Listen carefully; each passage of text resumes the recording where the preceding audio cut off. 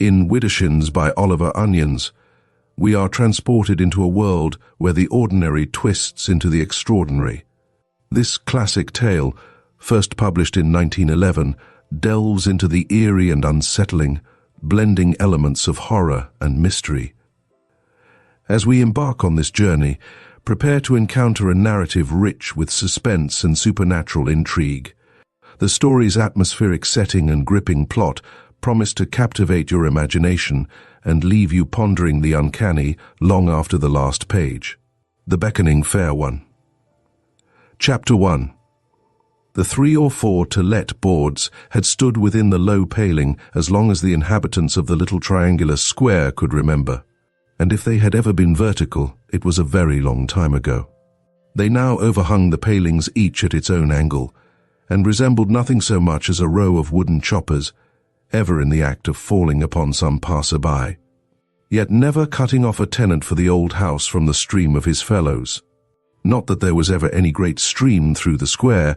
The stream passed a furlong and more away, beyond the intricacy of tenements and alleys and byways that had sprung up since the old house had been built, hemming it in completely, and probably the house itself was only suffered to stand pending the falling in of a lease or two, when doubtless a clearance would be made of the whole neighborhood. It was of bloomy old red brick, and built into its walls were the crowns and clasped hands and other insignia of insurance companies long since defunct. The children of the secluded square had swung upon the low gate at the end of the entrance alley until little more than the solid top bar of it remained, and the alley itself ran past boarded basement windows on which tramps had chalked their cryptic marks. The path was washed and worn uneven by the spilling of water from the eaves of the encroaching next house, and cats and dogs had made the approach their own. The chances of a tenant did not seem such as to warrant the keeping of the to-let boards in a state of legibility and repair, and as a matter of fact they were not so kept. For 6 months Oleron had passed the old place twice a day or oftener. On his way from his lodgings to the room, 10 minutes' walk away, he had taken to work in, and for 6 months no hatchet-like notice board had fallen across his path. This might have been due to the fact that he usually took the other side of the square, but he chanced one morning to take the side that ran past the broken gate and the rain-worn entrance alley, and to pause before one of the inclined boards. The board bore, besides the agent's name, the announcement, written apparently about the time of Oleron's own early youth, that the key was to be had at number 6. Now Oleron was already paying, for his separate bedroom and workroom, more than an author who, without private means, habitually disregards his public can afford, and he was paying in addition a small rent for the storage of the greater part of his grandmother's furniture. Moreover, it invariably happened that the book he wished to read in bed was at his working quarters 1/2 mile and more away, while the note or letter he had sudden need of during the day was as likely as not to be in the pocket of another coat hanging behind his bedroom door.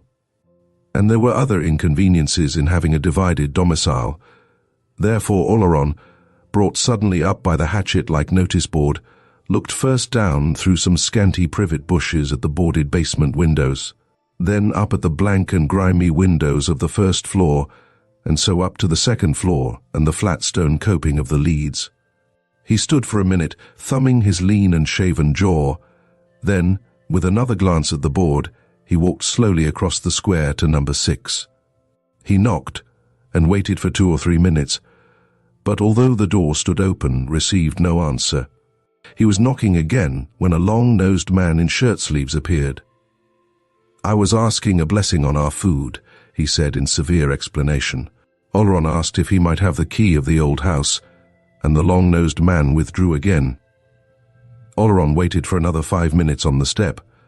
Then the man, appearing again and masticating some of the food of which he had spoken, announced that the key was lost. "But you won't want it," he said. "The entrance door isn't closed, and a push'll open any of the others. I'm a agent for it, if you're thinking of taking it." Oleron recrossed the square, descended the 2 steps at the broken gate, passed along the alley, and turned in at the old wide doorway. To the right, immediately within the door, steps descended to the roomy cellars, and the staircase before him had a carved rail and was broad and handsome and filthy. Oleron ascended it, avoiding contact with the rail and wall, and stopped at the first landing. A door facing him had been boarded up, but he pushed at that on his right hand, and an insecure bolt or staple yielded. He entered the empty first floor. He spent a quarter of an hour in the place and then came out again. Without mounting higher, he descended and recrossed the square to the house of the man who had lost the key. "Can you tell me how much the rent is?" he asked. The man mentioned a figure, the comparative lowness of which seemed accounted for by the character of the neighborhood and the abominable state of unrepair of the place. Would it be possible to rent a single floor? The long-nosed man did not know. They might. "Who are they?"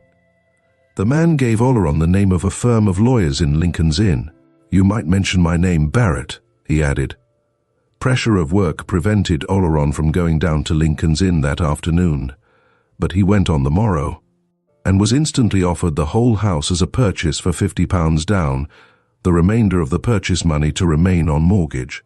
It took him half an hour to disabuse the lawyer's mind of the idea that he wished anything more of the place than to rent a single floor of it. This made certain hums and haws of a difference, and the lawyer was by no means certain that it lay within his power to do as Oleron suggested. But it was finally extracted from him that, provided the notice boards were allowed to remain up, and that, provided it was agreed that in the event of the whole house letting, the arrangement should terminate automatically without further notice, something might be done. That the old place should suddenly let over his head seemed to Oleron the slightest of risks to take, and he promised a decision within a week. On the morrow, he visited the house again, went through it from top to bottom, and then went home to his lodgings to take a bath. He was immensely taken with that portion of the house he had already determined should be his own. Scraped clean and repainted, and with that old furniture of Oleron's grandmother's, it ought to be entirely charming. He went to the storage warehouse to refresh his memory of his half-forgotten belongings, and to take measurements, and thence he went to a decorator's. He was very busy with his regular work, and could have wished that the notice board had caught his attention either a few months earlier or else later in the year. But the quickest way would be to suspend work entirely until after his removal. A fortnight later his first floor was painted throughout. In a tender elder-flower white the paint was dry, and Oleron was in the middle of his installation. He was animated, delighted, and he rubbed his hands as he polished and made disposals of his grandmother's effects. The tall lattice-paned china cupboard with its Derby and Mason and Spode, the large folding Sheraton table, the long, low bookshelves. He'd had 2 of them copied, the chairs, the Sheffield candlesticks, the riveted rose bowls. These things he set against his newly painted elder white walls of wood, panelled in the happiest proportions, and moulded and coffered to the low-seated window recesses in a mood of gaiety and rest that the builders of rooms no longer know. The ceilings were lofty and faintly painted with an old pattern of stars. Even the tapering mouldings of his iron fireplace were as delicately designed as jewellery. And Oleron walked about rubbing his hands, frequently stopping for the mere pleasure of the glimpses from white room to white room. "Charming, charming," he said to himself. "I wonder what Elsie Benga will think of this." He bought a bolt and a Yale lock for his door and shut off his quarters from the rest of the house. If he now wanted to read in bed, his book could be had for stepping into the next room. All the time, he thought how exceedingly lucky he was to get the place. He put up a hat rack in the little square hall, and hung up his hats and caps and coats, and passes through the small triangular square late at night, looking up over the little serried row of wooden to-let hatchets, could see the light within Oleron's red blinds, or else the sudden darkening of one blind and the illumination of another, as Oleron, candlestick in hand, passed from room to room, making final settlings of his furniture, or preparing to resume the work that his removal had interrupted. Chapter 2. As far as the chief business of his life, his writing, was concerned, Paul Oleron treated the world a good deal better than he was treated by it, but he seldom took the trouble to strike a balance, or to compute how far, at 44 years of age, he was behind his points on the handicap. To have done so wouldn't have altered matters, and it might have depressed Oleron. He had chosen his path and was committed to it beyond possibility of withdrawal.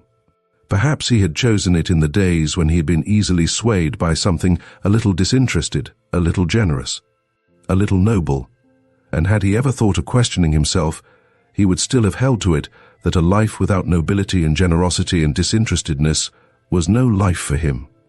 Only quite recently, and rarely, had he even vaguely suspected that there was more in it than this, but it was no good anticipating the day when, he supposed, he would reach that maximum point of his powers beyond which he must inevitably decline, and be left face to face with the question whether it would not have profited him better to have ruled his life by less exigent ideals.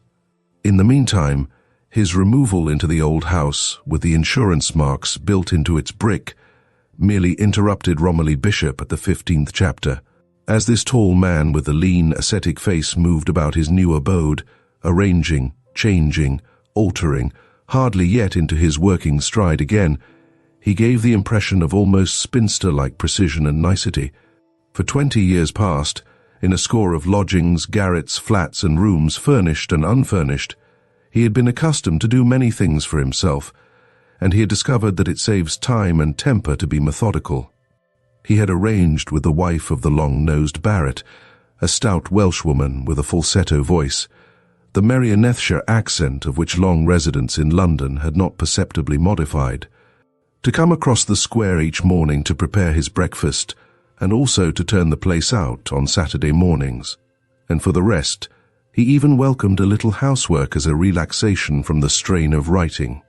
His kitchen, together with the adjoining strip of an apartment into which a modern bath had been fitted, overlooked the alley at the side of the house, and at one end of it was a large closet with a door, and a square sliding hatch in the upper part of the door.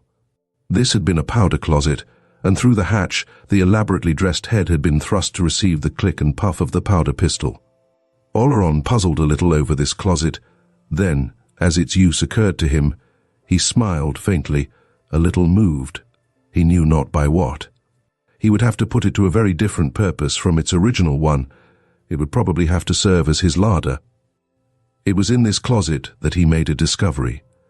The back of it was shelved, and rummaging on an upper shelf that ran deeply into the wall, Oleron found a couple of mushroom-shaped old wooden wig stands. He did not know how they had come to be there. Doubtless the painters had turned them up somewhere or other, and had put them there. But his 5 rooms, as a whole, were short of cupboard and closet room, and it was only by the exercise of some ingenuity that he was able to find places for the bestowal of his household linen, his boxes, and his seldom used but not to be destroyed accumulations of papers. It was in early spring that Oleron entered on his tenancy, and he was anxious to have Romilly ready for publication in the coming autumn. Nevertheless, he did not intend to force its production. Should it demand longer in the doing, so much the worse. He realized its importance, its crucial importance, in his artistic development, and it must have its own length and time. In the workroom he had recently left, he had been making excellent progress. Romilly had begun, as the saying is, to speak and act of herself, and he did not doubt she would continue to do so the moment the distraction of his removal was over. This distraction was almost over. He told himself it was time he pulled himself together again, and on a March morning he went out, returned again with 2 great bunches of yellow daffodils, placed one bunch on his mantelpiece between the Sheffield sticks and the other on the table before him, and took out the half-completed manuscript of Romilly Bishop. But before beginning work he went to a small rosewood cabinet and took from a drawer his checkbook and passbook. He totted them up, and his monk-like face grew thoughtful. His installation had cost him more than he had intended it should, and his balance was rather less than £50, with no immediate prospect of more. "I'd forgotten rugs and chintz curtains and so forth mounted up so," said Oleron. "But it would have been a pity to spoil the place for the want of £10 or so. Well, Romilly simply must be out for the autumn, that's all. So here goes." He drew his papers towards him.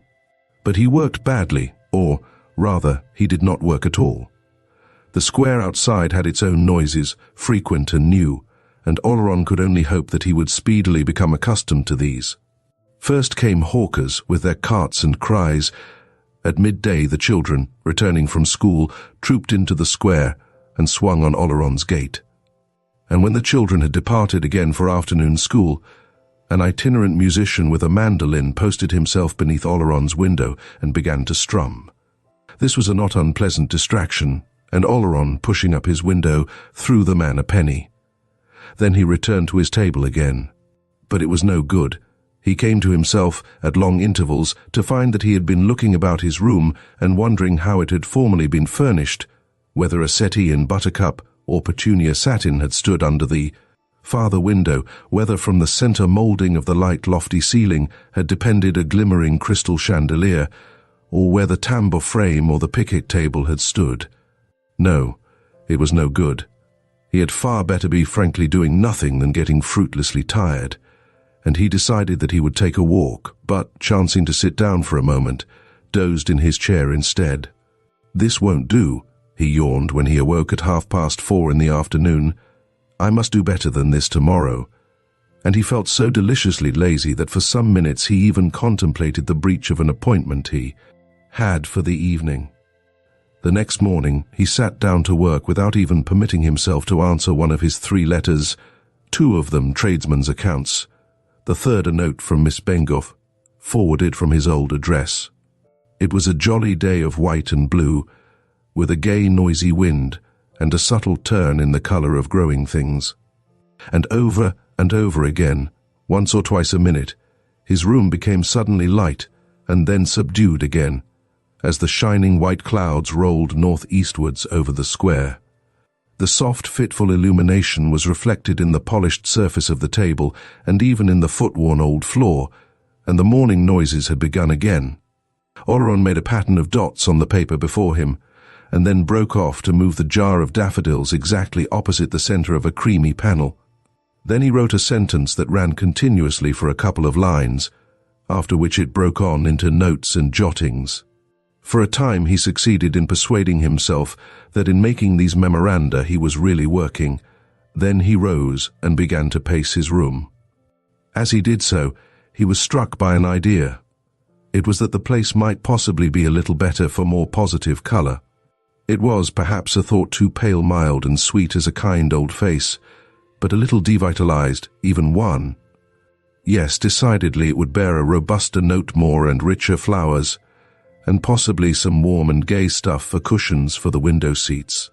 Of course, I really can't afford it, he muttered, as he went for a 2-foot and began to measure the width of the window recesses.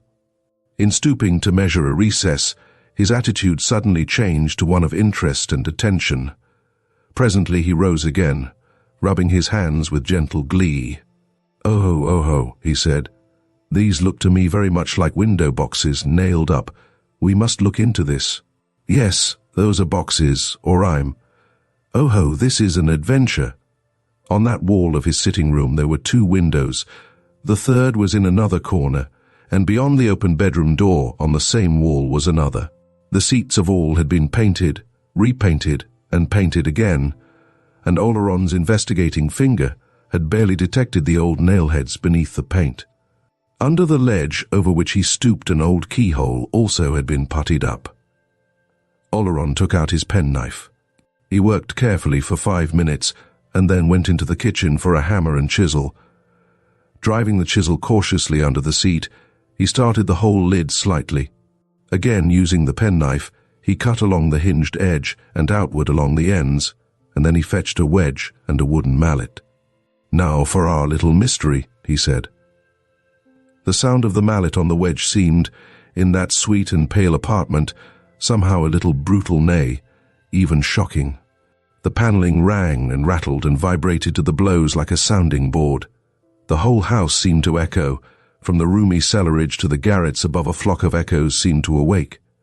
And the sound got a little on Oleron's nerves. All at once he paused, fetched a duster, and muffled the mallet. When the edge was sufficiently raised, he put his fingers under it and lifted.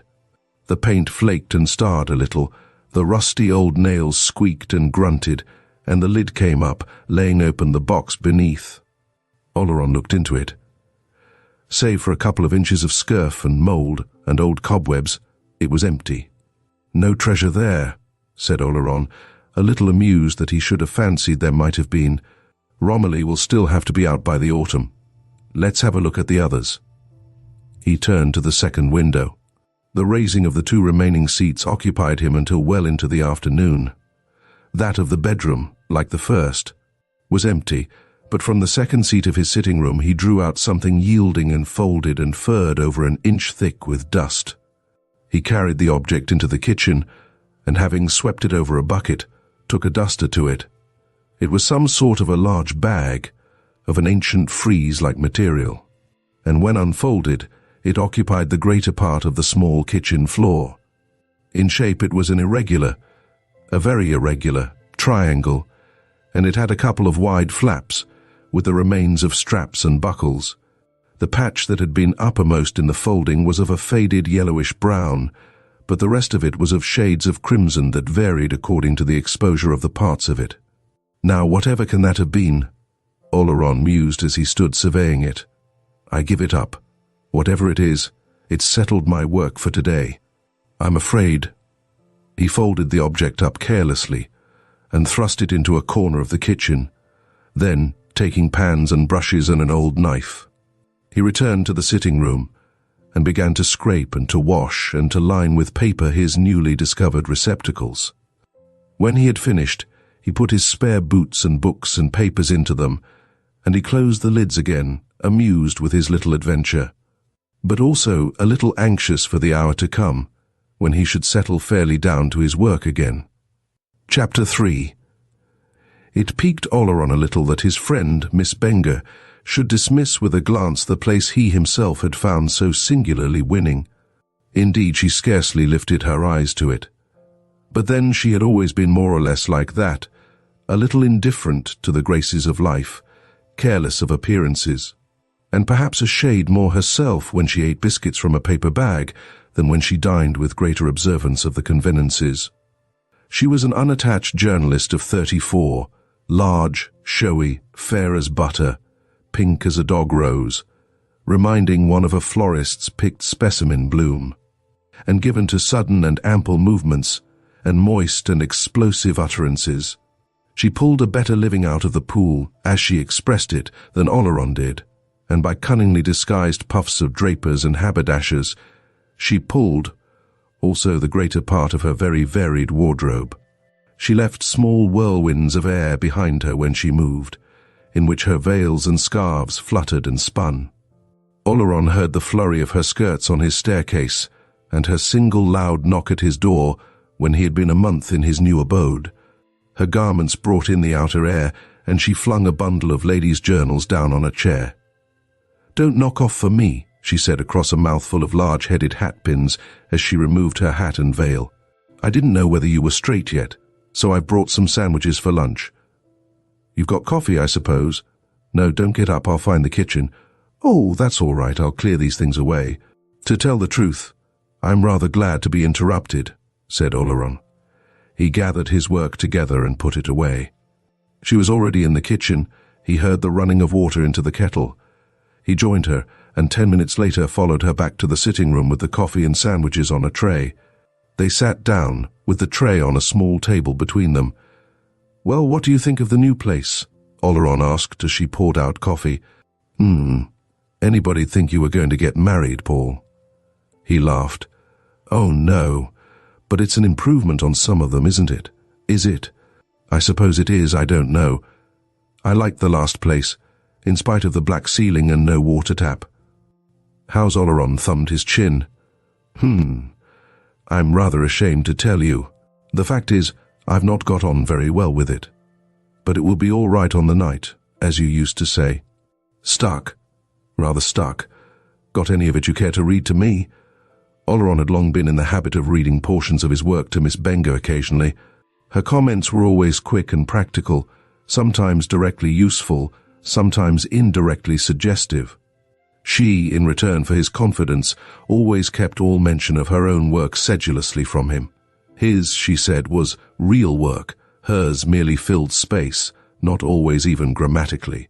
"I'm afraid there isn't," Oleron replied, still meditatively dry-shaving his chin. Then he added with a little burst of candor, "The fact is, Elsie, I've not actually written, very much more of it. Any more of it, in fact. But of course that doesn't mean I haven't progressed. I've progressed in one sense rather alarmingly. I'm now thinking of reconstructing the whole thing." Miss Bengough gave a gasp. Reconstructing? Making Romilly herself a different type of woman? Somehow, I've begun to feel that I'm not getting the most out of her. As she stands, I've certainly lost interest in her to some extent. But, Miss Bengough protested, "You had her so real, so living, Paul." Oleron smiled faintly. He had been quite prepared for Miss Bengough's disapproval. He wasn't surprised that she liked Romilly as she at present existed. She would. Whether she realized it or not, there was much of herself in his fictitious creation. Naturally, Romilly would seem real, living to her. "But are you really serious, Paul?" Miss Bengough asked presently, with a round-eyed stare. "Quite serious. You're really going to scrap those 15 chapters? I didn't exactly say that. That fine, rich love scene. I should only do it reluctantly and for the sake of something I thought better. And that beautiful, beautiful description of Romilly on the shore. It wouldn't necessarily be wasted," he said a little uneasily. But Miss Bengough made a large and windy gesture, and then let him have it. "Really, you are too trying," she broke out. "I do wish sometimes you'd remember you're human, and live in a world. You know I'd be the last to wish you to lower your standard 1 inch. But it wouldn't be lowering it to bring it within human comprehension. Oh, you're sometimes altogether too godlike. Why, it would be a wicked criminal waste of your powers to destroy those 15 chapters. Look at it reasonably now. You've been working for nearly 20 years. You've now got what you've been working for almost within your grasp. Your affairs are at a most critical stage. Oh, don't tell me. I know you're about at the end of your money, and here you are, deliberately proposing to withdraw a thing that will probably make your name, and to substitute for it something that 10 to 1 nobody on earth will ever want to read, and small blame to them. Really, you try my patience." Oleron had shaken his head slowly as she had talked. It was an old story between them. The noisy, able, practical journalist was an admirable friend up to a certain point. Beyond that, well, each of us knows that point beyond which we stand alone. Elsie Bengough sometimes said that had she had 1/10 part of Oleron's genius, there were few things she could not have done, thus making that genius a quantitatively divisible thing, a sort of ingredient, to be added to or subtracted from in the admixture of his work. That it was a qualitative thing, essential, indivisible, informing, past her comprehension.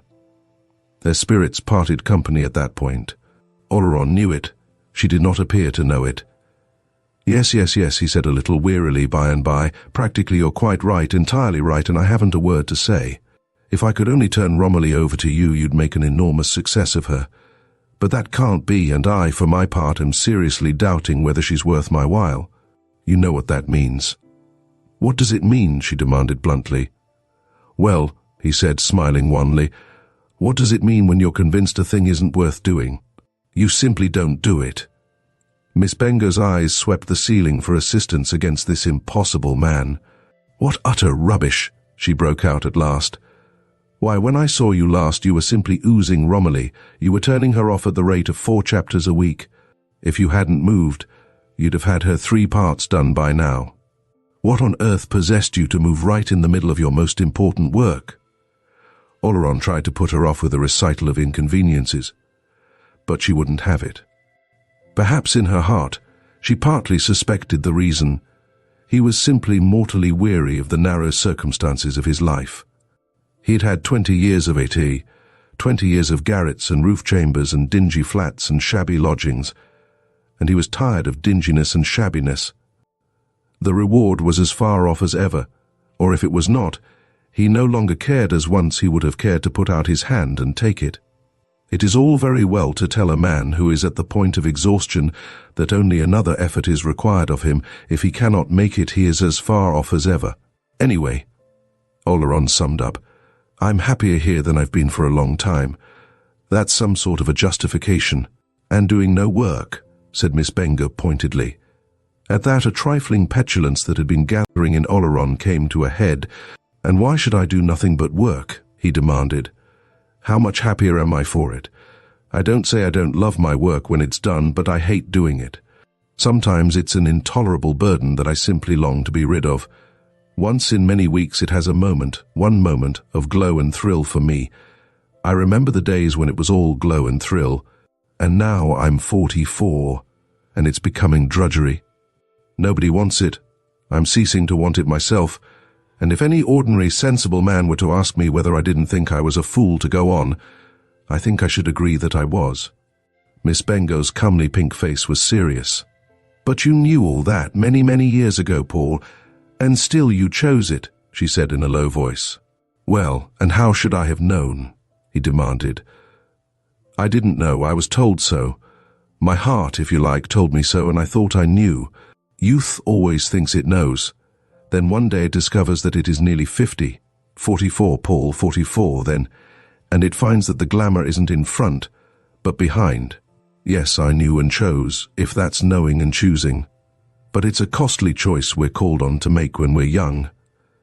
Miss Benga's eyes were on the floor. Without moving them, she said, "You're not regretting it, Paul." "Am I not?" He took her up. "Upon my word, I've lately thought I am. What do I get in return for it all?" "You know what you get," she replied. He might have known from her tone what else he could have had for the holding up of a finger herself. She knew, but could not tell him, that he could have done no better thing for himself. Had he, any time these 10 years, asked her to marry him, she would have replied quietly, "Very well, when?" He had never thought of it. "Yours is the real work," she continued quietly. "Without you, we jackals couldn't exist. You and a few like you hold everything upon your shoulders." For a minute there was a silence. Then it occurred to Oleron that this was common vulgar grumbling. It was not his habit. Suddenly he rose and began to stack cups and plates on the tray. "Sorry you catch me like this, Elsie," he said with a little laugh. "No, I'll take them out. Then we'll go for a walk, if you like." He carried out the tray, and then began to show Miss Benga round his flat. She made few comments. In the kitchen she asked what an old faded square of reddish frieze was that Mrs. Barrett used as a cushion for her wooden chair. "That? I should be glad if you could tell me what it is," Oleron replied, as he unfolded the bag and related the story of its finding in the window seat. "I think I know what it is," said Miss Benga. "It's been used to wrap up a harp before putting it into its case." "By Jove, that's probably just what it was," said Oleron. I could make neither head nor tail of it. They finished the tour of the flat and returned to the sitting room. "And who lives in the rest of the house?" Miss Benga asked. "I dare say a tramp sleeps in the cellar occasionally. Nobody else." Well, I'll tell you what I think about it if you like." "I should like." "You'll never work here." "Oh?" said Oleron quickly. "Why not? You'll never finish Romilly here." "Why, I don't know, but you won't." "I know it." "You'll have to leave before you get on with that book." He mused for a moment, and then said, "Isn't that a little prejudiced, Elsie?" "Perfectly ridiculous. As an argument, it hasn't a leg to stand on." "But there it is," she replied, her mouth once more full of the large-headed hat pins. Oleron was reaching down his hat and coat. He laughed. "I can only hope you're entirely wrong," he said, "for I shall be in a serious mess if Romilly isn't out in the autumn." Chapter 4. As Oleron sat by his fire that evening, pondering Miss Bengo's prognostication that difficulties awaited him in his work, he came to the conclusion that it would have been far better had she kept her beliefs to herself. No man does a thing better for having his confidence damped at the outset, and to speak of difficulties is in a sense to make them. Speech itself becomes a deterrent act, to which other discouragements accrete until the very event of which warning is given is as likely as not to come to pass. He heartily confounded her.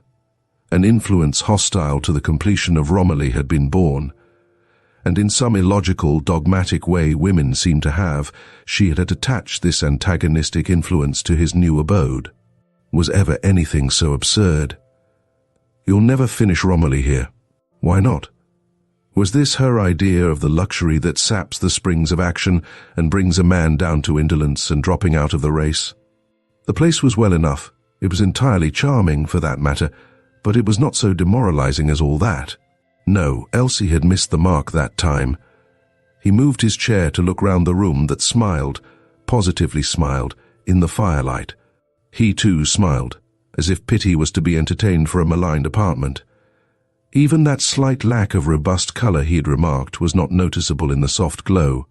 The drawn chintz curtains, they had a flowered and trellised pattern, with baskets and oaten pipes fell, in long quiet folds to the window seats. The rows of bindings in old bookcases took the light richly. The last trace of sallenness had gone with the daylight, and if the truth must be told, it had been Elsie herself who had seemed a little out of the picture. That reflection struck him a little, and presently he returned to it. Yes, the room had quite accidentally done Miss Bengough a disservice that afternoon. It had, in some subtle but unmistakable way, placed her, marked a contrast of qualities.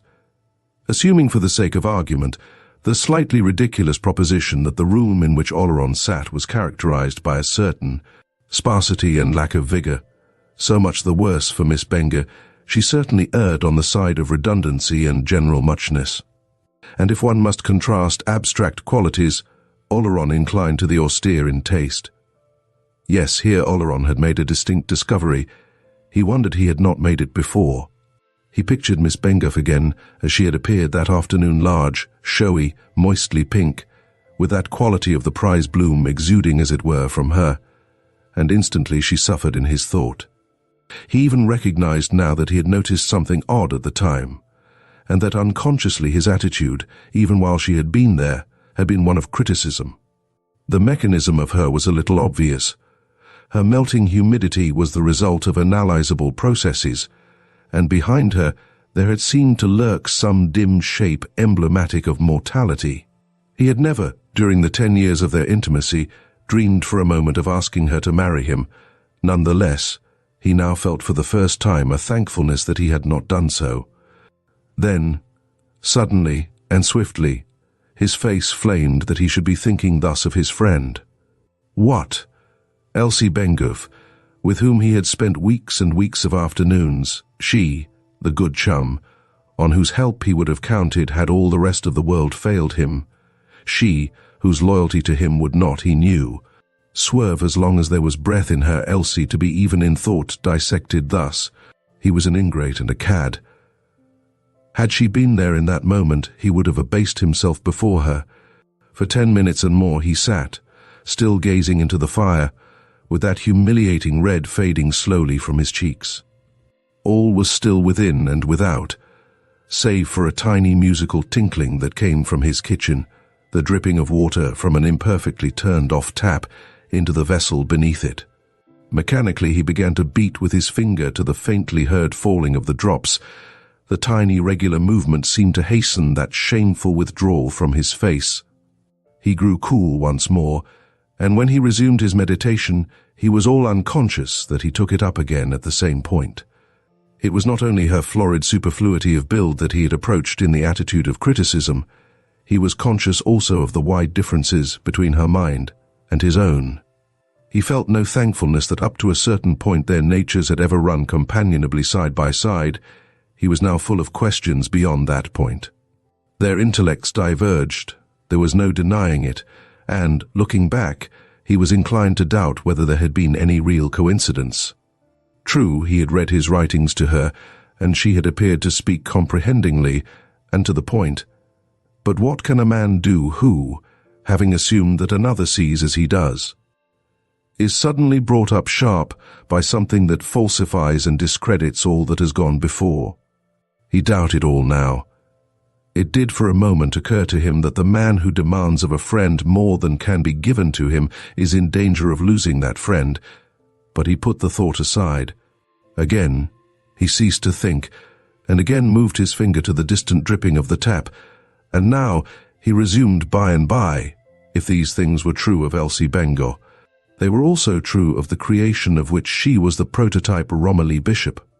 And since he could say of Romilly what for very shame he could not say of Elsie, he gave his thoughts rein. He did so in that smiling, fire-lighted room, to the accompaniment of the faintly heard tap. There was no longer any doubt about it. He hated the central character of his novel. Even as he had described her physically, she overpowered the senses. She was coarse-fibred, over-colored, rank. It became true the moment he formulated his thought. Gulliver had described the Brobdingnagian maids of honor thus, and mentally and spiritually she corresponded, was unsensitive, limited, common. The model. He closed his eyes for a moment. The model stuck out through 15 vulgar and blatant chapters to such a pitch that, without seeing the reason, he had been unable to begin the 16th. He marveled that it had only just dawned upon him. And this was to have been his Beatrice, his vision. As Elsie, she was to have gone into the furnace of his art, and she was to have come out the woman all men desire. Her thoughts were to have been culled from his own finest, her form from his dearest dreams, and her setting wherever he could find one fit for her worth. He had brooded long before making the attempt. Then one day he had felt her stir within him as a mother feels a quickening, and he had begun to write, and so he had added chapter to chapter. And those 15 sodden chapters were what he had produced. Again he sat, softly moving his finger. Then he bestirred himself. She must go, all 15 chapters of her. That was settled.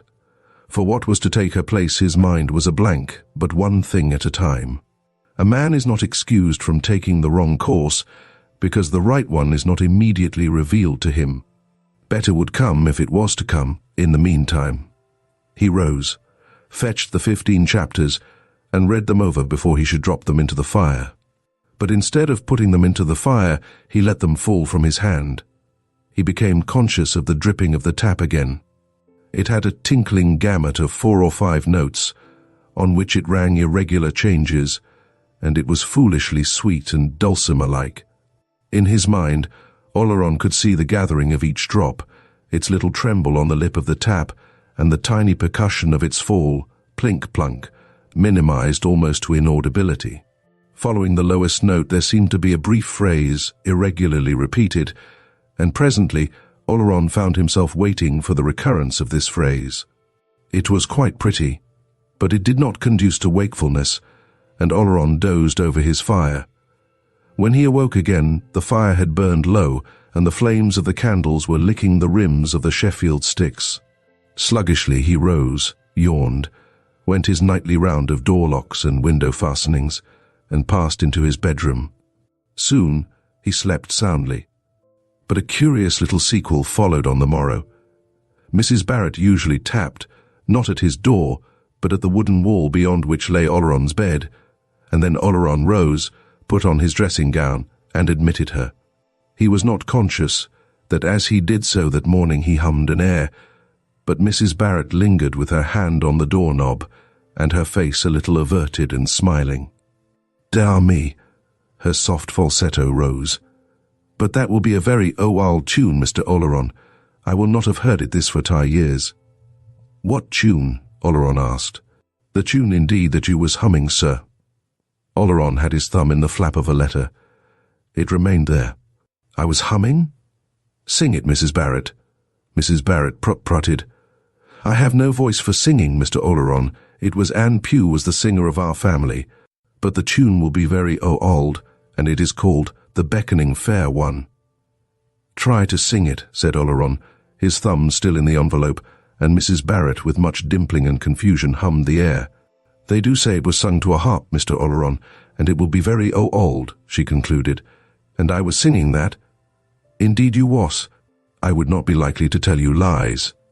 With a "very well, let me have breakfast," Oleron opened his letter, but the trifling circumstance struck him as more odd than he would have admitted to himself. The phrase he had hummed had been that which he had associated with the falling from the tap on the evening before. Chapter 5. Even more curious than that, the commonplace dripping of an ordinary water tap should have tallied so closely with an actually existing air, was another result it had, namely, that it awakened, or seemed to awaken, in Oleron, an abnormal sensitiveness to other noises of the old house. It has been remarked that silence obtains its fullest and most impressive quality when it is broken by some minute sound, and, truth to tell, the place was never still. Perhaps the mildness of the spring air operated on its torpid old timbers. Perhaps Oleron's fires caused it to stretch its old anatomy, and certainly a whole world of insect life bored and burrowed in its balks and joists. At any rate, Oleron had only to sit quiet in his chair and to wait for a minute or two in order to become aware of such a change in the auditory scale as comes upon a man who, conceiving the midsummer woods to be motionless and still, all at once finds his ear sharpened to the crepitation of a myriad insects. And he smiled to think of man's arbitrary distinction between that which has life and that which has not. Here, quite apart from such recognizable sounds as the scampering of mice, the falling of plaster behind his paneling, and the popping of purses or coffins from his fire, was a whole house talking to him had he but known its language. Beams settled with a tired sigh into their old mortices, creatures ticked in the walls, joints cracked. Boards complained, with no palpable stirring of the air window sashes changed their positions with a soft knock in their frames. And whether the place had life in this sense or not, it had at all events a winsome personality. It needed but an hour of musing for Oleron to conceive the idea that, as his own body stood in friendly relation to his soul, so, by an extension and an attenuation, his habitation might fantastically be supposed to stand in some relation to himself. He even amused himself with the far-fetched fancy that he might so identify himself with the place that some future tenant, taking possession, might regard it as in a sense haunted. It would be rather a joke if he, a perfectly harmless author, with nothing on his mind worse than a novel he had discovered he must begin again, should turn out to be laying the foundation of a future ghost. In proportion, however, as he felt this growing attachment to the fabric of his abode, Elsie Bengough, from being merely unattracted, began to show a dislike of the place that was more and more marked, and she did not scruple to speak of her aversion. "It doesn't belong to today at all, and for you especially it's bad," she said with decision. "You're only too ready to let go your hold on actual things and to slip into apathy. You ought to be in a place with concrete floors and a patent gas meter and a tradesman's lift. And it would do you all the good in the world if you had a job that made you scramble and rub elbows with your fellow men. Now, if I could get you a job for, say, 2 or 3 days a week, one that would allow you heaps of time for your proper work, would you take it?" Somehow, Oleron resented a little being diagnosed like this. He thanked Miss Bengough, but without a smile. "Thank you, but I don't think so. After all, each of us has his own life to live." He could not refrain from adding, "His own life to live? How long is it since you were out, Paul?" "About 2 hours. I don't mean to buy stamps or to post a letter. How long is it since you had anything like a stretch?" "Oh, some little time, perhaps. I don't know. Since I was here last. I haven't been out much. And has Romilly progressed much better for your being cooped up?" "I think she has. I'm laying the foundations of her. I shall begin the actual writing presently." It seemed as if Miss Bengough had forgotten their tussle about the first Romilly. She frowned, turned half away, and then quickly turned again. "Ah, so you've still got that ridiculous idea in your head?" "If you mean," said Oleron slowly, "that I've discarded the old Romilly, and am at work on a new one, you're right. I have still got that idea in my head." Something uncordial in his tone struck her, but she was a fighter. His own absurd sensitiveness hardened her. She gave a pshaw of impatience. "Where is the old one?" she demanded abruptly. "Why?" asked Oleron. "I want to see it. I want to show some of it to you. I want, if you're not wool-gathering entirely, to bring you back to your senses." This time it was he who turned his back, but when he turned round again, he spoke more gently. "It's no good, Elsie. I'm responsible for the way I go, and you must allow me to go it, even if it should seem wrong to you. Believe me, I am giving thought to it. The manuscript? I was on the point of burning it, but I didn't. It's in that window seat if you must see it." Miss Bengough crossed quickly to the window seat and lifted the lid. Suddenly she gave a little exclamation and put the back of her hand to her mouth. She spoke over her shoulder. "You ought to knock those nails in, Paul," she said. He strode to her side. "What? What is it? What's the matter?" he asked. "I did knock them in, or rather pull them out. You left enough to scratch with," she replied, showing her hand. From the upper wrist to the knuckle of the little finger, a welling red wound showed. "Good gracious," Oleron ejaculated. "Here, come to the bathroom and bathe it quickly." He hurried her to the bathroom, turned on warm water, and bathed and cleansed the bad gash. Then, still holding the hand, he turned cold water on it, uttering broken phrases of astonishment and concern. "Good Lord, how did that happen?" "As far as I knew, I'd. Is this water too cold? Does that hurt? I can't imagine how on earth." "There, that'll do. No, one moment longer. I can bear it," she murmured, her eyes closed. Presently he led her back to the sitting room and bound the hand in one of his handkerchiefs, but his face did not lose its expression of perplexity. He had spent half a day in opening and making serviceable the 3 window boxes, and he could not conceive how he had come to leave an 1.5 inch of rusty nails standing in the wood. He himself had opened the lids of each of them a dozen times and had not noticed any nail, but there it was. "It shall come out now, at all events," he muttered, as he went for a pair of pincers. And he made no mistake about it that time. Elsie Benger had sunk into a chair, and her face was rather white, but in her hand was the manuscript of Romilly. She had not finished with Romilly yet. Presently she returned to the charge. "Oh, Paul, it will be the greatest mistake you ever made if you do not publish this," she said. He hung his head, genuinely distressed. He couldn't get that incident of the nail out of his head, and Romilly occupied a second place in his thoughts for the moment. But still she insisted, and when presently he spoke, it was almost as if he asked her pardon for something. "What can I say, Elsie? I can only hope that when you see the new version, you'll see how right I am. And if in spite of all you don't like her, well..." He made a hopeless gesture. "Don't you see that I must be guided by my own lights?" She was silent. "Come, Elsie," he said gently. "We've got along well so far. Don't let us split on this." The last words had hardly passed his lips before he regretted them. She had been nursing her injured hand, with her eyes once more closed, but her lips and lids quivered simultaneously. Her voice shook as she spoke. "I can't help saying it, Paul, but you are so greatly changed." "Hush, Elsie," he murmured soothingly. "You've had a shock. Rest for a while." "How could I change?" "I don't know, but you are. You've not been yourself ever since you came here. I wish you'd never seen the place. It's stopped your work. It's making you into a person I hardly know, and it's made me horribly anxious about you. Oh, how my hand is beginning to throb." "Poor child," he murmured. "Will you let me take you to a doctor and have it properly dressed?" "No, I shall be all right presently. I'll keep it raised." She put her elbow on the back of her chair, and the bandaged hand rested lightly on his shoulder. At that touch, an entirely new anxiety stirred suddenly within him. Hundreds of times previously, on their jaunts and excursions, she had slipped her hand within his arm as she might have slipped it into the arm of a brother, and he had accepted the little affectionate gesture as a brother might have accepted it. But now, for the first time, there rushed into his mind 100 startling questions. Her eyes were still closed, and her head had fallen pathetically back, and there was a lost and ineffable smile on her parted lips. The truth broke in upon him.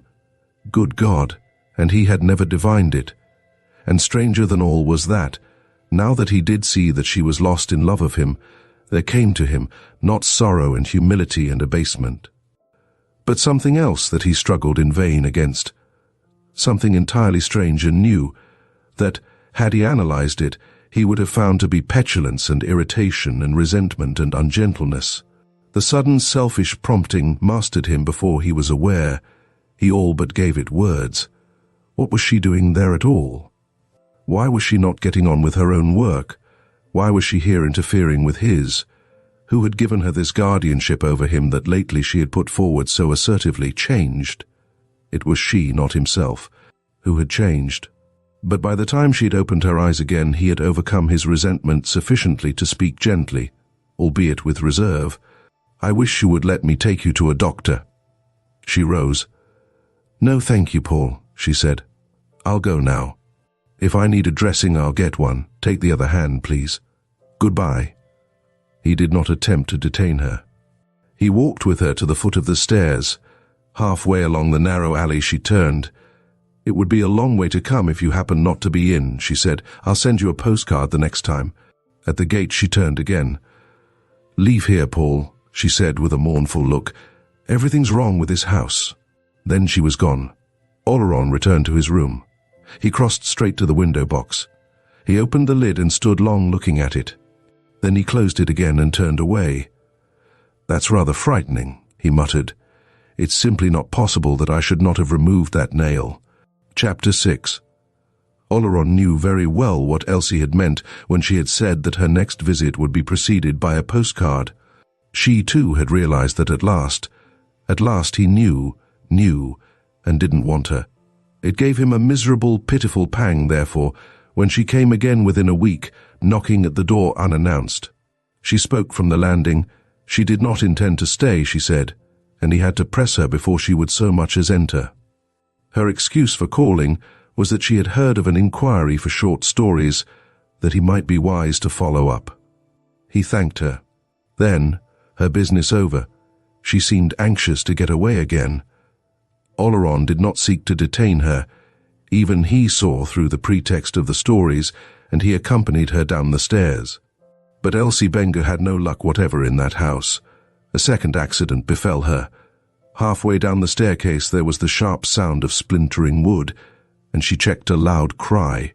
Oleron knew the woodwork to be old, but he himself had ascended and descended frequently enough without mishap. Elsie had put her foot through one of the stairs. He sprang to her side in alarm. "Oh, I say, my poor girl." She laughed hysterically. "It's my weight. I know I'm getting fat. Keep still, let me clear these splinters away," he muttered between his teeth. She continued to laugh and sob that it was her weight. She was getting fat. He thrust downwards at the broken boards. The extrication was no easy matter, and her torn boot showed him how badly the foot and ankle within it must be abraded. Good God," he muttered over and over again. "I shall be too heavy for anything soon," she sobbed and laughed. But she refused to reascend and to examine her hurt. "No, let me go quickly, she repeated. "But it's a frightful gash." "No, not so bad, let me get away quickly, I'm not wanted." At her words that she was not wanted, his head dropped as if she'd given him a buffet. "Elsie," he choked brokenly and shocked. But she too made a quick gesture, as if she put something violently aside. "Oh, Paul, not of course I do mean that too. In a sense, oh, you know what I mean. But if the other can't be, spare me this now. I wouldn't have come, but, oh, I did try to keep away. It was intolerable, heartbreaking. But what could he do? What could he say? He did not love her. Let me go, I'm not wanted. Let me take away what's left of me. Dear Elsie, you are very dear to me, but again she made the gesture as of putting something violently aside. No, not that, not anything less. Don't offer me anything less. Leave me a little pride. Let me get my hat and coat. Let me take you to a doctor, he muttered. But she refused. She refused even the support of his arm. She gave another unsteady laugh. I'm sorry I broke your stairs, Paul. You will go and see about the short stories, won't you? He groaned. Then if you won't see a doctor, will you go across the square and let Mrs. Barrett look at you? Look, there's Barrett passing now. The long-nosed Barrett was looking curiously down the alley, but as Oleron was about to call him, he made off without a word. Elsie seemed anxious for nothing so much as to be clear of the place, and finally promised to go straight to a doctor, but insisted on going alone. Goodbye, she said, and Oleron watched her until she was past the hatchet-like to-let boards, as if he feared that even they might fall upon her and maim her. That night Oleron did not dine. He had far too much on his mind. He walked from room to room of his flat, as if he could have walked away from Elsie Bengo's haunting cry that still rang in his ears. "I'm not wanted. Don't offer me anything less. Let me take away what's left of me." Oh, if he could only have persuaded himself that he loved her. He walked until twilight fell, then without lighting candles, he stirred up the fire and flung himself into a chair. Poor, poor Elsie. But even while his heart ached for her, it was out of the question. If only he had known. If only he had used common observation. But those walks, those sisterly takings of the arm, what a fool he had been. Well, it was too late now. It was she, not he, who must now act by keeping away. He would help her all he could. He himself would not sit in her presence. If she came, he would hurry her out again as fast as he could. Poor, poor Elsie. His room grew dark, the fire burned dead, and he continued to sit, wincing from time to time as a fresh tortured phrase rang again in his ears. Then suddenly, he knew not why, he found himself anxious for her in a new sense, uneasy about her personal safety, a horrible fancy that even then she might be looking over an embankment down into dark water, that she might even now be glancing up at the hook on the door, took him. Women had been known to do those things. Then there would be an inquest, and he himself would be called upon to identify her, and would be asked how she had come by an ill-healed wound on the hand and a bad abrasion of the ankle. Barrett would say that he had seen her leaving his house. Then he recognized that his thoughts were morbid. By an effort of will he put them aside, and sat for a while listening to the faint creakings and tickings and rappings within his paneling. If only he could have married her. But he couldn't.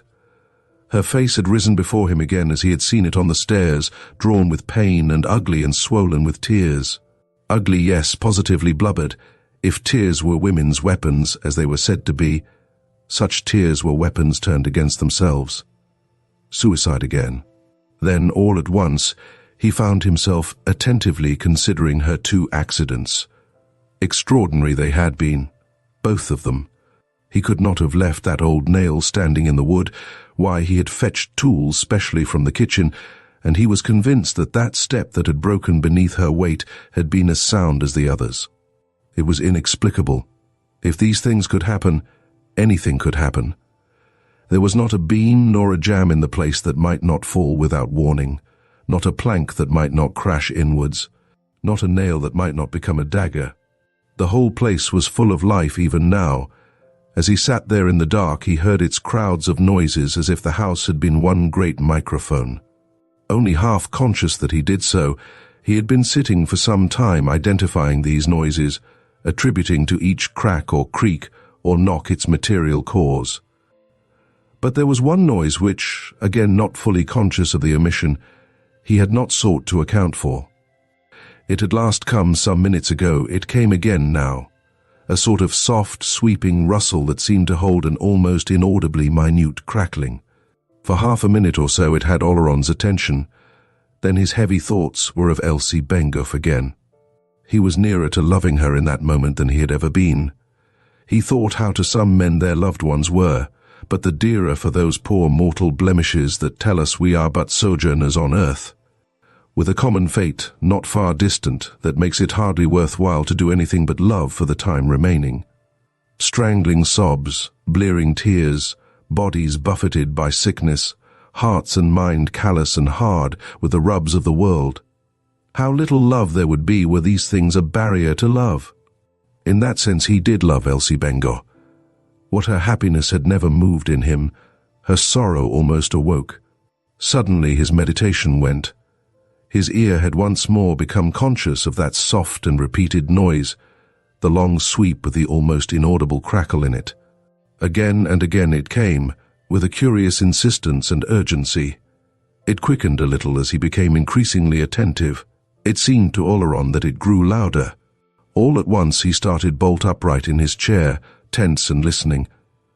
The silky rustle came again. He was trying to attach it to something. The next moment he had leapt to his feet, unnerved and terrified. His chair hung poised for a moment, and then went over, setting the fire irons clattering as it fell. There was only one noise in the world like that, which had caused him to spring thus to his feet. The next time it came, Oleron felt behind him at the empty air with his hand, and backed slowly until he found himself against the wall. God in heaven! The ejaculation broke from Oleron's lips. The sound had ceased. The next moment he had given a high cry. What is it? What's there? Who's there? A sound of scuttling caused his knees to bend under him for a moment, but that he knew was a mouse. That was not something that his stomach turned sick and his mind reeled to entertain. That other sound, the like of which was not in the world, had now entirely ceased, and again he called. He called and continued to call, and then another terror, a terror of the sound of his own voice, seized him. He did not dare to call again. His shaking hand went to his pocket for a match, but found none. He thought there might be matches on the mantelpiece. He worked his way to the mantelpiece round a little recess, without for a moment leaving the wall. Then his hand encountered the mantelpiece and groped along it. A box of matches fell to the hearth. He could just see them in the firelight, but his hand could not pick them up until he had cornered them inside the fender. Then he rose and struck a light. The room was as usual.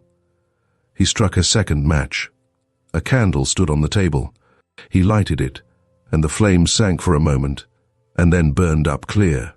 Again he looked round. There was nothing. There was nothing, but there had been something, and might still be something.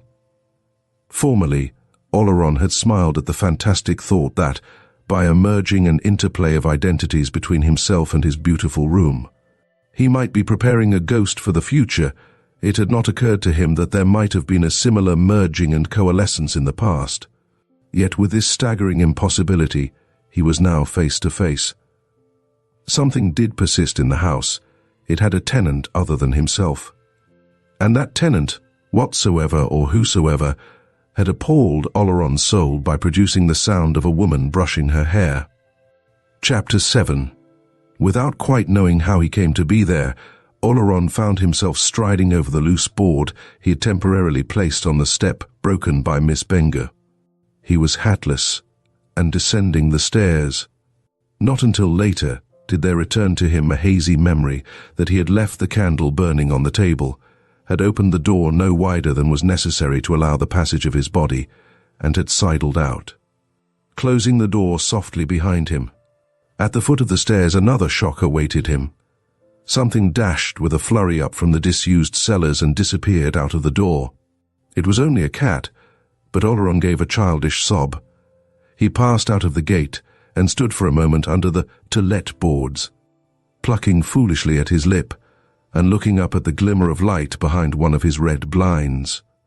Then, still looking over his shoulder, he moved stumblingly up the square. There was a small public house round the corner. Oleron had never entered it. But he entered it now, and put down a shilling that missed the counter by inches. "Brandy," he said, and then stooped to look for the shilling. He had the little sawdusted bar to himself. What company there was, carters and labourers and the small tradesmen of the neighbourhood, was gathered in the farther compartment, beyond the space where the white-haired landlady moved among her taps and bottles. Oleron sat down on a hardwood settee with a perforated seat, drank half his brandy, and then, thinking he might as well drink it as spill it, finished it. Then he fell to wondering which of the men whose voices he heard across the public house would undertake the removal of his effects on the morrow. In the meantime, he ordered more brandy, for he did not intend to go back to that room where he had left the candle burning. Oh no, he couldn't have faced even the entry and the staircase with the broken step, certainly not that pith-white fascinating room. He would go back for the present to his old arrangement of workroom and separate sleeping quarters. He would go to his old landlady at once, presently, when he had finished his brandy, and see if she could put him up for the night. His glass was empty now. He rose, had it refilled, and sat down again. And if anybody asked his reason for removing again? Oh, he had reason enough, reason enough. Nails that put themselves back into wood again and gashed people's hands, steps that broke when you trod on them. And women who came into a man's place and brushed their hair in the dark were reasons enough. He was querulous and injured about it all. He had taken the place for himself, not for invisible women to brush their hair in. That lawyer fellow in Lincoln's Inn should be told so too before many hours were out. It was outrageous, letting people in for agreements like that. A cut glass partition divided the compartment where Oleron sat from the space where the white-haired landlady moved, but it stopped 7 or 8 inches above the level of the counter. There was no partition at the farther bar. Presently Oleron, raising his eyes, saw that faces were watching him through the aperture. The faces disappeared when he looked at them. He moved to a corner where he could not be seen from the other bar, but this brought him into line with the white-haired landlady. She knew him by sight, had doubtless seen him passing and repassing, and presently she made a remark on the weather. Oleron did not know what he replied, but it sufficed to call forth the further remark that the winter had been a bad one for influenza, but that the spring weather seemed to be coming at last. Even this slight contact with the commonplace steadied Oleron a little, an idle, nascent wonder whether the landlady brushed her hair every night, and if so, whether it gave out those little electric cracklings, was shut down with a snap, and Oleron was better. With his next glass of brandy he was all for going back to his flat. Not go back? Indeed he would go back. They should very soon see whether he was to be turned out of his place like that. He began to wonder why he was doing the rather unusual thing he was doing at that moment, unusual for him sitting hatless drinking brandy, in a public house. Suppose he were to tell the white-haired landlady all about it, to tell her that a caller had scratched her hand on a nail, had later had the bad luck to put her foot through a rotten stair, and that he himself, in an old house full of squeaks and creaks and whispers, had heard a minute noise and had bolted from it in fright. What would she think of him? That he was mad, of course. Sure. The real truth of the matter was that he hadn't been doing enough work to occupy him. He had been dreaming his days away, filling his head with a lot of moonshine about a new Romilly, as if the old one was not good enough, and now he was surprised that the devil should enter an empty head. Yes, he would go back. He would take a walk in the air first. He hadn't walked enough lately. And then he would take himself in hand, settle the hash of that 16th chapter of Romilly. Fancy! He had actually been fool enough to think of destroying 15 chapters. And thenceforward he would remember that he had obligations to his fellow men and work to do in the world. There was the matter in a nutshell. He finished his brandy and went out. He had walked for some time before any other bearing of the matter than that on himself occurred to him. At first, the fresh air had increased the heady effect of the brandy he had drunk, but afterwards his mind grew clearer than it had been since morning. And the clearer it grew, the less final did his boastful self-assurances become, and the firmer his conviction that, when all explanations had been made, there remained something that could not be explained. His hysteria of an hour before had passed, he grew steadily calmer, but the disquieting conviction remained. A deep fear took possession of him. It was a fear for Elsie, for something in his place was inimical to her safety. Of themselves, her 2 accidents might not have persuaded him of this, but she herself had said it. "I'm not wanted here," and she had declared that there was something wrong with the place. She had seen it before he had. Well and good. One thing stood out clearly, namely, that if this was so, she must be kept away for quite another reason than that which had so confounded and humiliated Oleron. Luckily she had expressed her intention of staying away. She must be held to that intention. He must see to it. And he must see to it all the more that he now saw his first impulse, never to set foot in the place again, was absurd. People did not do that kind of thing. With Elsie made secure, he could not with any respect to himself suffer himself to be turned out by a shadow, nor even by a danger, merely because it was a danger. He had to live somewhere, and he would live there. He must return. He mastered the faint chill of fear that came with the decision, and turned in his walk abruptly. Should fear grow on him again, he would, perhaps, take one more glass of brandy. But by the time he reached the short street that led to the square, He was too late for more brandy.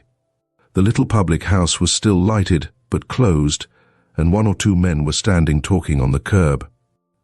Oleron noticed that a sudden silence fell on them as he passed, and he noticed further that the long-nosed Barrett, whom he passed a little lower down, did not return his good night. He turned in at the broken gate, hesitated merely an instant in the alley, and then mounted his stairs again. Only an inch of candle remained in the Sheffield stick, and Oleron did not light another one. Deliberately he forced himself to take it up, and to make the tour of his 5 rooms before retiring. It was as he returned from the kitchen across his little hall that he noticed that a letter lay on the floor. He carried it into his sitting room and glanced at the envelope before opening it. It was unstamped and had been put into the door by hand. Its handwriting was clumsy, and it ran from beginning to end without comma or period. Oleron read the first line, turned to the signature, and then finished the letter. It was from the man Barrett, and it informed Oleron that he, Barrett, would be obliged if Mr. Oleron would make other arrangements for the preparing of his breakfasts and the cleaning out of his place. The sting lay in the tail, that is to say, the postscript. This consisted of a text of scripture. It embodied an allusion that could only be to Elsie Bengough. A seldom-seen frown had cut deeply into Oleron's brow. So, that was it. Very well, they would see about that on the morrow. For the rest, this seemed merely another reason why Elsie should keep away. Then his suppressed rage broke out. The foul-minded lot. The devil himself could not have given a leer at anything that had ever passed between Paul Oleron and Elsie Bengough. Yet this nosing rascal must be prying and talking.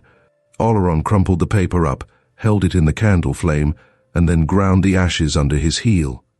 One useful purpose, however, the letter had served. It had created in Oleron a wrathful blaze that effectually banished pale shadows. Nevertheless, one other puzzling circumstance was to close the day. As he undressed, he chanced to glance at his bed. The coverlets bore an impress, as if somebody had lain on them. Oleron could not remember that he himself had lain down during the day offhand. He would have said that certainly he had not, but after all he could not be positive. His indignation for Elsie, acting possibly with the residue of the brandy in him, excluded all other considerations. And he put out his candle, lay down, and passed immediately into a deep and dreamless sleep, which, in the absence of Mrs. Barrett's morning call, lasted almost once round the clock. Chapter 8.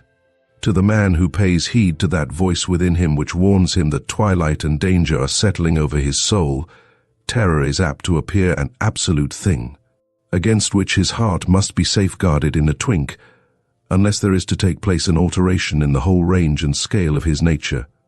Mercifully, he has never far to look for safeguards. Of the immediate and small and common and momentary things of life, of usages and observances and modes and conventions, he builds up fortifications against the powers of darkness.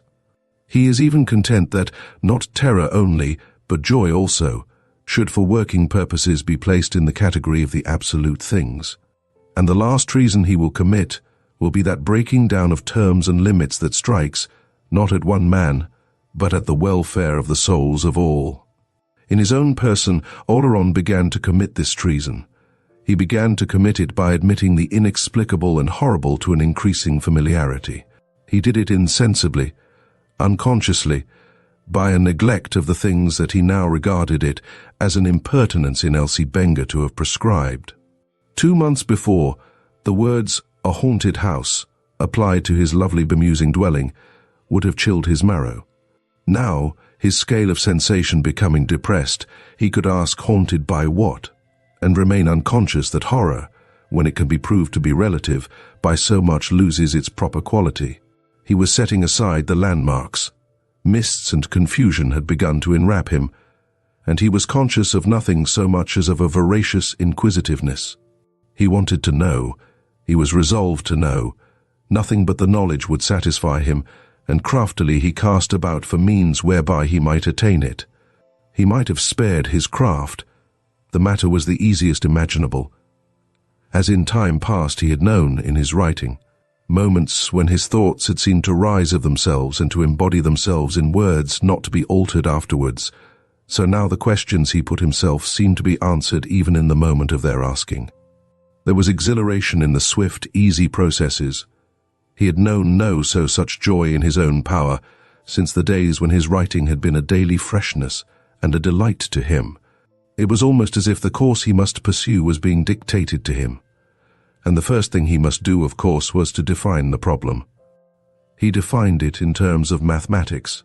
Granted that he had not the place to himself, granted that the old house had inexpressibly caught and engaged his spirit, granted that, by virtue of the common denominator of the place, this unknown CO tenant stood in some relation to himself, what next?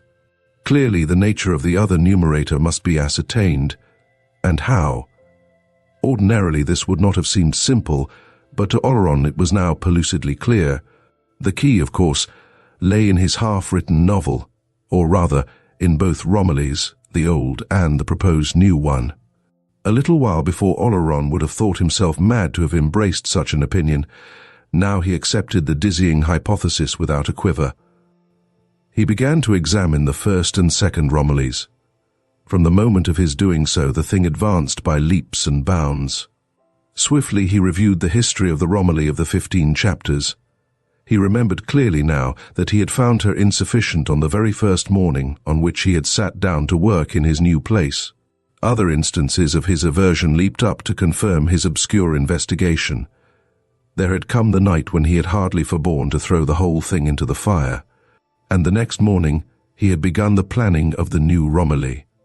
It had been on that morning that Mrs. Barrett, overhearing him humming a brief phrase that the dripping of a tap the night before had suggested, had informed him that he was singing some air he had never in his life heard before, called The Beckoning Fair One. The Beckoning Fair One. With scarcely a pause in thought he continued, the first Romilly having been definitely thrown over, the second had instantly fastened herself upon him, clamouring for birth in his brain. He even fancied now, looking back, that there had been something like passion, hate almost, in the supplanting. And that more than once a stray thought given to his discarded creation, it was astonishing how credible Oleron found the almost unthinkable idea had offended the supplanter. Yet that a malignancy almost homicidal should be extended to his fiction's poor mortal prototype. In spite of his inuring to a scale in which the horrible was now a thing to be fingered and turned this way and that, a good God broke from Oleron. This intrusion of the first Romilly's prototype into his thought again was a factor that for the moment brought his inquiry into the nature of his problem to a termination. The mere thought of Elsie was fatal to anything abstract. For another thing, he could not yet think of that letter of Barrett's, nor of a little scene that had followed it, without a mounting of colour and a quick contraction of the brow. For wisely or not, he had had that argument out at once. Striding across the square on the following morning, he had bearded Barrett on his own doorstep. Coming back again a few minutes later, he had been strongly of opinion that he had only made matters worse. The man had been vagueness itself. He had not been to be either challenged or browbeaten into anything more definite than a muttered farrago in which the words certain things, Mrs. Barrett, respectable house, if the cap fits, proceedings that shall be nameless, had been constantly repeated. Not that I make any charge, he had concluded. Charge, Oleron had cried. I have my ideas of things, as I don't doubt you have yours. Ideas mine, Oleron had cried wrathfully, immediately dropping his voice as heads had appeared at windows of the square. Look you here, my man, you've an unwholesome mind, which probably you can't help, but a tongue which you can help, and shall, if there is a breath of this repeated. I'll not be talked to on my own doorstep like this by anybody. Barrett had blustered. You shall, and I'm doing it. Don't you forget there's a God above all who, as said, you're a low scandalmonger, and so forth, continuing badly what was already badly begun. Oleron had returned wrathfully to his own house, and thenceforward, looking out of his windows, had seen Barrett's face at odd times, lifting blinds or peering round curtains, as if he sought to put himself in possession of heaven, knew what evidence, in case it should be required of him.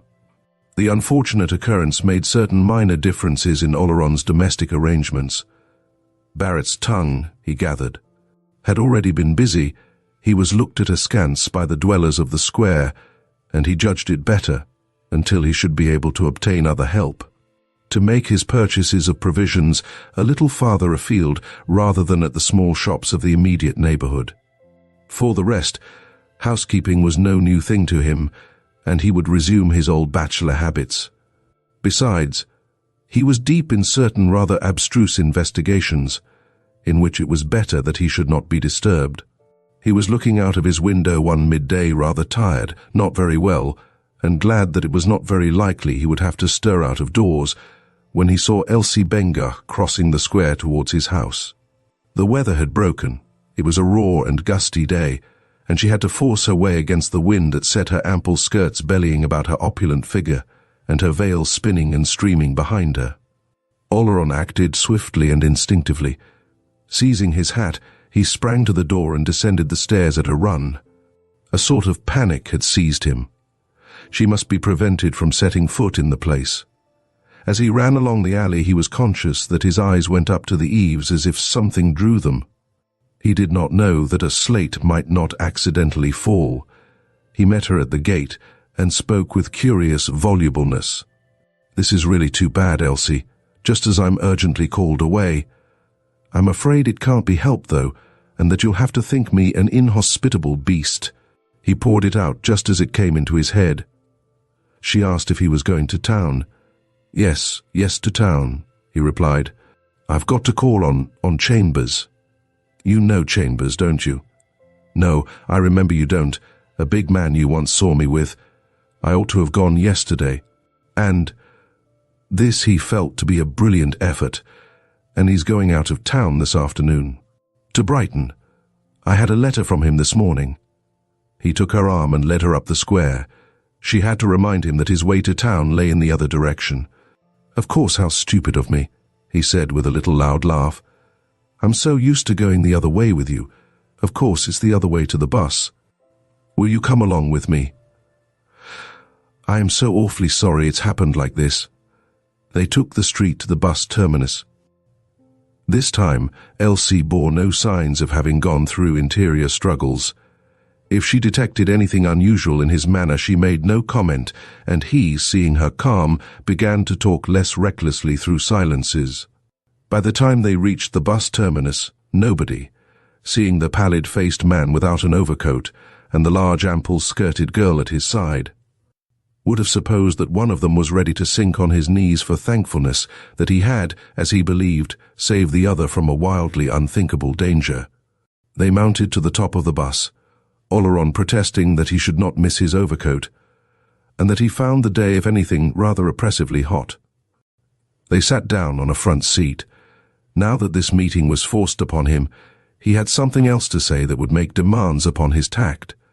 It had been on his mind for some time, and was, indeed, peculiarly difficult to put. He revolved it for some minutes, and then, remembering the success of his story of a sudden call to town, cut the knot of his difficulty with another lie. "I'm thinking of going away for a little while, Elsie," he said. She merely said, "Oh?" "Somewhere for a change. I need a change. I think I shall go tomorrow, or the day after. Yes, tomorrow, I think." "Yes," she replied. "I don't quite know how long I shall be," he continued. "I shall have to let you know when I am back." "Yes, let me know," she replied in an even tone. The tone was, for her, suspiciously even. He was a little uneasy. "You don't ask me where I'm going," he said, with a little cumbrous effort to rally her. She was looking straight before her, past the bus driver. "I know," she said. He was startled. "How, you know?" "You're not going anywhere," she replied. He found not a word to say. It was a minute or so before she continued, in the same controlled voice she had employed from the start. "You're not going anywhere. You weren't going out this morning. You only came out because I appeared. Don't behave as if we were strangers, Paul." A flush of pink had mounted to his cheeks. He noticed that the wind had given her the pink of early rhubarb. Still he found nothing to say. Of course you ought to go away, she continued. I don't know whether you look at yourself often in the glass, but you're rather noticeable. Several people have turned to look at you this morning. So, of course, you ought to go away. But you won't, and I know why. He shivered, coughed a little, and then broke silence. Then if you know there's no use in continuing this discussion, he said curtly. Not for me, perhaps, but there is for you, she replied. Shall I tell you what I know? No, he said in a voice slightly raised. No, she asked, her round eyes earnestly on him. No. Again he was getting out of patience with her. Again he was conscious of the strain. Her devotion and fidelity and love plagued him. She was only humiliating both herself and him. It would have been bad enough had he ever, by word or deed, given her cause for thus fastening herself on him. But that was the worst of that kind of life for a woman. Women such as she, businesswomen, in and out of offices all the time, always, whether they realized it or not, made comradeship a cover for something else. They accepted the unconventional status, came and went freely, as men did, were honestly taken by men at their own valuation, and then it turned out to be the other thing after all, and they went and fell in love. No wonder there was gossip in shops and squares and public houses. In a sense, the gossipers were in the right of it. Independent, yet not efficient, with some of womanhood's graces forgone, and yet with all the woman's hunger and need, half sophisticated, yet not wise, Oleron was tired of it all. And it was time he told her so. I suppose, he said tremblingly, looking down between his knees, I suppose the real trouble is in the life women who earn their own living are obliged to lead. He could not tell in what sense she took the lame generality. She merely replied, I suppose so. It can't be helped, he continued, but you do sacrifice a good deal. She agreed, a good deal, and then she added after a moment, what, for instance? You may or may not be gradually attaining a new status, but you're in a false position today. It was very likely, she said. She hadn't thought of it much in that light. And, he continued desperately, you're bound to suffer. Your most innocent acts are misunderstood. Motives you never dreamed of are attributed to you, and in the end it comes to... He hesitated a moment, and then took the plunge, to the sidelong look and the leer. She took his meaning with perfect ease. She merely shivered a little as she pronounced the name. Barrett. His silence told her the rest. Anything further that was to be said must come from her. It came as the bus stopped at a stage and fresh passengers mounted the stairs. You'd better get down here and go back, Paul, she said. I understand perfectly. It isn't Barrett. You'd be able to deal with Barrett. It's merely convenient for you to say it's Barrett. I know what it is. But you said I wasn't to tell you that. Very well. But before you go, let me tell you why I came up this morning. In a dull tone, he asked her why. Again, she looked straight before her. She replied, I came to force your hand. Things couldn't go on as they have been going, you know. And now that's all over. All over, he repeated stupidly. All over. I want you now to consider yourself, as far as I'm concerned, perfectly free. I make only one reservation. He hardly had the spirit to ask her what that was. If I merely need, she said, please don't give that a thought, that's nothing, I shan't come near for that. But, she dropped her voice, if you're in need of me, Paul, I shall know if you are, and you will be then I shall come at no matter what cost. You understand that? He could only groan. So that's understood, she concluded, and I think that's all. Now go back. I should advise you to walk back, for you're shivering goodbye. She gave him a cold hand, and he descended. He turned on the edge of the curb as the bus started again. For the first time in all the years he had known her, she parted from him with no smile and no wave of her long arm. Chapter 9. He stood on the curb, plunged in misery, looking after her as long as she remained in sight, but almost instantly with her disappearance he felt the heaviness lift a little from his spirit. She had given him his liberty. True, there was a sense in which he had never parted with it, but now was no time for splitting hairs. He was free to act, and all was clear ahead. Swiftly the sense of lightness grew on him. It became a positive rejoicing in his liberty, and before he was halfway home, he had decided what must be done next.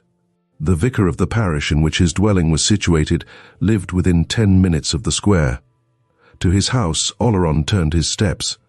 It was necessary that he should have all the information he could get about this old house, with the insurance marks and the sloping "to let" boards, and the vicar was the person most likely to be able to furnish it. This last preliminary out of the way, and aha! Oleron chuckled. Things might be expected to happen. But he gained less information than he had hoped for. The house, the vicar said, was old, but there needed no vicar to tell Oleron that. It was reputed. Oleron pricked up his ears to be haunted, but there were few old houses about which some such rumor did not circulate among the ignorant. And the deplorable lack of faith of the modern world, the vicar thought, did not tend to dissipate these superstitions. For the rest, his manner was the soothing manner of one who prefers not to make statements without knowing how they will be taken by his hearer.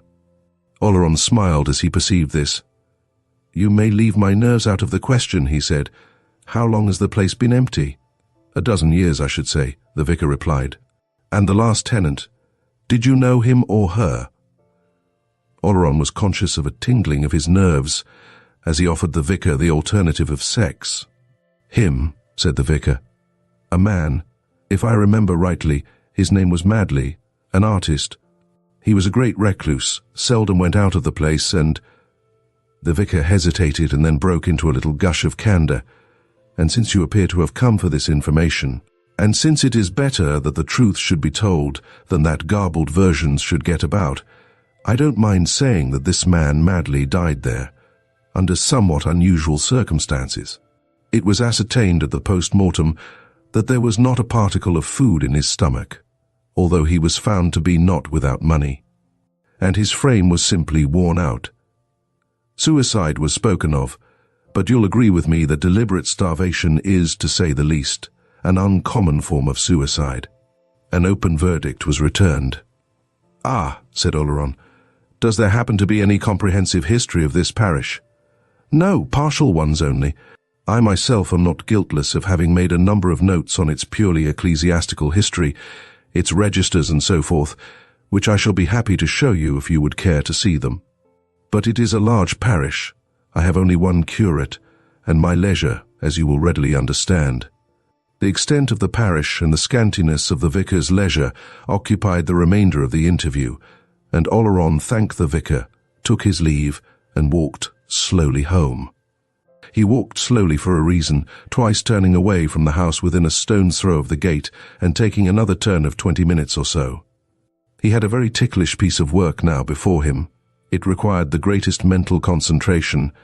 It was nothing less than to bring his mind, if he might, into such a state of unpreoccupation and receptivity that he should see the place as he had seen it on that morning, when, his removal accomplished, he had sat down to begin the 16th chapter of the first Romilly. For could he recapture that first impression, he now hoped for far more from it.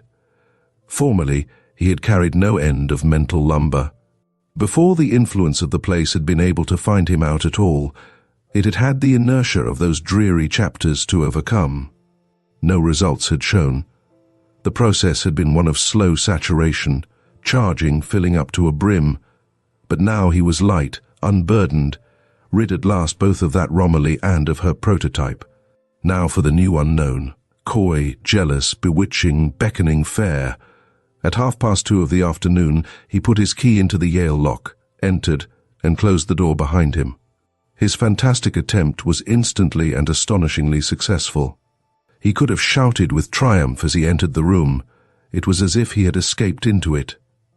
Once more, as in the days when his writing had had a daily freshness and wonder and promise for him, he was conscious of that new ease and mastery and exhilaration and release. The air of the place seemed to hold more oxygen, as if his own specific gravity had changed. His very tread seemed less ponderable. The flowers in the bowls, the fair proportions of the meadow-sweet-colored panels and mouldings, the polished floor, and the lofty and faintly starred ceiling, fairly laughed their welcome. Oleron actually laughed back and spoke aloud. "Oh, you're pretty, pretty." He flattered it. Then he lay down on his couch. He spent that afternoon as a convalescent who expected a dear visitor might have spent it in a delicious vacancy, smiling now and then as if in his sleep, and ever lifting drowsy and contented eyes to his alluring surroundings. He lay thus until darkness came, and with darkness the nocturnal noises of the old house. But if he waited for any specific happening, he waited in vain. He waited similarly in vain on the morrow, maintaining, though with less ease, that sensitized plate-like condition of his mind. Nothing occurred to give it an impression. Whatever it was which he so patiently wooed, it seemed to be both shy and exacting. Then on the third day he thought he understood. A look of gentle drollery and cunning came into his eyes, and he chuckled. "Oh-ho, oh-ho. Well, if the wind sits in that quarter, we must see what else there is to be done. What is there now? No, I won't send for Elsie. We don't need a wheel to break the butterfly on. We won't go to those lengths, my butterfly." He was standing musing, thumbing his lean jaw, looking aslant. Suddenly he crossed to his hall, took down his hat, and went out. "My lady is coquettish, is she? Well, we'll see what a little neglect will do." He chuckled as he went down the stairs. He sought a railway station, got into a train, and spent the rest of the day in the country. Oh yes, Oleron thought he was the man to deal with fair ones who beckoned and invited, and then took refuge in shyness and hanging back. He did not return until after 11 that night. "Now, my fair beckoner," he murmured as he walked along the alley and felt in his pocket for his keys. Inside his flat, he was perfectly composed, perfectly deliberate, exceedingly careful not to give himself away. As if to intimate that he intended to retire immediately, he lighted only a single candle, and as he set out with it on his nightly round, he affected to yawn. He went first into his kitchen. There was a full moon, and a lozenge of moonlight, almost peacock blue by contrast with his candle frame, lay on the floor. The window was uncurtained, and he could see the reflection of the candle, and faintly that of his own face as he moved about. The door of the powder closet stood a little ajar, and he closed it before sitting down to remove his boots on the chair with a cushion made of the folded harp-bag. From the kitchen he passed to the bathroom. There, another slant of blue moonlight cut the windowsill and lay across the pipes on the wall. He visited his seldom-used study, and stood for a moment gazing at the silvered roofs across the square. Then, walking straight through his sitting room, his stockinged feet making no noise, he entered his bedroom and put the candle on the chest of drawers. His face all this time wore no expression save that of tiredness. He had never been wilier nor more alert. His small bedroom fireplace was opposite the chest of drawers on which the mirror stood, and his bed and the window occupied the remaining sides of the room. Oleron drew down his blind, took off his coat, and then stooped to get his slippers from under the bed. He could have given no reason for the conviction, but that the manifestation that for 2 days had been withheld was close at hand, he never for an instant doubted. Nor, though he could not form the faintest guess of the shape it might take, did he experience fear. Startling or surprising it might be, he was prepared for that, but that was all. His scale of sensation had become depressed. His hand moved this way and that under the bed in search of his slippers, but for all his caution and method and preparedness, his heart all at once gave a leap and a pause that was almost horrid. His hand had found the slippers, but he was still on his knees, save for this circumstance he would have fallen. The bed was a low one. The groping for the slippers accounted for the turn of his head to one side, and he was careful to keep the attitude until he had partly recovered his self-possession. When presently he rose, there was a drop of blood on his lower lip, where he had caught at it with his teeth, and his watch had jerked out of the pocket of his waistcoat and was dangling at the end of its short leather guard. Then, before the watch had ceased its little oscillation, he was himself again. In the middle of his mantelpiece there stood a picture, a portrait of his grandmother. He placed himself before this picture, so that he could see in the glass of it the steady flame of the candle that burned behind him on the chest of drawers. He could see also in the picture glass the little glancings of light from the bevels and facets of the objects about the mirror and candle, but he could see more. These twinklings and reflections and re-reflections did not change their position, but there was one gleam that had motion. It was fainter than the rest, and it moved up and down through the air. It was the reflection of the candle on Oleron's black vulcanite comb, and each of its downward movements was accompanied by a silky and crackling rustle. Oleron, watching what went on in the glass of his grandmother's portrait, continued to play his part.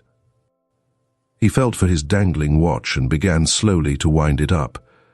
Then, for a moment ceasing to watch, he began to empty his trousers pockets and to place methodically in a little row on the mantelpiece the pennies and halfpennies he took from them. The sweeping, minutely electric noise filled the whole bedroom, and had Oleron altered his point of observation, he could have brought the dim gleam of the moving comb so into position that it would almost have outlined his grandmother's head. Any other head of which it might have been following the outline was invisible. Oleron finished the emptying of his pockets. Then, under cover of another simulated yawn, not so much summoning his resolution as overmastered by an exorbitant curiosity, he swung suddenly round. That which was being combed was still not to be seen, but the comb did not stop. It had altered its angle a little and had moved a little to the left. It was passing, in fairly regular sweeps, from a point rather more than 5 feet from the ground, in a direction roughly vertical, to another point a few inches below the level of the chest of drawers. Oleron continued to act to admiration. He walked to his little washstand in the corner, poured out water, and began to wash his hands. He removed his waistcoat and continued his preparations for bed.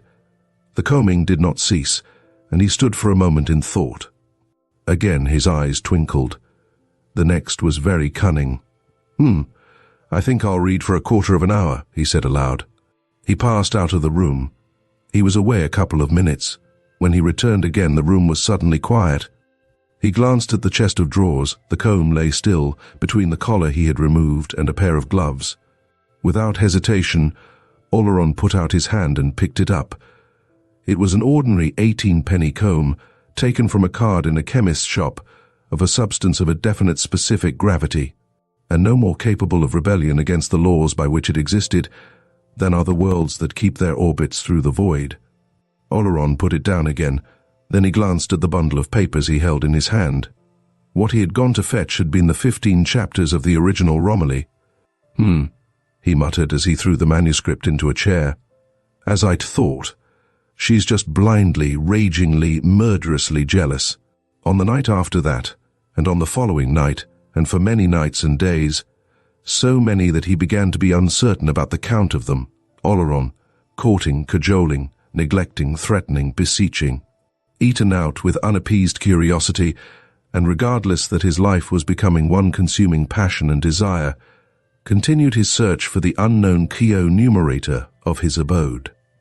Chapter 10. As time went on, it came to pass that few except the postman mounted Oleron's stairs, and since men who do not write letters receive few, even the postman's tread became so infrequent that it was not heard more than once or twice a week. There came a letter from Oleron's publishers, asking when they might expect to receive the manuscript of his new book. He delayed for some days to answer it, and finally forgot it. A second letter came, which also he failed to answer. He received no third. The weather grew bright and warm. The privet bushes among the chopper-like notice boards flowered, and in the streets where Oleron did his shopping, the baskets of flower women lined the curbs. Oleron purchased flowers daily. His room clamored for flowers, fresh and continually renewed, and Oleron did not stint its demands. Nevertheless, the necessity for going out to buy them began to irk him more and more, and it was with a greater and ever greater sense of relief that he returned home again. He began to be conscious that again his scale of sensation had suffered a subtle change, a change that was not restoration to its former capacity, but an extension and enlarging that once more included terror. It admitted it in an entirely new form. Lux orco, tenebrae Jovi. The name of this terror was agoraphobia. Oleron had begun to dread air and space and the horror that might pounce upon the unguarded back. Presently he so contrived it that his food and flowers were delivered daily at his door. He rubbed his hands when he had hit upon this expedient. That was better. Now he could please himself whether he went out or not. Quickly he was confirmed in his choice. It became his pleasure to remain immured. But he was not happy, or, if he was, his happiness took an extraordinary turn. He fretted discontentedly, could sometimes have wept for mere weakness and misery, and yet he was dimly conscious that he would not have exchanged his sadness for all the noisy mirth of the world outside. And speaking of noise, much noise, now caused him the acutest discomfort. It was hardly more to be endured than that newborn fear that kept him, on the increasingly rare occasions when he did go out, sidling close to walls and feeling friendly railings with his hand. He moved from room to room softly and in slippers, and sometimes stood for many seconds closing a door so gently that not a sound broke the stillness that was in itself a delight. Sunday now became an intolerable day to him, for, since the coming of the fine weather, there had begun to assemble in the square under his windows each Sunday morning certain members of the sect to which the long-nosed Barrett adhered. These came with a great drum and large brass-bellied instruments. Men and women uplifted anguished voices, struggling with their God. And Barrett himself, with upraised face and closed eyes and working brows, prayed that the sound of his voice might penetrate the ears of all unbelievers, as it certainly did Oleron's. One day, in the middle of one of these rhapsodies, Oleron sprang to his blind and pulled it down, and heard as he did so his own name made the subject of a fresh torrent of outpouring. And sometimes, but not as expecting a reply, Oleron stood still and called softly. Once or twice he called Romilly, and then waited, but more often his whispering did not take the shape of a name. There was one spot in particular of his abode that he began to haunt with increasing persistency. This was just within the opening of his bedroom door. He had discovered one day that by opening every door in his place, always excepting the outer one, which he only opened unwillingly, and by placing himself on this particular spot, he could actually see to a greater or less extent into each of his 5 rooms without changing his position. He could see the whole of his sitting room, all of his bedroom except the part hidden by the open door, and glimpses of his kitchen, bathroom, and of his rarely used study. He was often in this place, breathless and with his finger on his lip. One day, as he stood there, he suddenly found himself wondering whether this Madley, of whom the vicar had spoken, had ever discovered the strategic importance of the bedroom entry. Light, moreover, now caused him greater disquietude than did darkness. Direct sunlight, of which, as the sun passed daily round the house, each of his rooms had now its share, was like a flame in his brain, and even diffused light was a dull and numbing ache. He began, at successive hours of the day, one after another, to lower his crimson blinds. He made short and daring excursions in order to do this, but he was ever careful to leave his retreat open, in case he should have sudden need of it. Presently this lowering of the blinds had become a daily methodical exercise, and his rooms, when he had been his round, had the blood-red half-light of a photographer's darkroom. One day, as he drew down the blind of his little study and backed in good order out of the room again, he broke into a soft laugh.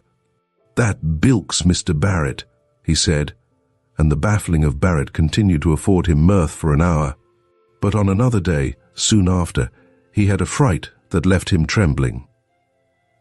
Also for an hour he had seized the cord to darken the window of the seat in which he had found the harp-bag, and was standing with his back well protected in the embrasure, when he thought he saw the tail of a black and white check skirt disappear round the corner of the house. He could not be sure. Had he run to the window of the other wall, which was blinded, the skirt must have been already past, but he was almost sure that it was Elsie. He listened in an agony of suspense for her tread on the stairs. But no tread came, and after 3 or 4 minutes he drew a long breath of relief.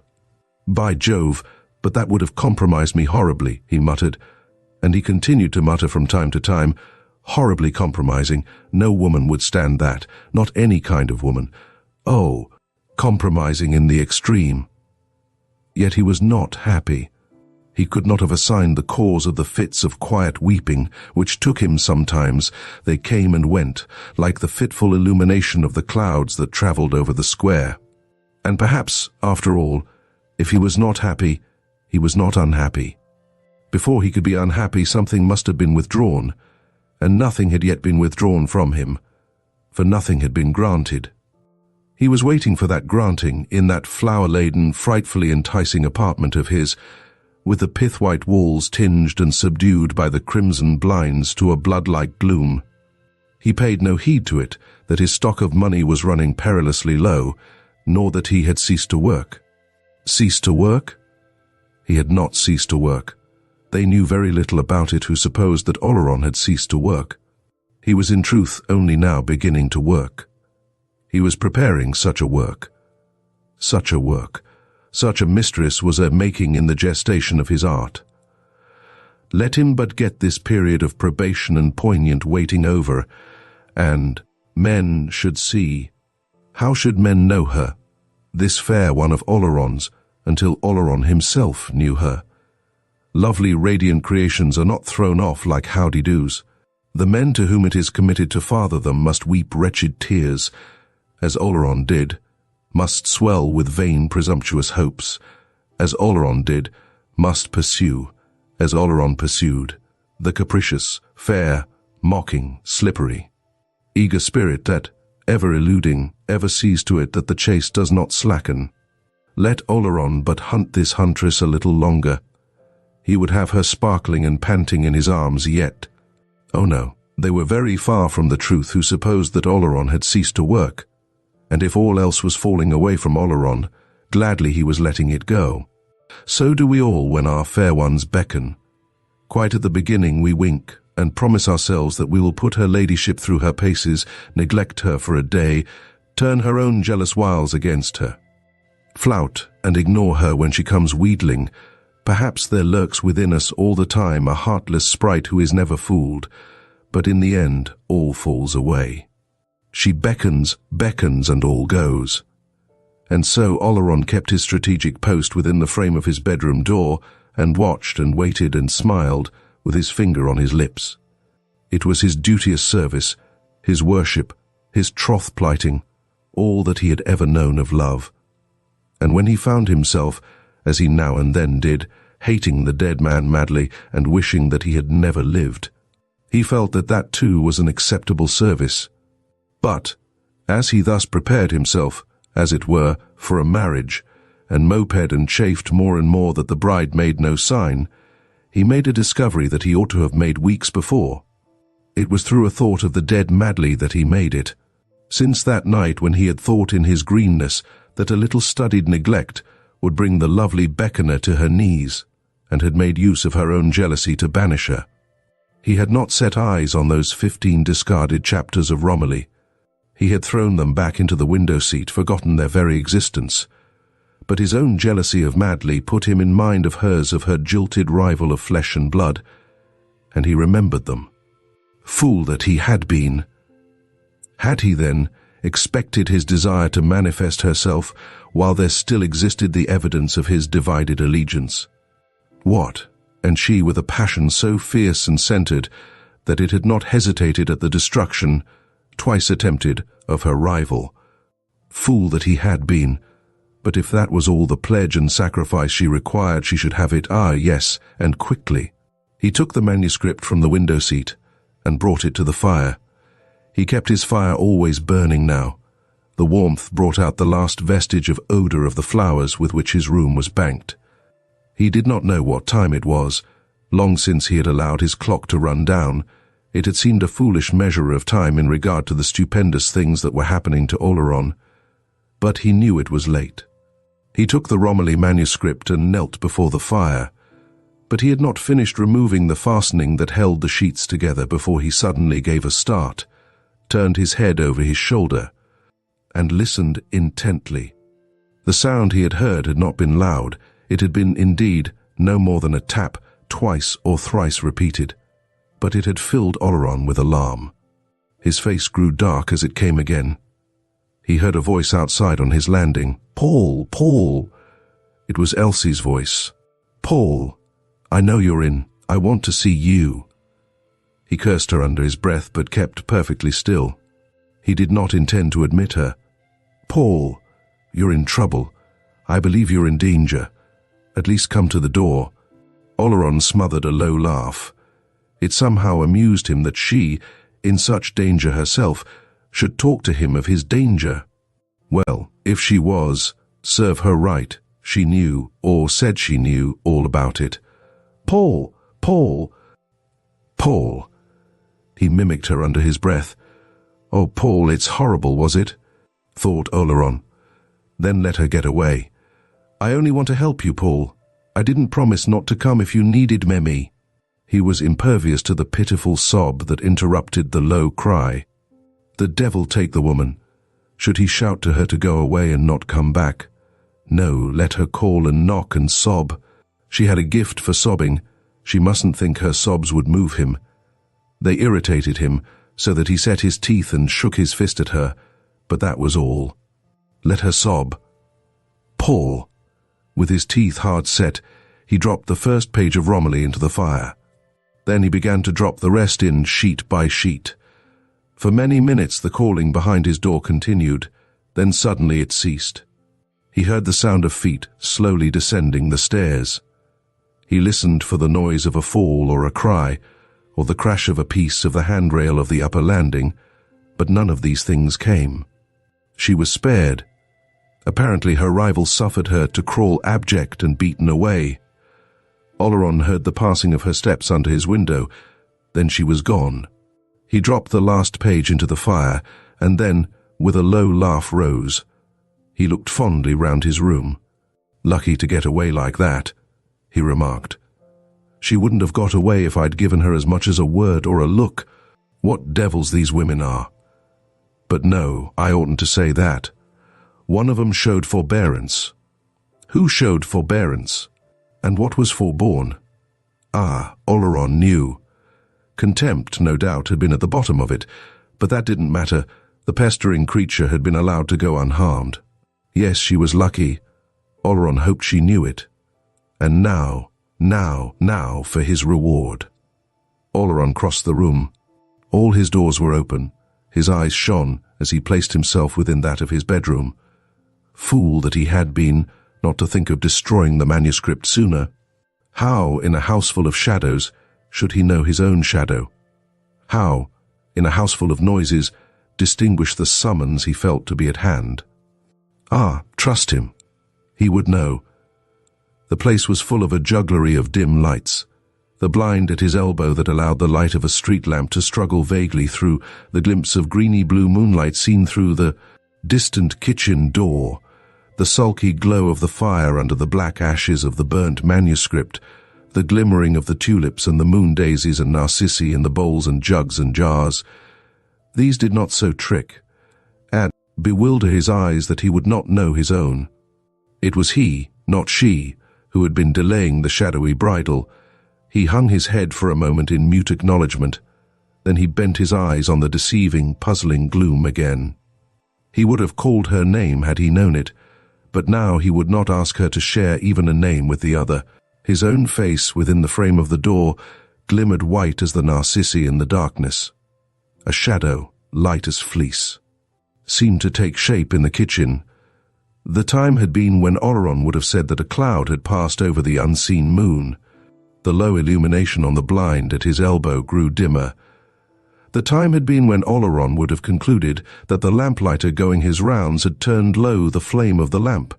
The fire settled, letting down the black and charred papers. A flower fell from a bowl and lay indistinct upon the floor. All was still. And then a stray draught moved through the old house, passing before Oleron's face. Suddenly, inclining his head, he withdrew a little from the door jamb. The wandering draught caused the door to move a little on its hinges. Oleron trembled violently, stood for a moment longer, and then, putting his hand out to the knob, softly drew the door to, sat down on the nearest chair, and waited. as a man might await the calling of his name that should summon him to some weighty, high and privy audience. Chapter 11. One knows not whether there can be human compassion for anemia of the soul, when the pitch of life is dropped, and the spirit is so put over and reversed, that only is horrible which before was sweet and worldly, and of the day the human relation disappears. The sane soul turns appalled away, lest not merely itself, but sanity should suffer. We are not gods. We cannot drive out devils. We must see selfishly to it that devils do not enter into ourselves. And this we must do, even though love so transfuse us, that we may well deem our nature to be half divine. We shall but speak of honor and duty in vain. The letter dropped within the dark door will lie unregarded, or if regarded for a brief instant between two unspeakable lapses, left and forgotten again. The telegram will be undelivered, nor will the whistling messenger, wiselier guided than he knows to whistle, be conscious, as he walks away of the drawn blind, that is pushed aside an inch by a finger and then fearfully replaced again. No, let the miserable wrestle with his own shadows. Let him, if indeed he be so mad, clip and strain and enfold and couch the succubus. But let him do so in a house into which not an air of heaven penetrates, nor a bright finger of the sun pierces the filthy twilight. The lost must remain lost. Humanity has other business to attend to. For the handwriting of the two letters that Oleron, stealing noiselessly one June day into his kitchen to rid his sitting room of an armful of fetid and decaying flowers, had seen on the floor within his door, had had no more meaning for him than if it had belonged to some dim and faraway dream. And at the beating of the telegraph boy upon the door, within a few feet of the bed where he lay, he had gnashed his teeth and stopped his ears. He had pictured the lad standing there, just beyond his partition, among packets of provisions and bundles of dead and dying flowers. For his outer landing was littered with these. Oleron had feared to open his door to take them in. After a week the errand lads had reported that there must be some mistake about the order, and had left no more.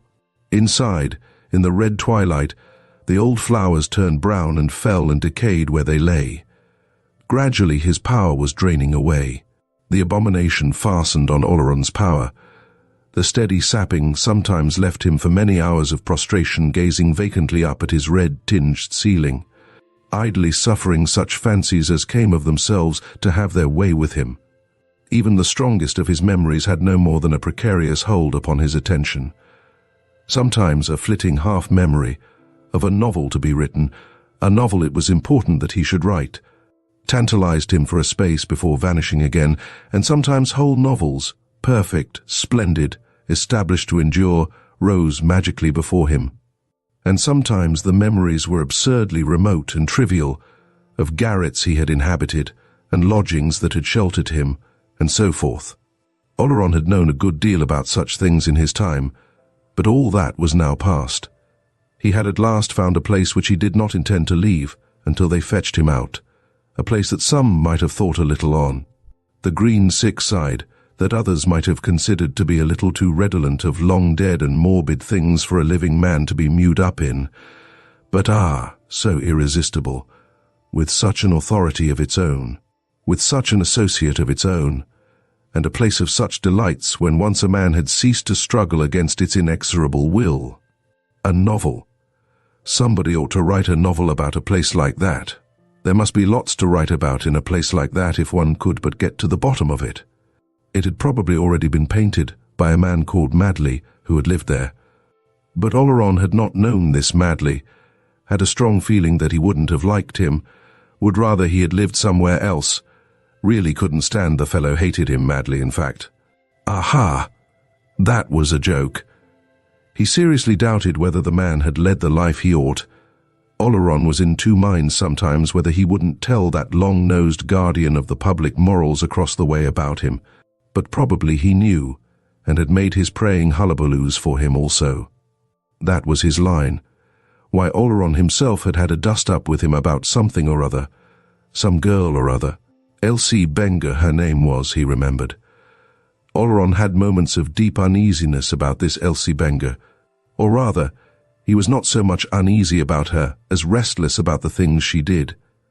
Chief of these was the way in which she persisted in thrusting herself into his thoughts, and, whenever he was quick enough, he sent her packing the moment she made her appearance there. The truth was that she was not merely a bore. She had always been that. It had now come to the pitch when her very presence in his fancy was inimical to the full enjoyment of certain experiences. She had no tact, really ought to have known that people are not at home to the thoughts of everybody all the time, ought in mere politeness to have allowed him certain seasons quite to himself, and was monstrously ignorant of things if she did not know, as she appeared not to know, that there were certain special hours when a man's veins ran with fire and daring and power, in which he had a reasonable right to treat folk as he had treated that prying Barrett, to shut them out completely. But no, up she popped, the thought of her, and ruined all. Bright, towering fabrics, by the side of which even those perfect magical novels of which he dreamed were dun and grey, vanished utterly at her intrusion. It was as if a fog should suddenly quench some fair beaming star, as if at the threshold of some golden portal prepared for Oleron a pit should suddenly gape, as if a bat-like shadow should turn the growing dawn to murk and darkness again. Therefore, Oleron strove to stifle even the nascent thought of her. Nevertheless, there came an occasion on which this woman Bengor absolutely refused to be suppressed. Oleron could not have told exactly when this happened. He only knew by the glimmer of the street lamp on his blind that it was some time during the night, and that for some time she had not presented herself.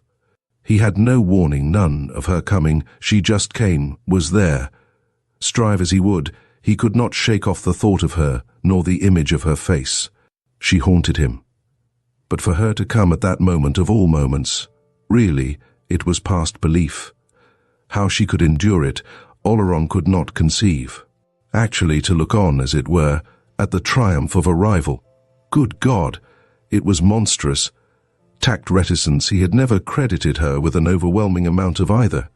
But he had never attributed mere, there was no word for it. Monstrous, monstrous. Did she intend thenceforward? Good God, to look on. Oleron felt the blood rush up to the roots of his hair with anger against her. Damnation take her, he choked. But the next moment, his heat and resentment had changed to a cold sweat of cowering fear. Panic-stricken, he strove to comprehend what he had done, for though he knew not what, he knew he had done something fatal, irreparable, blasting. Anger he had felt, but not this blaze of ire that suddenly flooded the twilight of his consciousness with a white infernal light. That appalling flash was not his, that open rift of bright and searing hell, not his. His had been the hand of a child, preparing a puny blow. But what was this other horrific hand that was drawn back to strike in the same place? Had he set that in motion? Had he provided the spark that had touched off the whole accumulated power of that formidable and relentless place? He did not know. He only knew that that poor igniting particle in himself was blown out. That, impossible, a clinging kiss, how else to express it, had changed on his very lips to a gnashing and a removal, and that for very pity of the awful odds, he must cry out to her against whom he had lately raged to guard herself. Guard herself. Look out! He shrieked aloud. The revulsion was instant. As if a cold, slow billow had broken over him, he came to find that he was lying in his bed, that the mist and horror that had for so long enwrapped him had departed, that he was Paul Oleron, and that he was sick, naked, helpless, and unutterably abandoned, and alone. His faculties, though weak, answered at last to his calls upon them, and he knew that it must have been a hideous nightmare that had left him sweating and shaking thus. Yes, he was himself, Paul Oleron, a tired novelist, already past the summit of his best work, and slipping downhill again, empty-handed from it all. He had struck short in his life's aim. He had tried too much, had overestimated his strength, and was a failure. A failure. It all came to him in the single word, enwrapped and complete. It needed no sequential thought. He was a failure. He had missed. And he had missed not one happiness, but two. He had missed the ease of this world, which men love, and he had missed also that other shining prize for which men forego ease, the snatching and holding and triumphant, bearing up aloft of which is the only justification of the mad adventurer who hazards the enterprise. And there was no second attempt. Fate has no morrow. Oleron's morrow must be to sit down to profitless, ill-done, unrequired work again, and so on the morrow after that, and the morrow after that, and as many morrows as there might be. He lay there, weakly yet sanely considering it. And since the whole attempt had failed, it was hardly worthwhile to consider whether a little might not be saved from the general wreck. No good would ever come of that half-finished novel. He had intended that it should appear in the autumn, was under contract that it should appear no matter. It was better to pay forfeit to his publishers than to waste what days were left. He was spent, age was not far off, and paths of wisdom and sadness were the properest for the remainder of the journey. If only he had chosen the wife, the child, the faithful friend at the fireside, and let them follow an ignis fatuus that list. In the meantime, it began to puzzle him exceedingly what he should be so weak, that his room should smell so overpoweringly of decaying vegetable matter, and that his hand, chancing to stray to his face in the darkness, should encounter a beard. Most extraordinary, he began to mutter to himself. Have I been ill? Am I ill now? And if so, why have they left me alone? Extraordinary. He thought he heard a sound from the kitchen or bathroom. He rose a little on his pillow and listened. Ah, he was not alone then. It certainly would have been extraordinary if they had left him ill and alone. Alone? Oh no. He would be looked after. He wouldn't be left ill to shift for himself. If everybody else had forsaken him, he could trust Elsie Benger, the dearest chum he had, for that. Bless her faithful heart. But suddenly a short, stifled, spluttering cry rang sharply out. It came from the kitchen, and in the same moment it flashed upon Oleron. He knew not how that 2, 3, 5, he knew not how many minutes before, another sound, unmarked at the time but suddenly transfixing his attention now, had striven to reach his intelligence. This sound had been the slight touch of metal on metal, just such a sound as Oleron made when he put his key into the lock. "Hallo! Who's that?" he called sharply from his bed. He had no answer. He called again. "Hallo! Who's there? Who is it?" This time he was sure he heard noises soft and heavy in the kitchen. "This is a queer thing altogether," he muttered. "By Jove, I'm as weak as a kitten too. Hallo there! Somebody called, didn't they? Elsie, is that you?" Then he began to knock with his hand on the wall at the side of his bed. "Elsie, Elsie, you called, didn't you? Please come here, whoever it is." There was a sound as of a closing door, and then silence. Oleron began to get rather alarmed. "It may be a nurse," he muttered. "Elsie'd have to get me a nurse, of course. She'd sit with me as long as she could spare the time, brave lass, and she'd get a nurse for the rest." But it was awfully like her voice. "Elsie, or whoever it is, I can't make this out at all. I must go and see what's the matter." He put one leg out of bed. Feeling its feebleness, he reached with his hand for the additional support of the wall. But before putting out the other leg, he stopped and considered, picking at his newfound beard. He was suddenly wondering whether he dared go into the kitchen. It was such a frightfully long way. No man knew what horror might not leap and huddle on his shoulders if he went so far. When a man has an overmastering impulse to get back into bed, he ought to take heed of the warning and obey it. Besides, why should he go? What was there to go for? If it was that Benger creature again, let her look after herself. Oleron was not going to have things cramp themselves on his defenseless back for the sake of such a spoil sport as, if she was in, let her let herself out again, and the sooner the better for her. Oleron simply couldn't be bothered. He had his work to do. On the morrow, he must set about the writing of a novel with a heroine so winsome, capricious, adorable, jealous, wicked, beautiful, inflaming, and altogether evil, that men should stand amazed. She was coming over him now. He knew by the alteration of the very air of the room when she was near him, and that soft thrill of bliss that had begun to stir in him never came unless she was beckoning. He let go the wall and fell back into bed again as, oh, unthinkable! The other half of that kiss that Anash had interrupted was placed, how else convey it, on his lips, robbing him of very breath. Chapter 12. In the bright June sunlight, a crowd filled the square and looked up at the windows of the old house, with the antique insurance marks in its walls of red brick and the agent's notice boards hanging like wooden choppers over the paling. 2 constables stood at the broken gate of the narrow entrance alley, keeping folk back. The women kept to the outskirts of the throng, moving now and then, as if to see the drawn red blinds of the old house from a new angle, and talking in whispers. The children were in the houses, behind closed doors. A long-nosed man had a little group about him, and he was telling some story over and over again. And another man, little and fat and wide-eyed, sought to capture the long-nosed man's audience with some relation in which a key figured. And it was revealed to me that there'd been something that very afternoon, the long-nosed man was saying. I was standing there, where Constable Saunders is, or rather, I was passing about my business, when they came out. There was no deceiving me, oh, no deceiving me. I saw her face. What was it like, Mr. Barrett? A man asked. It was like hers whom our Lord said to, Woman, doth any man accuse thee, white as paper, and no mistake? Don't tell.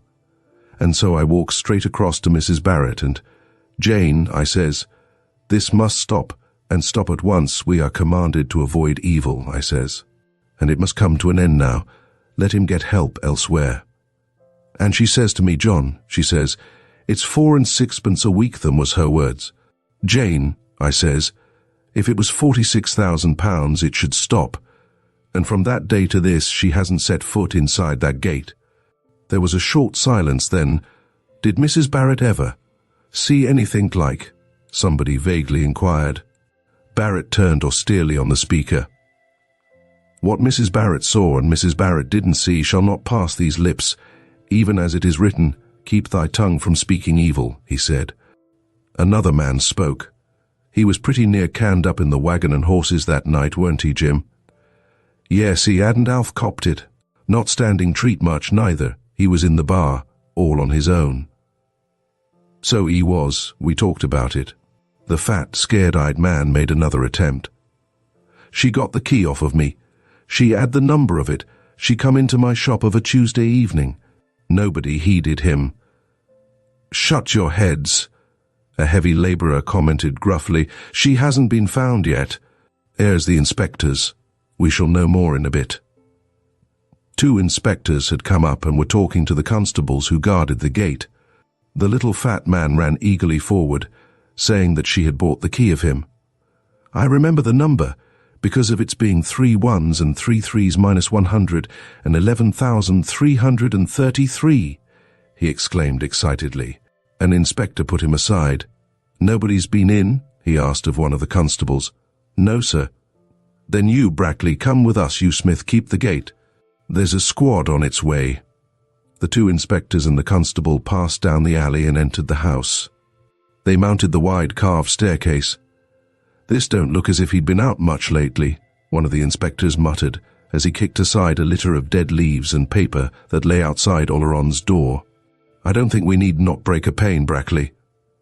The door had 2 glazed panels.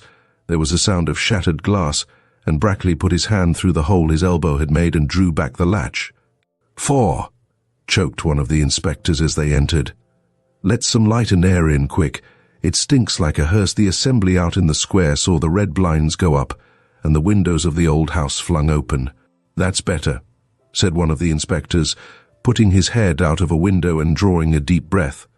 That seems to be the bedroom in there. Will you go in, Sims, while I go over the rest? They had drawn up the bedroom blind also, and the waxy white, emaciated man on the bed had made a blinker of his hand against the torturing flood of brightness. Nor could he believe that his hearing was not playing tricks with him, for there were 2 policemen in his room, bending over him and asking where she was. He shook his head. This woman, Benger, Goes by the name of Miss Elsie Bengov. Do you hear? Where is Shay? No good, Brackley. Get him up. Be careful with him. I'll just shove my head out of the window, I think." The other inspector had been through Oleron's study and had found nothing, and was now in the kitchen, kicking aside an ankle-deep mass of vegetable refuse that cumbered the floor. The kitchen window had no blind, and was overshadowed by the blank end of the house across the alley. The kitchen appeared to be empty, but the inspector, kicking aside the dead flowers, noticed that a shuffling track that was not of his making had been swept to a cupboard in the corner. In the upper part of the door of the cupboard was a square panel that looked as if it slid on runners. The door itself was closed. The inspector advanced, put out his hand to the little knob, and slid the hatch along its groove. Then he took an involuntary step back again, framed in the aperture and falling forward a little before it jammed again in its frame, was something that resembled a large, lumpy pudding, done up in a pudding bag of faded browny red frieze. "Ah," said the inspector. To close the hatch again, he would have had to thrust that pudding back with his hand, and somehow he did not quite like the idea of touching it. Instead, he turned the handle of the cupboard itself. There was weight behind it, so much weight that, after opening the door 3 or 4 inches and peering inside, he had to put his shoulder to it in order to close it again. In closing it, he left sticking out, a few inches from the floor, a triangle of black and white check skirt.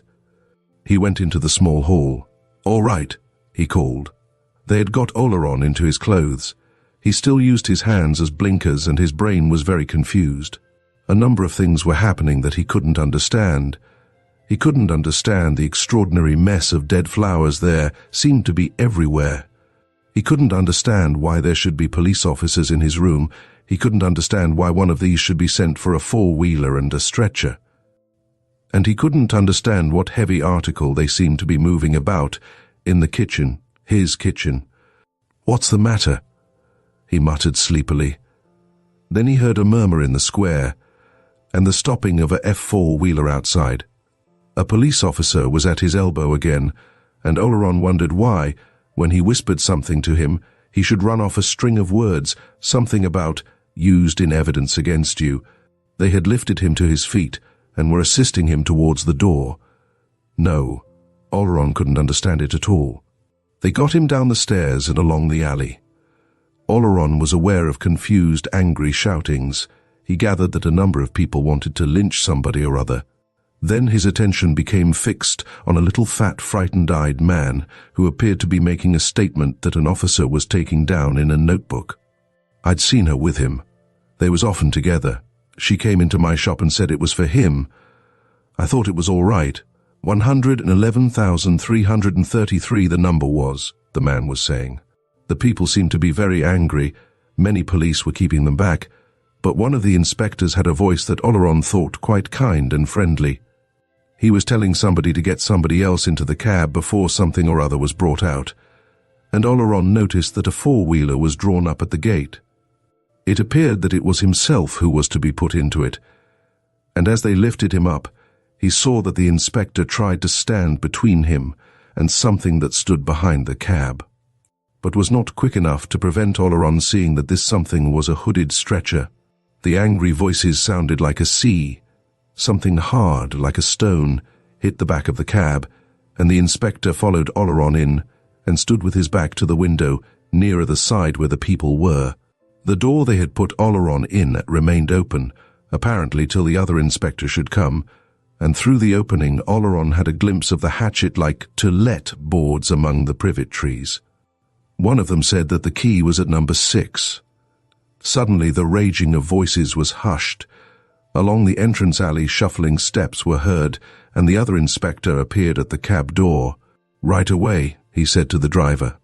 He entered, fastened the door after him, and blocked up the second window with his back. Between the two inspectors, Oleron slept peacefully. The cab moved down the square, the other vehicle went up the hill. The mortuary lay that way. PHANTAS.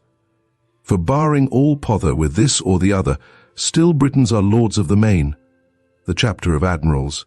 Chapter 13. As Abel Keeling lay on the galleon's deck, held from rolling down it only by his own weight and the sun-blackened hand that lay outstretched upon the planks, his gaze wandered.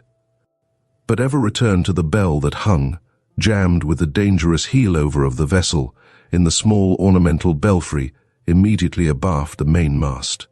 The bell was of cast bronze, with half-obliterated bosses upon it that had been the heads of cherubs, but wind and salt spray had given it a thick incrustation of bright, beautiful lichenous green. It was this color that Abel Keeling's eyes liked. For wherever else on the galleon his eyes rested, they found only whiteness, the whiteness of extreme eld. There were slightly varying degrees in her whiteness. Here she was of a white that glistened like salt granules, there of a greyish chalky white. And again her whiteness had the yellowish cast of decay, but everywhere it was the mild, disquieting whiteness of materials out of which the life had departed. Her cordage was bleached, as old straw is bleached, and half her ropes kept their shape little more firmly than the ash of a string keeps its shape after the fire has passed. Her pallid timbers were white and clean as bones found in sand, and even the wild frankincense with which, for lack of tar, at her last touching of land she had been pitched, had dried to a pale hard gum that sparkled like quartz in her open seams. The sun was yet so pale a buckler of silver through the still white mists that not a cord or timber cast a shadow, and only Abel Keeling's face and hands were black, carked and cinder-black from exposure to his pitiless rays. The galleon was the Mary of the Tower, and she had a frightful list to starboard. So canted was she that her mainyard dipped one of its steel sickles into the glassy water, and, had her foremast remained, or more than the broken stump of her Bonaventure mizzen, she must have turned over completely. Many days ago they had stripped the mainyard of its course, and had passed the sail under the Mary's bottom, in the hope that it would stop the leak. This it had partly done as long as the galleon had continued to glide one way.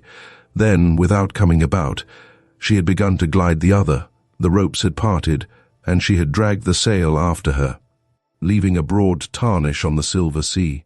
For it was broadside that the galleon glided, almost imperceptibly, ever sucking down.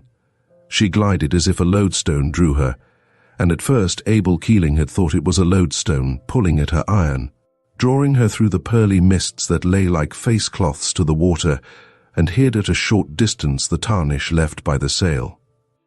But later he had known that it was no lodestone drawing at her iron. The motion must be due to the absolute deadness of the calm in that silent, sinister 3 miles broad waterway. With the eye of his mind he saw that lodestone now as he lay against a gun truck, all but toppling down the deck. Soon that would happen again, which had happened for 5 days past. He would hear again the chattering of monkeys and the screaming of parrots. The mat of green and yellow weeds would creep in towards the Mary over the quicksilver sea. Once more the sheer wall of rock would rise, and the men would run. But no, the men would not run this time to drop the fenders. There were no men left to do so, unless Bligh was still alive. Perhaps Bligh was still alive. He had walked halfway down the quarterdeck steps a little before the sudden nightfall of the day before, had then fallen and lain for a minute, dead, Abel Keeling had supposed, watching him from his place by the gun truck, and had then got up again and tottered forward to the forecastle, his tall figure swaying and his long arms waving. Abel Keeling had not seen him since. Most likely he had died in the forecastle during the night. If he had not been dead, he would have come aft again for water. At the remembrance of the water, Abel Keeling lifted his head.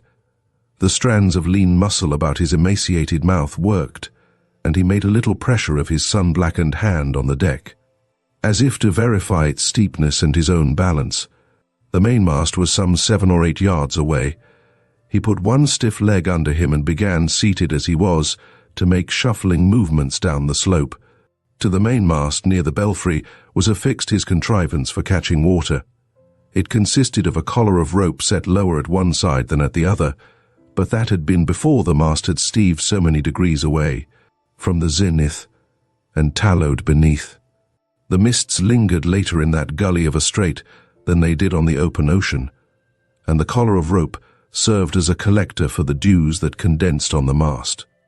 The drops fell into a small earthen pipkin placed on the deck beneath it. Abel Keeling reached the pipkin and looked into it. It was nearly a third full of fresh water. Good. If Bligh, the mate, was dead, so much the more water for Abel Keeling, master of the Mary of the Tower. He dipped 2 fingers into the pipkin and put them into his mouth. This he did several times. He did not dare to raise the pipkin to his black and broken lips for dread of a remembered agony. He could not have told how many days ago when a devil had whispered to him, and he had gulped down the contents of the pipkin in the morning, and for the rest of the day had gone waterless. Again he moistened his fingers and sucked them. Then he lay sprawling against the mast, idly watching the drops of water as they fell. It was odd how the drops formed. Slowly they collected at the edge of the tallowed collar, trembled in their fullness for an instant, and fell. Another beginning the process instantly. It amused Abel Keeling to watch them. Why, he wondered, were all the drops the same size? What cause and compulsion did they obey that they never varied, and what frail tenuity held the little globules intact? It must be due to some cause. He remembered that the aromatic gum of the wild frankincense with which they had parcelled the seams had hung on the buckets in great sluggish gouts. Obedient to a different compulsion, oil was different again, and so were juices and balsams. Only Quicksilver, perhaps the heavy and motionless sea put him in mind of Quicksilver, seemed obedient to no law. Why was it so? Bligh, of course, would have had his explanation. It was the hand of God. That sufficed for Bligh, who had gone forward the evening before, and whom Abel Keeling now seemed vaguely, and as at a distance to remember, as the deep-voiced fanatic who had sung his hymns as man by man. He had committed the bodies of the ship's company to the deep. Bligh was that sort of man, accepted things without question, was content to take things as they were, and be ready with the fenders when the wall of rock rose out of the opalescent mists. Bligh, too, like the water drops, had his law. That was his and nobody else's. There floated down from some rotten rope up aloft a flake of scurf that settled in the pipkin. Abel Keeling watched it dully as it settled towards the pipkin's rim. When presently he again dipped his fingers into the vessel, the water ran into a little vortex, drawing the flake with it. The water settled again, and again the minute flake determined towards the rim and adhered there, as if the rim had power to draw it.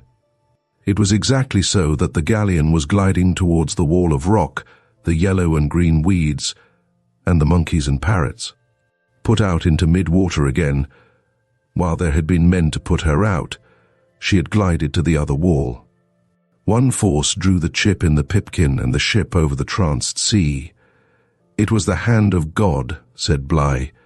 Abel Keeling, his mind now noting minute things and now clouded with torpor, did not at first hear a voice that was quakingly lifted up over by the forecastle, a voice that drew nearer to an accompaniment of swirling water. O thou, that Jonas in the fish 3 days didst keep from pain, which was a figure of thy death and rising up again. It was Bligh singing one of his hymns. O thou, that Noah keptst from flood and Abram, day by day, as he along through Egypt passed, didst guide him in the way. The voice ceased, leaving the pious period uncompleted. Bligh was alive at any rate. Abel Keeling resumed his fitful musing. Yes, that was the law of Bligh's life, to call things the hand of God, but Abel Keeling's law was different, no better, no worse, only different. The hand of God, that drew chips and galleons, must work by some method, and Abel Keeling's eyes were dully on the pipkin again, as if he sought the method there. Then conscious thought left him for a space, and when he resumed, it was without obvious connection. Oars, of course, were the thing. With oars, men could laugh at calms. Oars, that only pinnaces and galleasses now used, had had their advantages. But oars, which was to say a method, for you could say if you liked that the hand of God grasped the oar loom, as the breath of God filled the sail-oars were antiquated, belonged to the past, and meant a throwing over of all that was good and new and a return to fine lines, a battle formation abreast to give effect to the shock of the ram, and a day or two at sea and then to port again for provisions. Oars. No. Abel Keeling was one of the new men, the men who swore by the line ahead, the broadside fire of sakers and demi-cannon, and weeks and months without a landfall.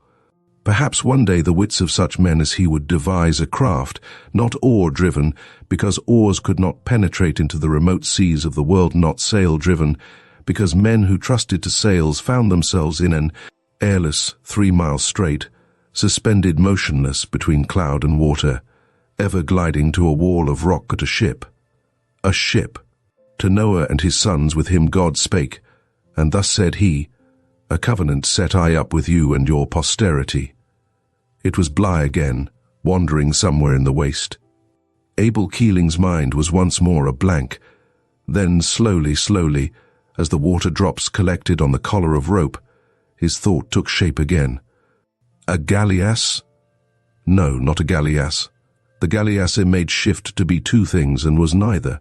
This ship, that the hand of man should one day make for the hand of God to manage, should be a ship that should take and conserve the force of the wind, take it and store it as she stored her victuals, at rest when she wished, going ahead when she wished, turning the forces both of calm and storm against themselves. For, of course, her force must be wind-stored, wind-a-bag of the winds, as the children's tale had it wind, probably directed upon the water astern, driving it away and urging forward the ship, acting by reaction. She would have a wind chamber, into which wind would be pumped with pumps. Bligh would call that equally the hand of God. This driving force of the ship of the future that Abel Keeling dimly foreshadowed as he lay between the mainmast and the belfry. Turning his eyes now and then from ashy white timbers to the vivid green bronze rust of the bell above him. Bligh's face, liver-coloured with the sun and ravaged from inwards by the faith that consumed him, appeared at the head of the quarter-deck steps. His voice beat uncontrolledly out. And in the earth here is no place of refuge to be found, nor in the deep and watercourse that passeth underground. Chapter 14. Bligh's eyes were lidded, as if in contemplation of his inner ecstasy. His head was thrown back, and his brows worked up and down tormentedly. His wide mouth remained open as his hymn was suddenly interrupted on the long-drawn note. From somewhere in the shimmering mists the note was taken up, and there drummed and rang and reverberated through the strait a windy, hoarse and dismal bellow, alarming and sustained. A tremor rang through Bligh. Moving like a sightless man, he stumbled forward from the head of the quarter-deck steps, and Abel Keeling was aware of his gaunt figure behind him, taller for the steepness of the deck. As that vast empty sound died away, Bligh laughed in his mania. Lord, hath the grave's wide mouth a tongue to praise thee? Lo, again the cavernous sound possessed the air, louder and nearer. Through it came another sound, a slow throb, throb, throb, throb again the sound ceased. Even Leviathan lifteth up his voice in praise. Bligh sobbed. Abel Keeling did not raise his head. There had returned to him the memory of that day when, before the morning mists had lifted from the strait, he had emptied the pipkin of the water that was the allowance until night should fall again. During that agony of thirst, he had seen shapes and heard sounds with other than his mortal eyes and ears. And even in the moments that had alternated with his lightness, when he had known these to be hallucinations, they had come again. He had heard the bells on a Sunday in his own Kentish home, the calling of children at play, the unconcerned singing of men at their daily labour, and the laughter and gossip of the women as they had spread the linen on the hedge or distributed bread upon the platters. These voices had rung in his brain, interrupted now and then by the groans of Bligh and of two other men who had been alive then. Some of the voices he had heard had been silent on earth this many a long year, but Abel Keeling, thirst-tortured, had heard them, even as he was now hearing that vacant moaning with the intermittent throbbing that filled the strait with alarm. Praise him, praise him, praise him, Bligh was calling deliriously. Then a bell seemed to sound in Abel Keeling's ears, and, as if something in the mechanism of his brain had slipped, another picture rose in his fancy, the scene when the Mary of the Tower had put out, to a bravery of swinging bells and shrill fifes and valiant trumpets. She had not been a leper-white galleon then. The scrollwork on her prow had twinkled with gilding. Her belfry and stern galleries and elaborate lanterns had flashed in the sun with gold, and her fighting tops and the war purvese about her waist had been gay with painted coats and scutcheons. To her sails had been stitched gaudy ramping lions of scarlet say, and from her mainyard, now dipping in the water, had hung the broad two-tailed pennant with the Virgin and Child embroidered upon it. Then suddenly a voice about him seemed to be saying, "And a half seven and a half seven," and in a twink the picture in Abel Keeling's brain changed again. He was at home again, instructing his son, young Abel, in the casting of the lead from the skiff they had pulled out of the harbour. "And a half seven," the boy seemed to be calling. Abel Keeling's blackened lips muttered, "Excellently well cast, Abel, excellently well cast." "And a half seven, and a half 777. "Ah," Abel Keeling murmured. That last was not a clear cast. "Give me the line, thus it should go." "Aye so. Soon you shall sail the seas with me in the Mary of the Tower. You are already perfect in the stars and the motions of the planets. Tomorrow I will instruct you in the use of the backstaff." For a minute or two he continued to mutter. Then he dozed. When again he came to semi-consciousness, it was once more to the sound of bells, at first faint, then louder, and finally becoming a noisy clamour immediately above his head. It was Bligh. Bligh, in a fresh attack of delirium, had seized the bell lanyard and was ringing the bell insanely. The cord broke in his fingers, but he thrust at the bell with his hand and again called aloud. "Upon an harp and an instrument of 10 strings, let heaven and earth praise thy name."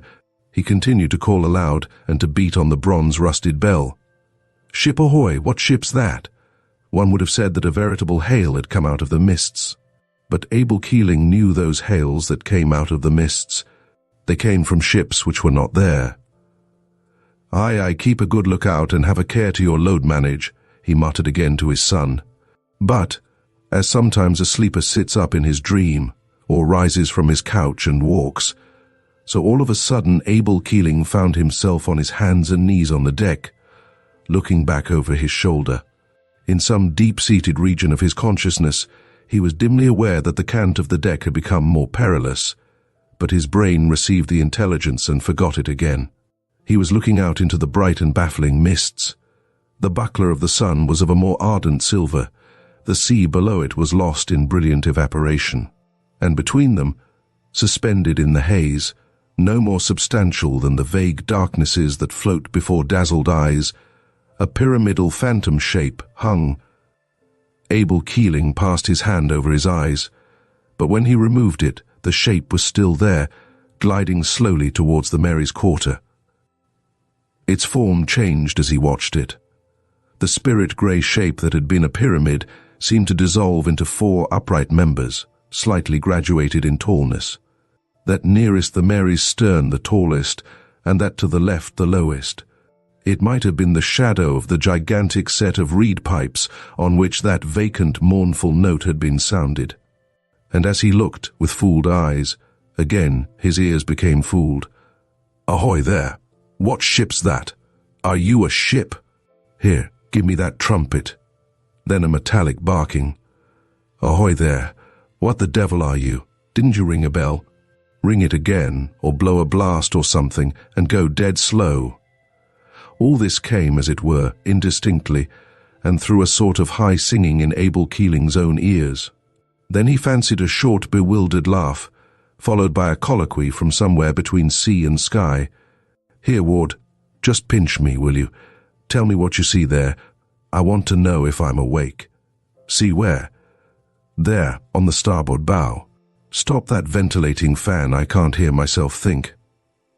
"See anything?" "Don't tell me it's that damned Dutchman. Don't pitch me that old Vanderdecken tale. Give me an easy one first, something about a sea serpent. You did hear that bell, didn't you?" "Shut up a minute, listen." Again, Bligh's voice was lifted up. "This is the covenant that I make. From henceforth nevermore will I again the world destroy with water, as before." Bligh's voice died away again in Abel Keeling's ears. "Oh, my fat Aunt Julia!" The voice that seemed to come from between sea and sky sounded again. Then it spoke more loudly. "I say," began with careful politeness, "if you are a ship, do you mind telling us where the masquerade is to be? Our wireless is out of order, and we hadn't heard of it." "Oh, you do see it, Ward, don't you? Please tell us what the hell you air." Abel Keeling had moved as a sleepwalker moves. He had raised himself up by the belfry timbers, and Bligh had sunk in a heap on the deck. Abel Keeling's movement overturned the pipkin, which raced the little trickle of its contents down the deck and lodged where the still and brimming sea made, as it were, a chain with the carved balustrade of the quarter deck, one link a still gleaming edge. Then a dark baluster, and then another gleaming link. For one moment only Abel Keeling found himself noticing that which had driven Bligh aft had been the rising of the water in the waist as the galleon settled by the head. The waist was now entirely submerged. Then once more he was absorbed in his dream, its voices and its shape in the mist, which had again taken the form of a pyramid before his eyeballs. Of course a voice seemed to be complaining anew, and still through that confused dinning in Abel Keeling's ears, "We can't turn a 4-inch on it. And of course, Ward, I don't believe in 'em. Do you hear, Ward? I don't believe in 'em, I say. Shall we call down to old AAB? This might interest his scientific skippership. Oh, lower a boat and pull out to it, into it, over it, through it. Look at our chaps crowded on the barbette yonder. They've seen it. Better not give an order you know won't be obeyed." Abel Keeling, cramped against the antique belfry, had begun to find his dream interesting, for, though he did not know her build, that mirage was the shape of a ship. No doubt it was projected from his brooding on ships of half an hour before, and that was odd. But perhaps, after all, it was not very odd. He knew that she did not really exist, only the appearance of her existed. But things had to exist like that before they really existed. Before the Mary of the Tower had existed, she had been a shape in some man's imagination. Before that, some dreamer had dreamed the form of a ship with oars. And before that, far away in the dawn and infancy of the world, some seer had seen in a vision the raft before man had ventured to push out over the water on his 2 planks. And since this shape that rode before Abel Keeling's eyes was a shape in his, Abel Keeling's dream, he, Abel Keeling, was the master of it. His own brooding brain had contrived her, and she was launched upon the illimitable ocean of his own mind. "And I will not unmindful be of this, my covenant, passed twixt me and you and every flesh whiles that the world should last," sang Bligh, rapt. But as a dreamer, even in his dream, will scratch upon the wall by his couch some key or word to put him in mind of his vision on the morrow when it has left him. So Abel Keeling found himself seeking some sign to be a proof to those to whom no vision is vouchsafed.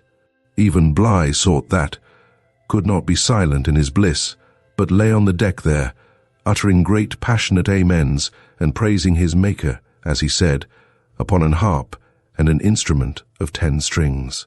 So with Abel Keeling, it would be the amen of his life to have praised God, not upon a harp, but upon a ship that should carry her own power, that should store wind or its equivalent as she stored her victuals. That should be something wrested from the chaos of uninvention and ordered and disciplined and subordinated to Abel Keeling's will. And there she was, that ship-shaped thing of spirit grey, with the 4 pipes that resembled a phantom organ now broadside and of equal length. And the ghost crew of that ship was speaking again. The interrupted silver chain by the quarterdeck balustrade had now become continuous, and the balusters made a herringbone over their own motionless reflections. The spilt water from the pipkin had dried, and the pipkin was not to be seen. Abel Keeling stood beside the mast, erect as God made man to go. With his leathery hand, he smote upon the bell. He waited for the space of a minute, and then cried, "Ahoy! Ship ahoy! What ship's that?" Chapter 15. We are not conscious in a dream that we are playing a game the beginning and end of which are in ourselves. In this dream of Abel Keeling's, a voice replied, "Hallo, it's found its tongue. Ahoy there! What are you? Loudly and in a clear voice, Abel Keeling called, "Are you a ship?" With a nervous giggle, the answer came. "We are a ship, aren't we, Ward?" "I hardly feel sure." "Yes, of course, we're a ship. No question about us. The question is what the dickens you are." Not all the words these voices used were intelligible to Abel Keeling, and he knew not what it was in the tone of these last words that reminded him of the honor due to the Mary of the Tower. Blister white and at the end of her life as she was, Abel Keeling was still jealous of her dignity. The voice had a youngish ring, and it was not fitting that young chins should be wagged about his galleon. He spoke curtly. "You that spoke, are you the master of that ship?" "Officer of the watch," the words floated back. "The captain's below. Then send for him." "It is with masters that masters hold speech," Abel Keeling replied. He could see the two shapes, flat and without relief, standing on a high, narrow structure with rails. One of them gave a low whistle, and seemed to be fanning his face, but the other rumbled something into a sort of funnel. Presently the two shapes became three. There was a murmuring, as of a consultation, and then suddenly a new voice spoke. At its thrill and tone, a sudden tremor ran through Abel Keeling's frame. He wondered what response it was that voice found in the forgotten recesses of his memory. Seemed to call this new yet faintly remembered voice. "What's all this about? Listen, we're His Majesty's destroyer Seapink, out of Devonport last October, and nothing particular the matter with us. Now who are you?" "The Mary of the Tower, out of the port of Rye on the day of St. Anne, and only 2 men." A gasp interrupted him. "Out of where?" That voice that so strangely moved Abel Keeling said unsteadily, while Bligh broke into groans of renewed rapture. "Out of the port of Rye, in the county of Sussex." "Nay, give ear, else I cannot make you hear me while this man's spirit and flesh wrestle so together. Ahoy, are you gone?" For the voices had become a low murmur, and the ship-shape had faded before Abel Keeling's eyes. Again and again he called. He wished to be informed of the disposition and economy of the wind chamber. "The wind chamber," he called, in an agony lest the knowledge almost within his grasp should be lost. "I would know about the wind chamber." Like an echo there came back the words, uncomprehendingly uttered. "The wind chamber? That driveth the vessel perchance. 'Tis not wind a steel bow that is bent also conserveth force. The force you store, to move at will through calm and storm. Can you make out what it's driving at?" "Oh, we shall all wake up in a minute. Quiet, I have it. The engines. It wants to know about our engines. It'll be wanting to see our papers presently. Rye Port. Well, no harm in humouring it. Let's see what it can make of this." "Ahoy there," came the voice to Abel Keeling, a little more strongly, as if a shifting wind carried it, and speaking faster and faster as it went on. "Not wind, but steam, do you hear? Steam, steam, steam, in 8 Yarrow water tube boilers, STEAM steam. Got it? And we've twin screw triple expansion engines, indicated horsepower 4,000, and we can do 430 revolutions per minute, savvy? Is there anything your phantomhood would like to know about our armament?" Abel Keeling was muttering fretfully to himself. It annoyed him that words in his own vision should have no meaning for him. How did words come to him in a dream that he had no knowledge of when wide awake? The That was the name of this ship, but a pink was long and narrow, low-carged and square-built aft. And as for our armament, the voice with the tones that so profoundly troubled Abel Keeling's memory continued. "We've 2 revolving Whitehead torpedo tubes, 3 6-pounders on the upper deck.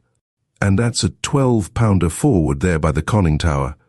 I forgot to mention that we're nickel steel, with a coal capacity of 60 tons in most damnably placed bunkers, and that 30 1/4 knots is about our top.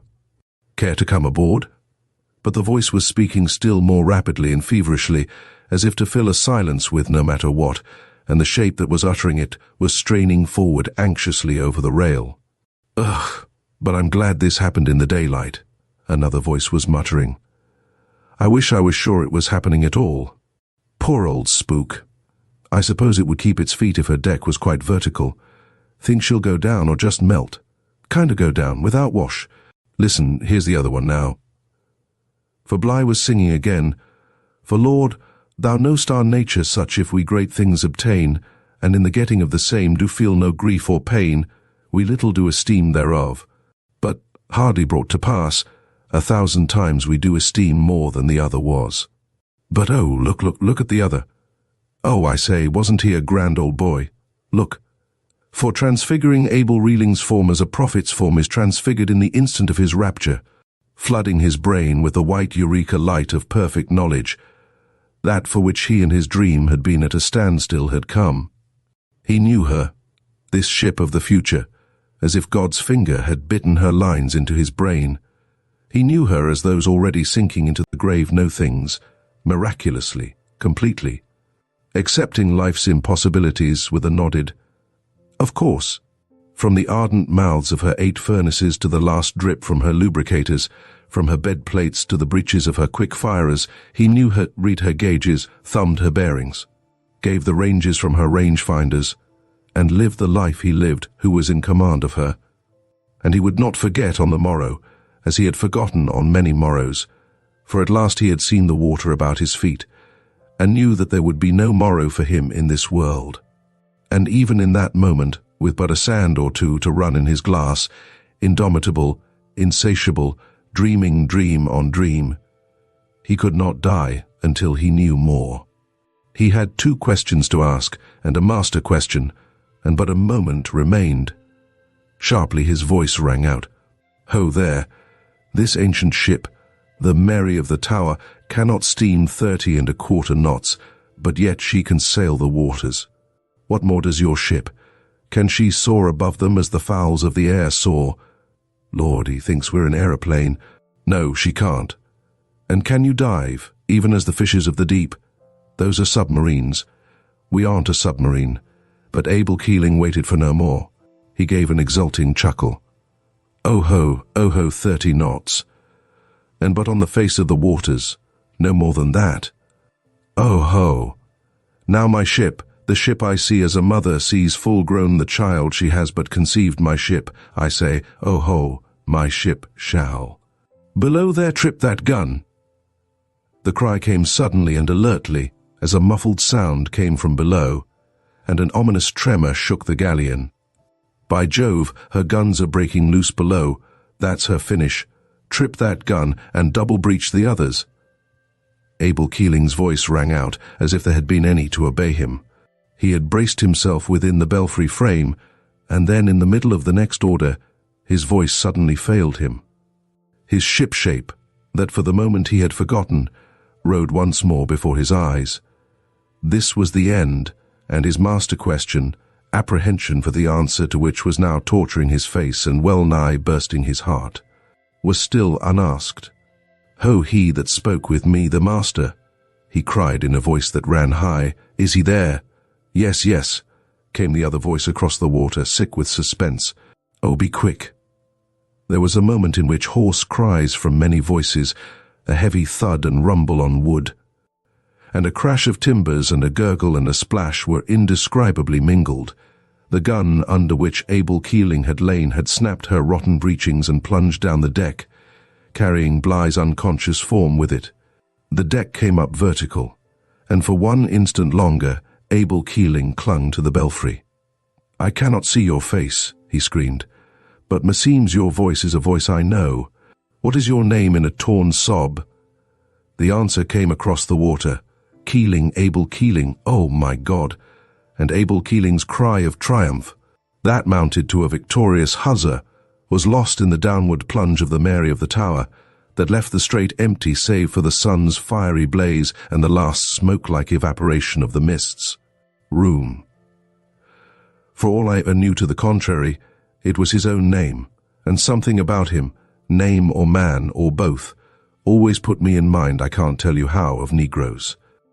As regards the name, I dare say it was something hugger-mugger in the mere sound, something that I classed, for no particular reason, with the dark and ignorant sort of words such as Obi and hoodoo. I only know that after I learned that his name was Room, I couldn't for the life of me have thought of him as being called anything else. The first impression that you got of his head was that it was a patchwork of black and white, black bushy hair and short white beard, or else the other way about.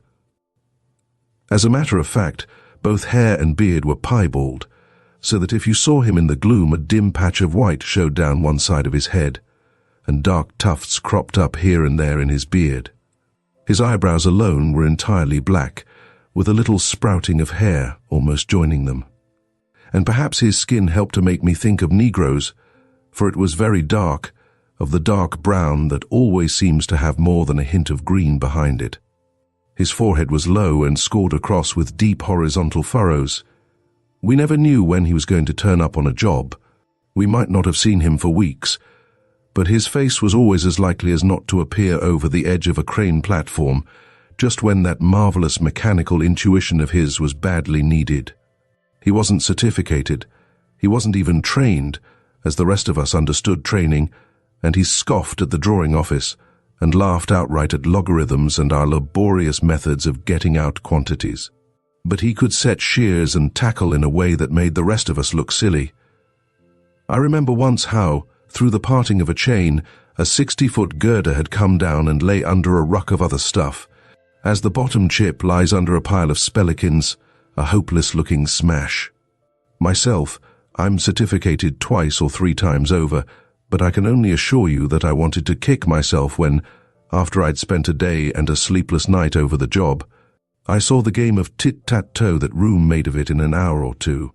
Certificated or not, a man isn't a fool who can do that sort of thing, and he was one of these fellows too, who can find water, tell you where water is and what amount of getting it is likely to take, by just walking over the place.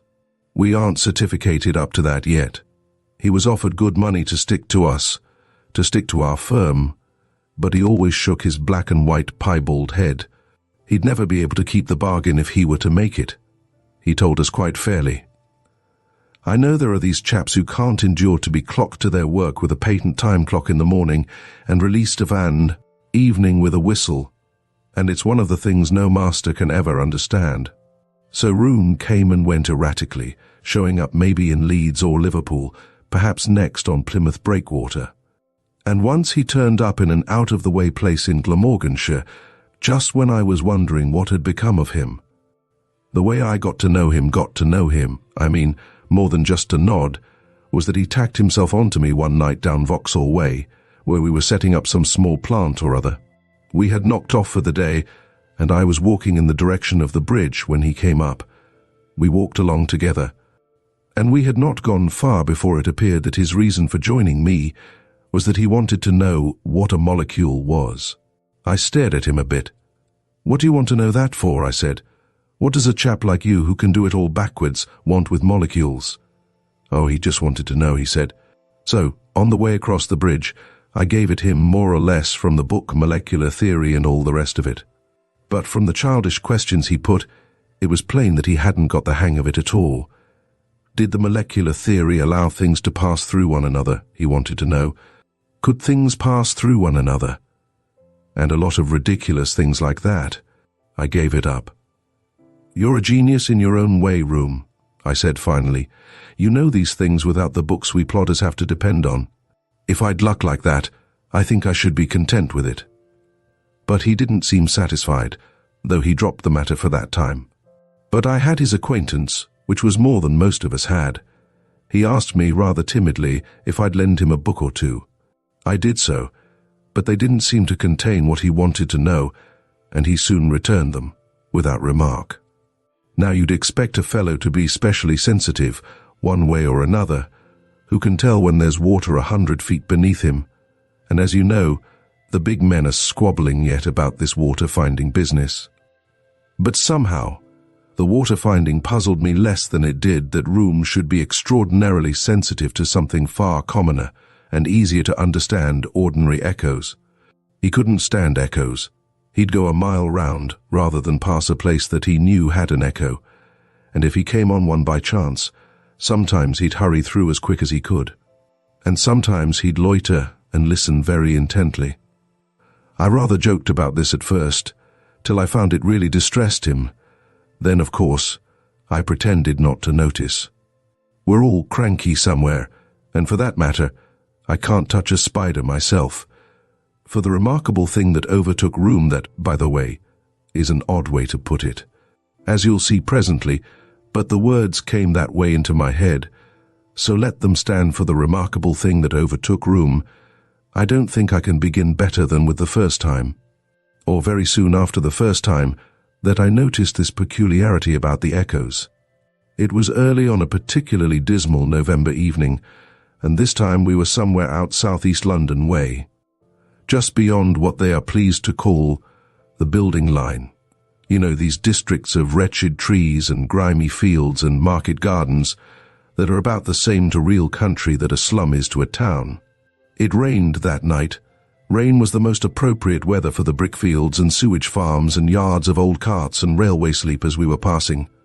The rain shone on the black handbag that Room always carried, and I sucked at the dottle of a pipe that it was too much trouble to fill and light again. We were walking in the direction of Lewisham, I think it would be, and were still a little way from that eruption of red brick houses but you've doubtless seen them. You know how, when they're laying out new roads, they lay down the narrow strip of curb first, with neither sets on the one hand nor flagstones on the other. We had come upon one of these. I had noticed how, as we had come a few minutes before, under a tall, hollow-ringing railway arch, Room had all at once stopped talking. It was the echo, of course. That bothered him. The unmade road to which we had come had headless lamp standards at intervals and ramparts of grey road metal ready for use, and save for the strip of curb, it was a broth of mud and stiff clay. A red light or two showed where the road barriers were. They were laying the mains. A green railway light showed on an embankment, and the Lewisham lamps made a rusty glare through the rain. Room went first, walking along the narrow strip of curb. The lamp standards were a little difficult to see, and when I heard Room stop suddenly and draw in his breath sharply, I thought he had walked into one of them. "Hurt yourself?" I said. He walked on without replying, but half a dozen yards farther on he stopped again. He was listening again. He waited for me to come up. "I say," he said in an odd sort of voice, "go a yard or two ahead, will you?" "What's the matter?" I asked as I passed ahead. He didn't answer. Well, I hadn't been leading for more than a minute before he wanted to change again. He was breathing very quick and short. "Why, what ails you?" I demanded, stopping. "It's all right. You're not playing any tricks, are you?" I saw him pass his hand over his brow. "Come, get on," I said shortly, and we didn't speak again till we struck the pavement with the lighted lamps. Then I happened to glance at him. "Here," I said brusquely, taking him by the sleeve. "You're not well. We'll call somewhere and get a drink." "Yes," he said, again wiping his brow. "I say, did you hear?" "Hear what?" "Ah, you didn't. And of course you didn't feel anything. Come, you're shaking." When presently we came to a brightly lighted public house or hotel, I saw that he was shaking even worse than I had thought. The shirt-sleeved barman noticed it too, and watched us curiously. I made Room sit down and got him some brandy. "What was the matter?" I asked as I held the glass to his lips. But I could get nothing out of him except that it was all right, with his head twitching over his shoulder, almost as if he had touch of the dance.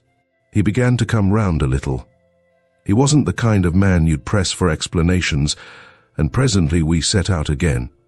He walked with me as far as my lodgings, refused to come in, but for all that lingered at the gate as if loath to leave. I watched him turn the corner in the rain. We came home together again the next evening, but by a different way, quite half a mile longer. He had waited for me a little pertinaciously. It seemed he wanted to talk about molecules again.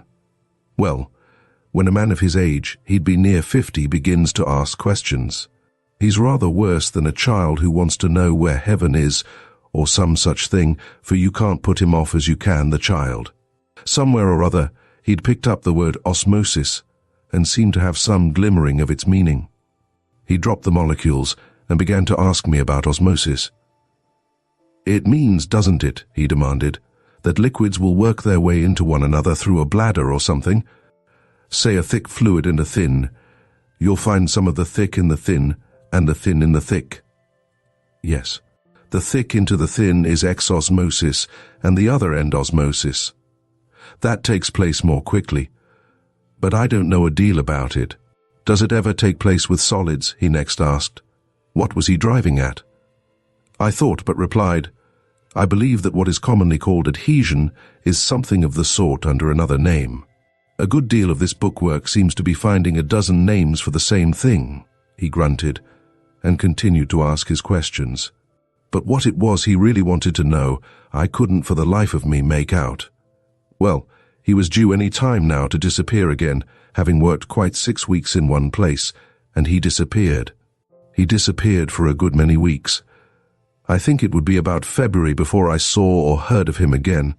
It was February weather anyway, and in an echoing enough place that I found him the subway of one of the metropolitan stations.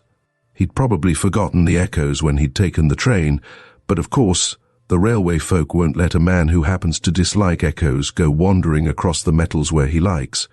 He was 20 yards ahead when I saw him. I recognized him by his patched head and black handbag. I ran along the subway after him. It was very curious. He'd been walking close to the white tiled wall, and I saw him suddenly stop, but he didn't turn.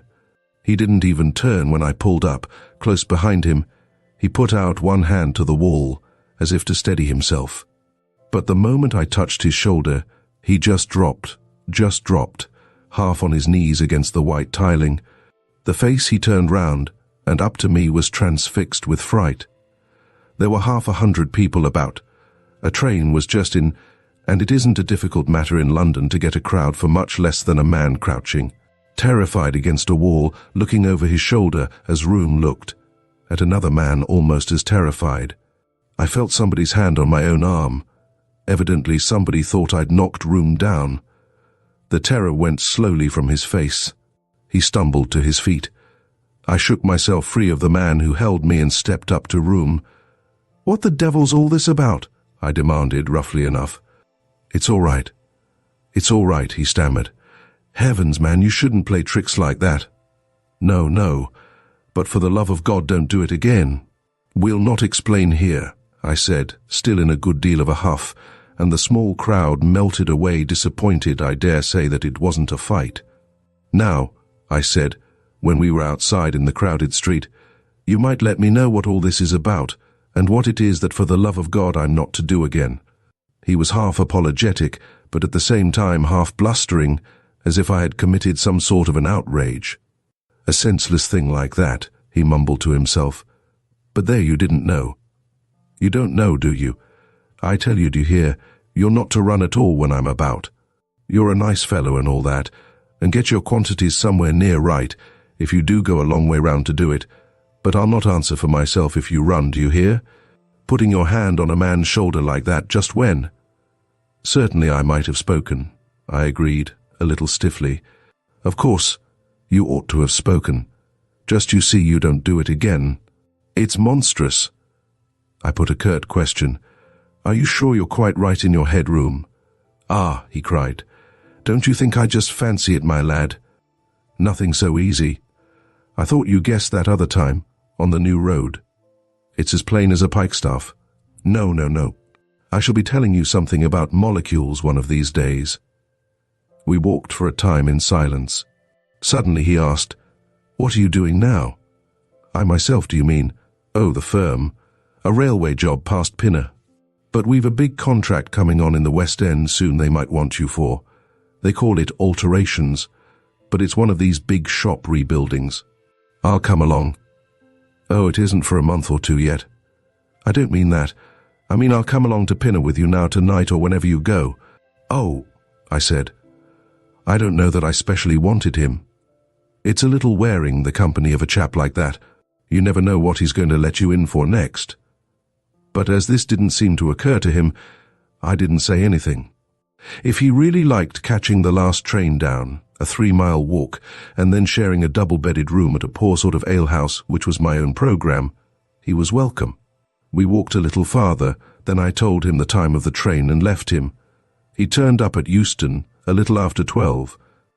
We went down together, It was getting on for 1 when we left the station at the other end, and then we began the tramp across the weald to the inn.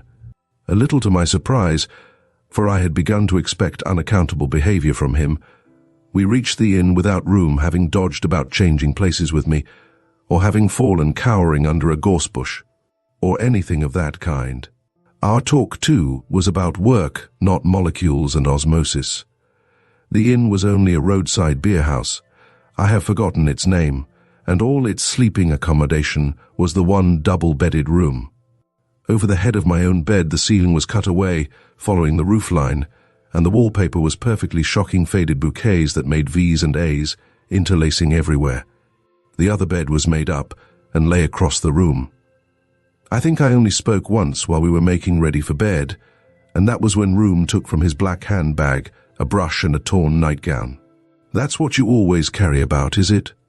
I remarked, and Room grunted something, "Yes. Never knew where you'd be next. No harm, was it?" We tumbled into bed. But for all the lateness of the hour, I wasn't sleepy, so from my own bag I took a book, set the candle on the end of the mantel, and began to read. Mark you, I don't say I was much better informed for the reading I did, for I was watching the V's on the wallpaper, mostly that, and wondering what was wrong with the man in the other bed who had fallen down at a touch in the subway. He was already asleep. Now I don't know whether I can make the next clear to you. I'm quite certain he was sound asleep, so that it wasn't just the fact that he spoke. Even that is a little unpleasant, I always think, any sort of sleep talking, but it's a very queer sort of sensation when a man actually answers a question that's put to him, knowing nothing whatever about it in the morning. Perhaps I ought not to have put that question. Having put it, I did the next best thing afterwards, as you'll see in a moment. But let me tell you, he'd been asleep perhaps an hour, and I wool gathering about the wallpaper, when suddenly, in a far more clear and loud voice than he ever used when awake, he said, "What the devil is it prevents me seeing him then?" That startled me rather, for the second time that evening, and I really think I had spoken before I had fully realized what was happening. "From seeing whom?" I said, sitting up in bed. "Whom? You're not attending.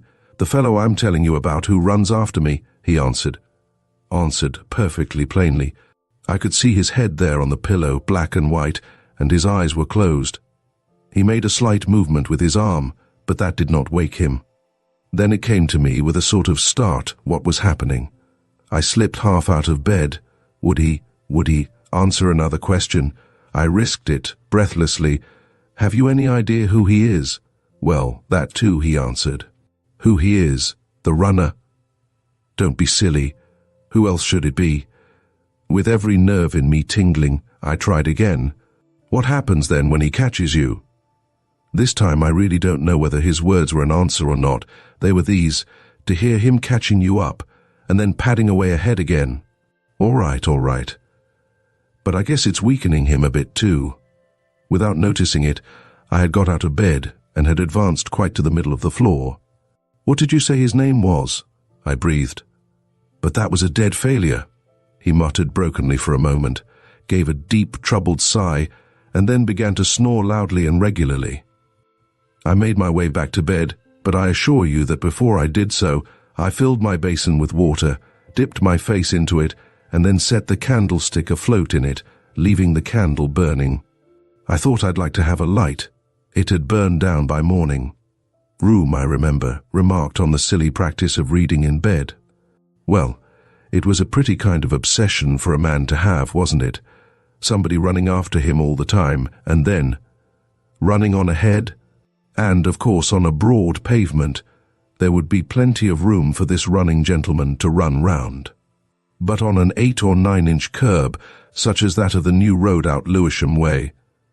But perhaps he was a jumping gentleman too, and could jump over a man's head. You'd think he'd have to get past some way, wouldn't you? I remember vaguely wondering whether the name of that runner was not Conscience, but conscience isn't a matter of molecules and osmosis. One thing, however, was clear: I'd got to tell Room what I'd learned, for you can't get hold of a fellow's secrets in ways like that. I lost no time about it. I told him, in fact, soon after we'd left the inn the next morning, told him how he'd answered in his sleep. And what do you think of this? He seemed to think I ought to have guessed it. Guessed a monstrous thing like that. You're less clever than I thought, with your books and that, if you didn't, he grunted. But, good God, man. Queer, isn't it? But you don't know the queerest. He pondered for a moment, and then suddenly put his lips to my ear. I'll tell you, he whispered. It gets harder every time. At first he just slipped through, a bit of a catch at my heart, like when you nod off to sleep in a chair and jerk up awake again, and away he went. But now it's getting grinding, sluggish, and the pain. You'd notice, that night on the road, the little check it gave me, that's passed long since. And last night, when I'd just braced myself up stiff to meet it, and you tapped me on the shoulder. He passed the back of his hand over his brow. I tell you, he continued, it's an agony each time. I could scream at the thought of it. It's oftener, too, now, and he's getting stronger. The end osmosis is getting to be exosmosis. Is that right? Just let me tell you one more thing. But I'd had enough. I'd asked questions the night before, but now, well, I knew quite as much as, and more than, I wanted. Stop, please, I said. You're either off your head, or worse.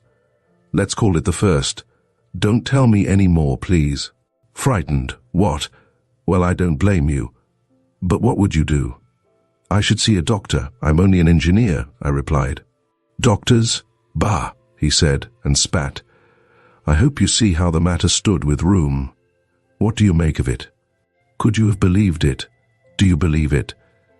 He'd made a nearish guess when he'd said that much of our knowledge is giving names to things we know nothing about. Only rule of thumb physics thinks everything's explained in the manual, and you've always got to remember one thing. You can call it force or what you like, but it's a certainty that things, solid things of wood and iron and stone, would explode, just go off in a puff into space. If it wasn't for something just as inexplicable as that Room said he felt in his own person, and if you can swallow that, it's a relatively small matter whether Room's light-footed familiar slipped through him unperceived or had to struggle through obstinately. You see now why I said that a queer thing overtook Room. More, I saw it. This thing that outrages reason, I saw it happen. That is to say, I saw its effects. And it was in broad daylight, on an ordinary afternoon, in the middle of Oxford Street of all places. There wasn't a shadow of doubt about it. People were pressing and jostling about him, and suddenly I saw him turn his head and listen, as I'd seen him before.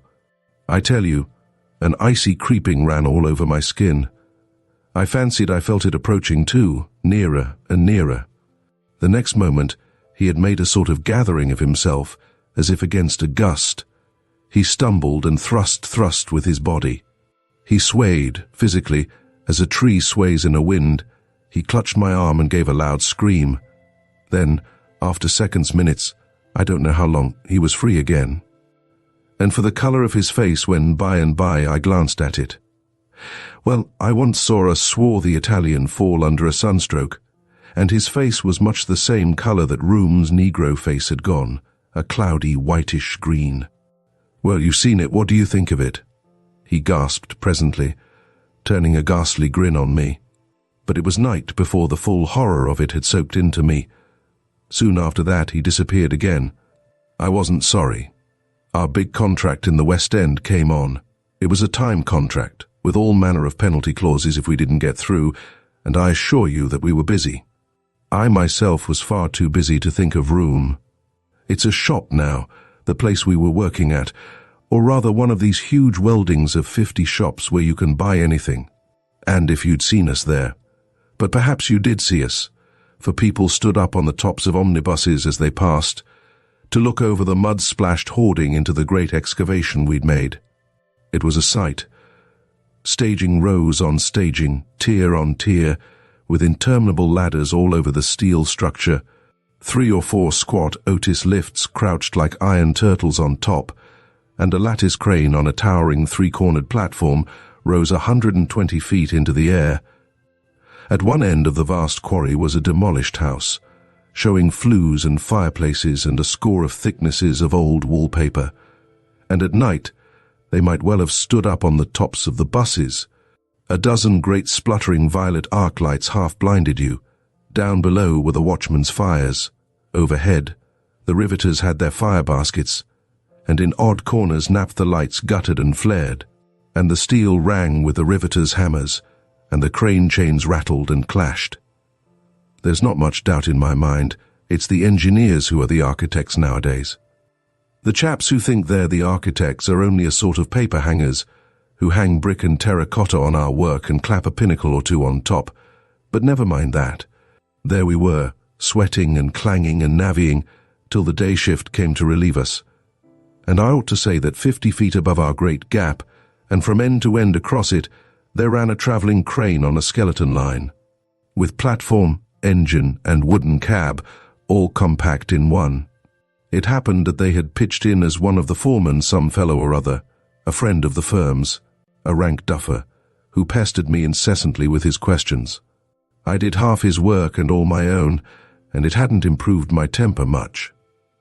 On this night that I'm telling about, he'd been playing the fool with his questions, as if a time contract was a sort of summer holiday, and he'd filled me up to that point that I really can't say just when it was that Room put in an appearance again.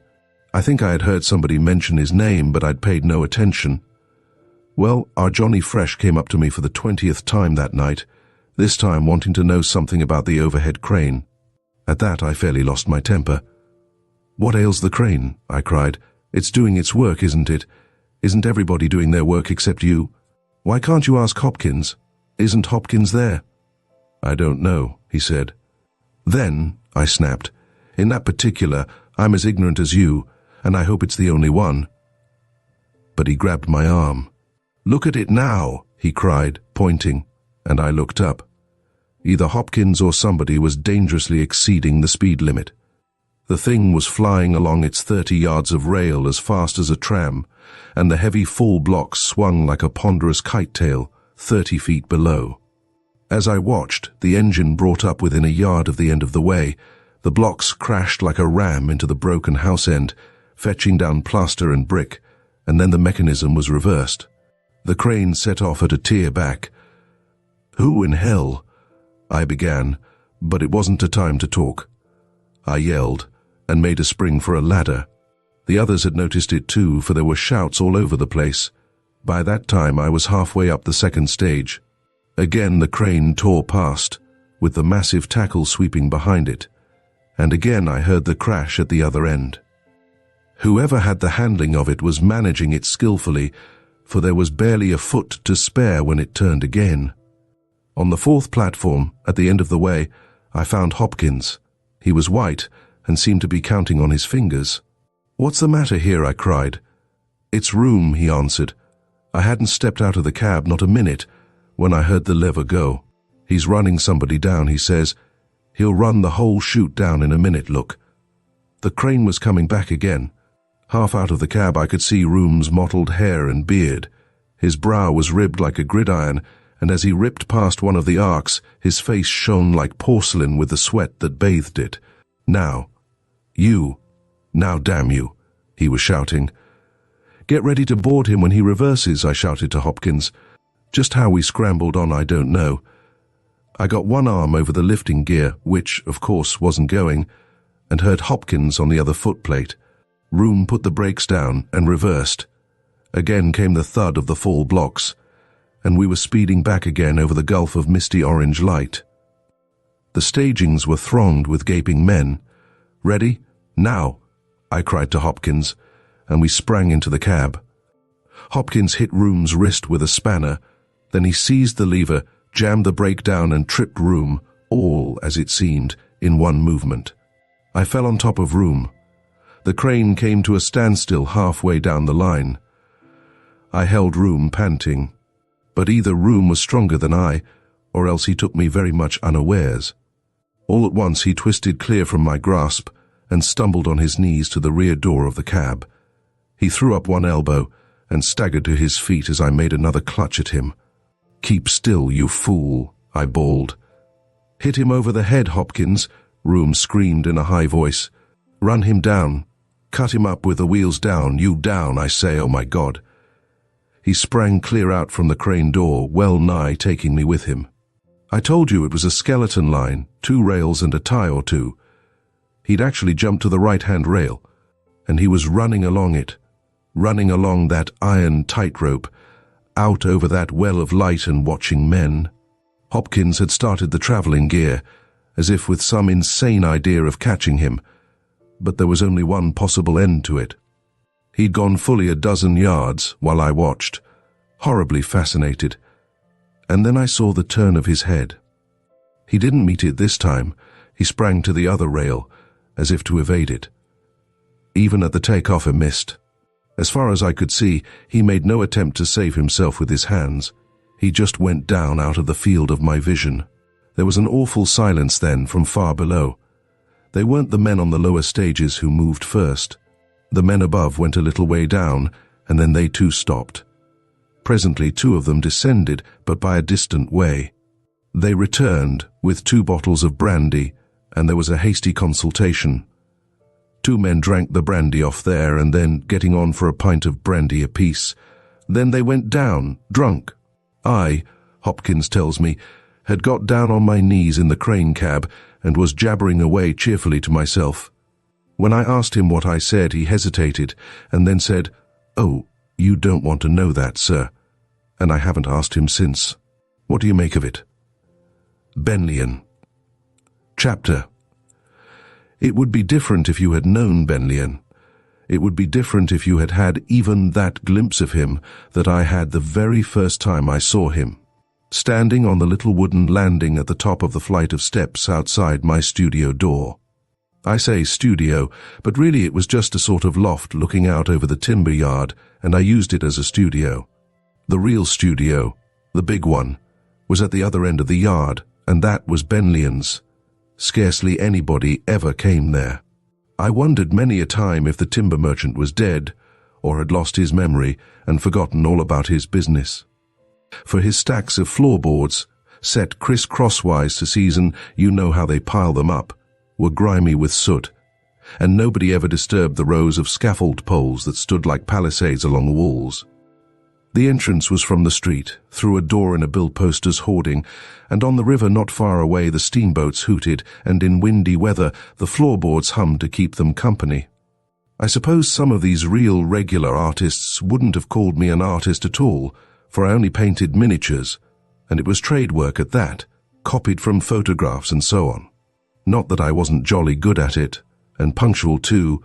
Lots of these high-flown artists have simply no idea of punctuality, and the loft was cheap and suited me very well. But, of course, a sculptor wants a big place on the ground floor. It's slow work, that with blocks of stone and marble that cost you £20 every time you lift them. So Benlyon had the studio. His name was on a plate on the door, but I'd never seen him till this time I'm telling you of. I was working that evening at one of the prettiest little things I'd ever done.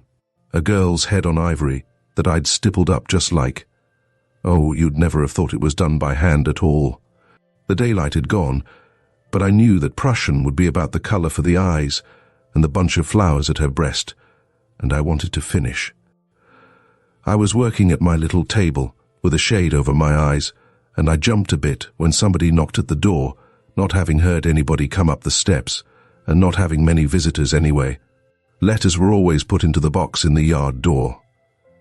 When I opened the door, there he stood on the platform, and I gave a bit of a start, having come straight from my ivory, you see.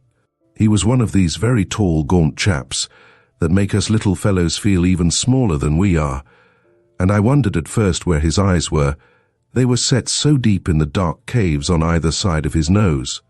Like a skull, his head was.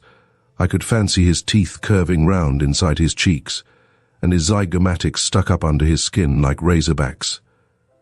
But if you're not one of us artists, you'll not understand that. A bit of smoky greenish sky showed behind him, and then, as his eyes moved in their big pits, one of them caught the light of my lamp and flashed like a well of lustre. He spoke abruptly, in a deep, shaky sort of voice. "I want you to photograph me in the morning," he said. I supposed he'd seen my printing frames out on the window sash some time or other. "Come in," I said. "But I'm afraid if it's a miniature you want, that I'm retained, My firm retains me. You'd have to do it through them. But come in, and I'll show you the kind of thing I do, though you ought to have come in the daylight." He came in.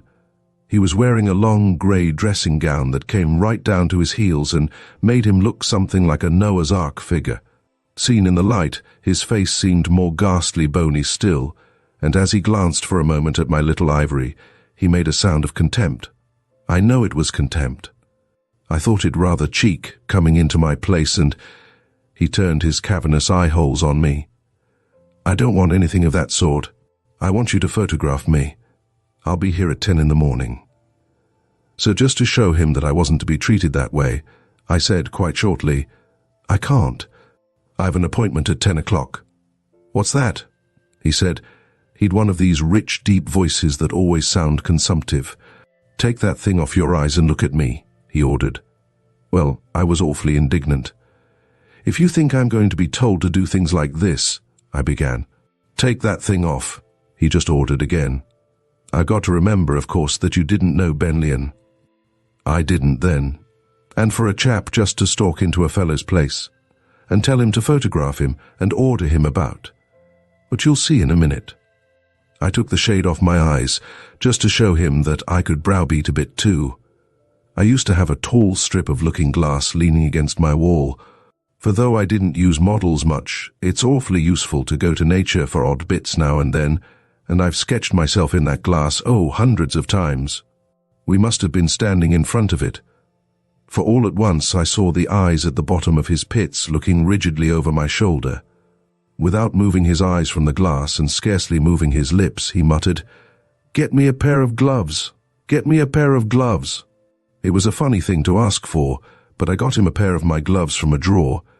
His hands were shaking so that he could hardly get them on, and there was a little glistening of sweat on his face. That looked like the salt that dries on you when you've been bathing in the sea. Then I turned to see what it was that he was looking so earnestly and profoundly at in the mirror. I saw nothing except just the pair of us, he with my gloves on. He stepped aside and slowly drew the gloves off. I think I could have bullied him just then. He turned to me. "Did that look all right to you?" he asked. "Why, my dear chap, whatever ails you?" I cried. "I suppose," he went on, "you couldn't photograph me tonight now. I could have done with magnesium, but I hadn't a scrap in the place." I told him so. He was looking round my studio. He saw my camera standing in a corner. "Ah," he said. He made a stride towards it. He unscrewed the lens, brought it to the lamp, and peered attentively through it, now into the air, now at his sleeve and hand, as if looking for a flaw in it. Then he replaced it and pulled up the collar of his dressing gown as if he was cold. "Well, another night of it," he muttered. "But," he added, facing suddenly round on me, "if your appointment was to meet your God himself, you must photograph me at 10 tomorrow morning." "All right," I said, giving in, for he seemed horribly ill. "Draw up to the stove and have a drink of something and a smoke." "I neither drink nor smoke," he replied, moving towards the door. "Sit down and have a chat then," I urged, for I always liked to be decent with fellows, and it was a lonely sort of place, that yard. He shook his head. "Be ready by 10 o'clock in the morning," he said, and he passed down my stairs and crossed the yard to his studio, without even having said good night. Well, he was at my door again at 10 o'clock in the morning, and I photographed him. I made 3 exposures, but the plates were some that I'd had in the place for some time, and they'd gone off and fogged in the developing. "I'm awfully sorry," I said, "but I'm going out this afternoon, and we'll get some more, and we'll have another shot in the morning." One after the other, he was holding the negatives up to the light and examining them. Presently he put them down quietly, leaning them methodically up against the edge of the developing bath. "Never mind, it doesn't matter." "Thank you," he said, and left me. After that, I didn't see him for weeks, but at nights I could see the light of his roof window, shining through the wreathing river mists, and sometimes I heard him moving about, and the muffled knock-knocking of his hammer on marble. Chapter 17. Of course I did see him again, or I shouldn't be telling you all this. He came to my door, just as he had done before, and at about the same time in the evening. He hadn't come to be photographed this time, But for all that, it was something about a camera, something he wanted to know. He'd brought 2 books with him, big books, printed in German. They were on light, he said, and physics, or else it was psychics. I always get those 2 words wrong. They were full of diagrams and equations and figures, and of course it was all miles above my head. He talked a lot about hyperspace, whatever that is, and at first I nodded, as if I knew all about it. But he very soon saw that I didn't, and he came down to my level again. What he'd come to ask me was this: did I know anything of my own experience about things photographing through? You know the kind of thing. A name that's been painted out on a board, say, comes up in the plate. Well, as it happened, I had once photographed a drawing for a fellow, and the easel I had stood it on had come up through the picture, and I knew by the way Benlian nodded that that was the kind of thing he meant. More, he said. I told him I'd once seen a photograph of a man with a bowler hat on, and the shape of his crown had showed through the hat. Yes, he said, musing, and then he asked, have you ever heard of things not photographing at all? But I couldn't tell him anything about that, and off he started again about light and physics and so on. Then, as soon as I could get a word in, I said, but of course the camera isn't art. Some of my miniatures, you understand, were jolly nice little things. No, he murmured absently, and then abruptly he said, Eh? What's that? And what the devil do you know about it? Well, said I, in a dignified sort of way, considering that for 10 years I've been— Chut! Hold your tongue, he said, turning away. There he was, talking to me again, just as if I'd asked him in to bully me. But you've got to be decent to a fellow when he's in your own place. And by I asked him, but in a cold, off-hand sort of way, how his own work was going on. He turned to me again. Would you like to see it? He asked. Thought I, he's got to a sticking point with his work. It's all very well, I thought, for you to sniff at my miniatures, my friend. But we all get stale on our work sometimes, and the fresh eye, even of a miniature painter.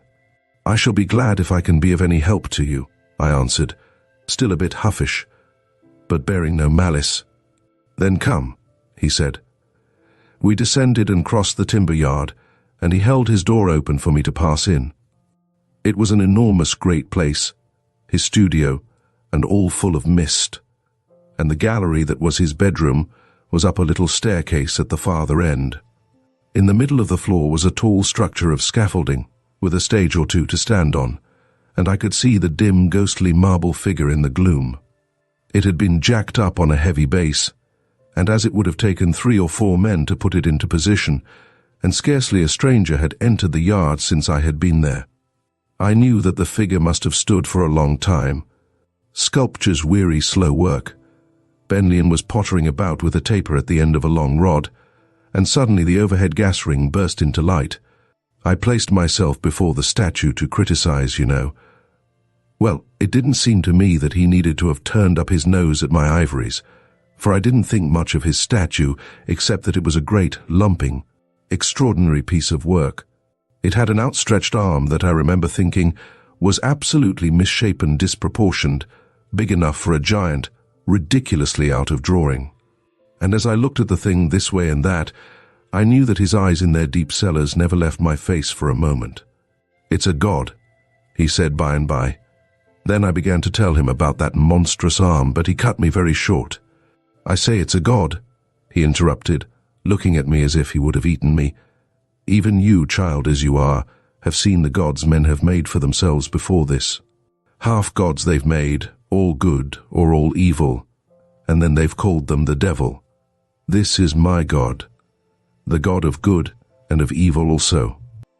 I see, I said, rather taken aback, but quite sure he was off his head for all that.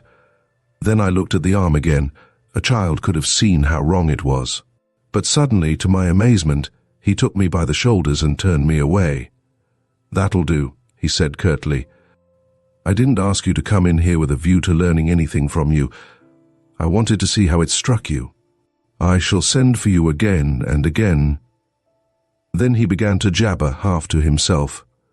Bah, he muttered. Is that all? They ask before a stupendous thing. Show them the ocean, the heavens, infinity, and they ask, Is that all? If they saw their God face to face, they'd ask it. There's only one cause that works now in good and now in evil, but show it to them, and they put their heads on one side and begin to appraise and patronize it. I tell you, what's seen at a glance flies away at a glance. Gods come slowly over you, but presently, they begin to grip you, and at the end there's no fleeing from them. You'll tell me more about my statue by and by. What was that you said? He demanded, facing swiftly round on me. That arm?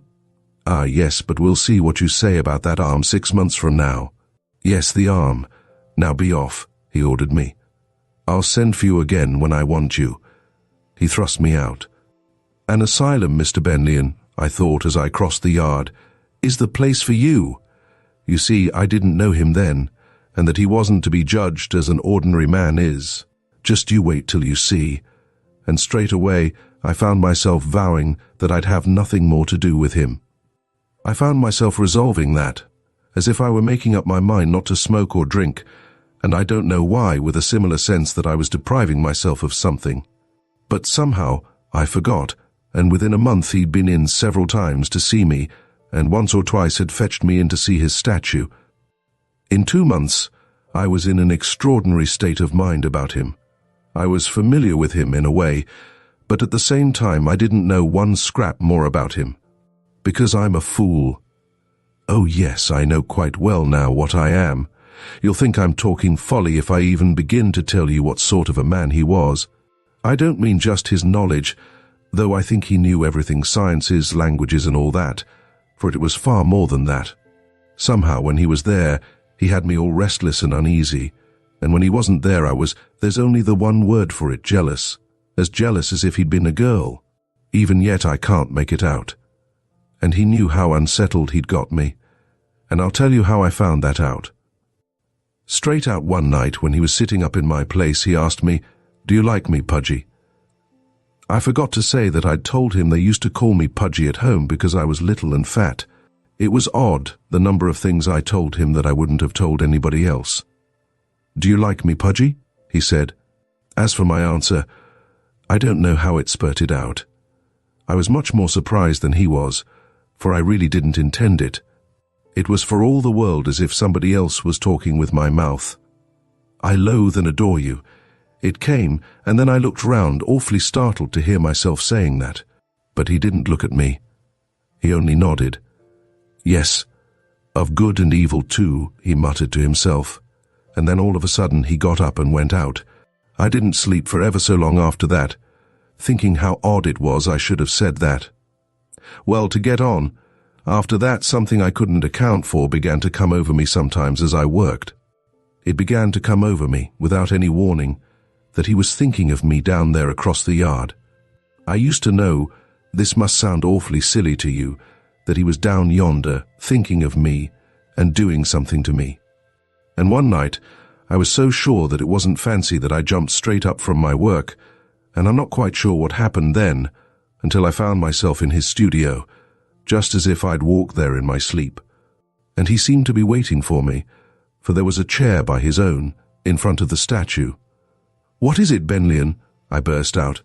"Ah," he said. "Well, it's about that arm, Pudgy. I want you to tell me about the arm. Does it look so strange as it did?" "No," I said. "I thought it wouldn't," he observed. "But I haven't touched it, Pudgy, so I stayed the evening there.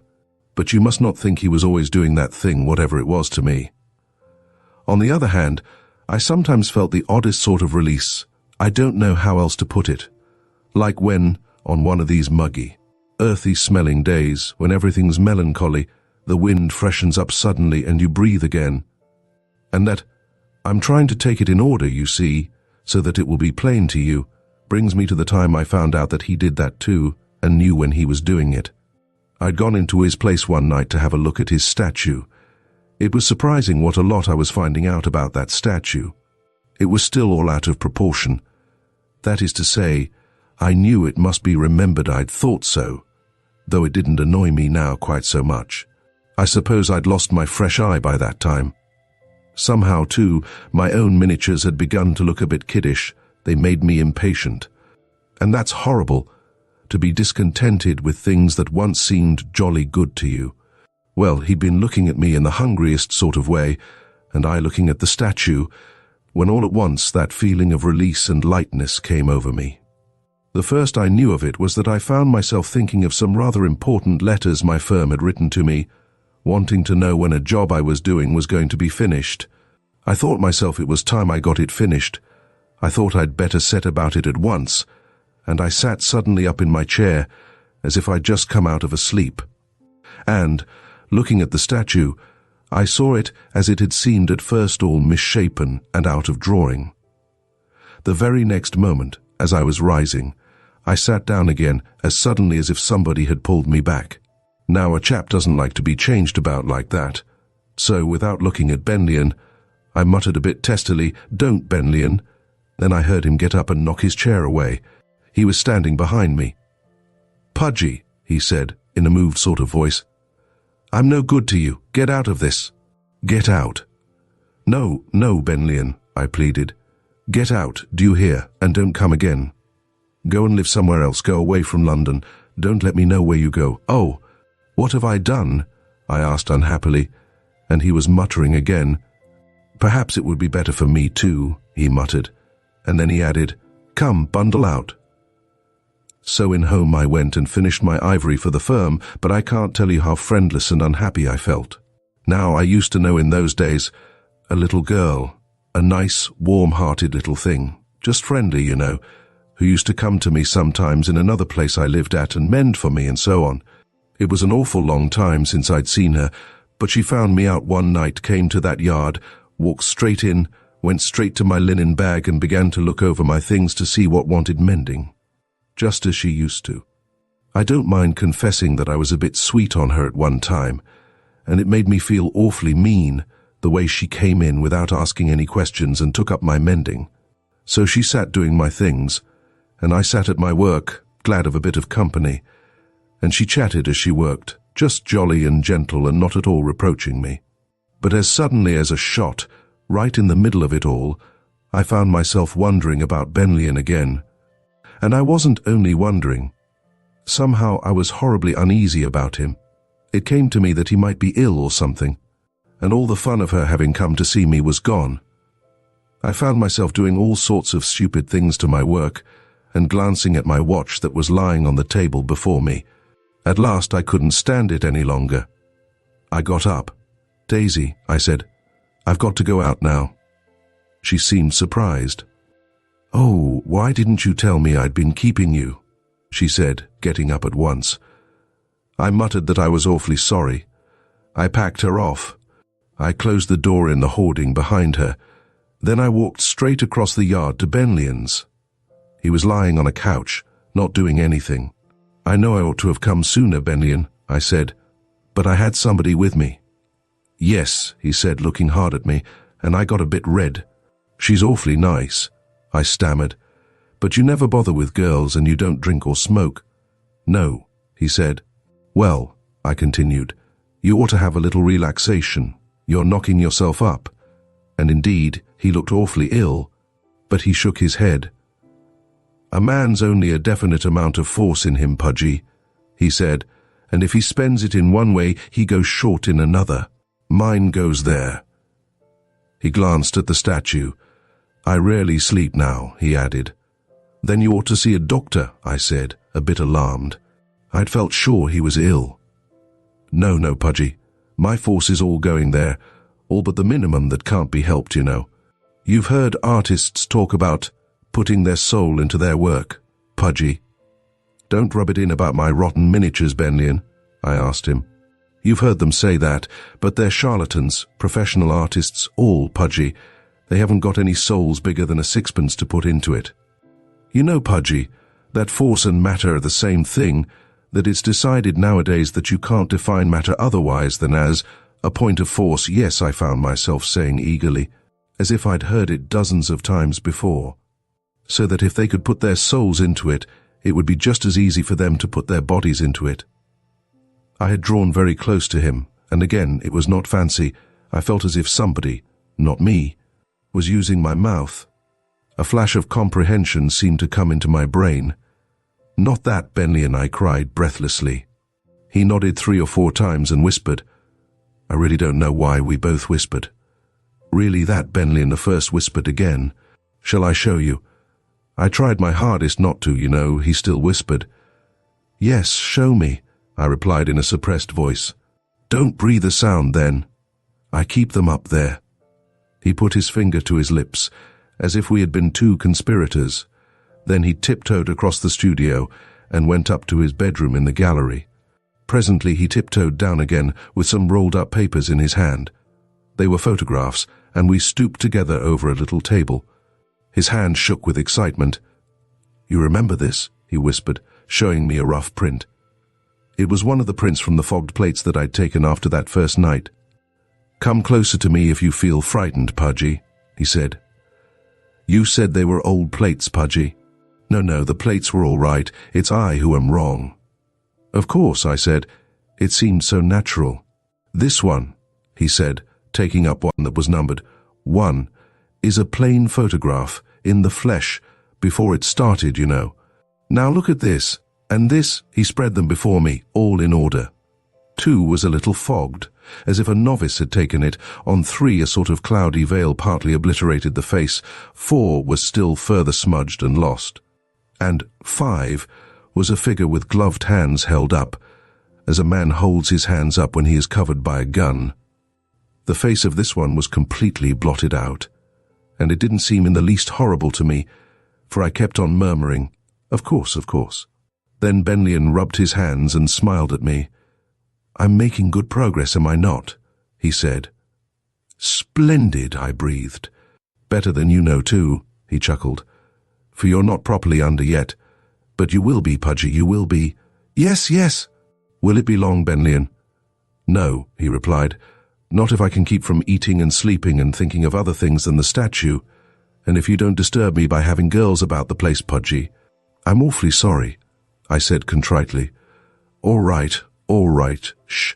This, Pudgy, is my own studio. I bought it purposely to make my statue my god. I'm passing nicely into it. And when I'm quite past, Pudgy, you can have the key and come in when you like." "Oh, thanks awfully," I murmured gratefully. He nudged me. "What would they think of it, Pudgy? Those are the exhibitions and academies who say their souls are in their work. What would the cacklers think of it, Pudgy?" "Aren't they fools?" I chuckled. "And I shall have one worshipper, shan't I, Pudgy?" "Rather," I replied. "Isn't it splendid?" "Oh, need I go back just yet?" "Yes, you must go now, but I'll send for you again very soon. You know I tried to do without you, Pudge. I tried for 13 days and it nearly killed me. That's past. I shan't try again. Now off you trot, my Pudgy." I winked at him knowingly and came skipping and dancing across the yard. Chapter 18.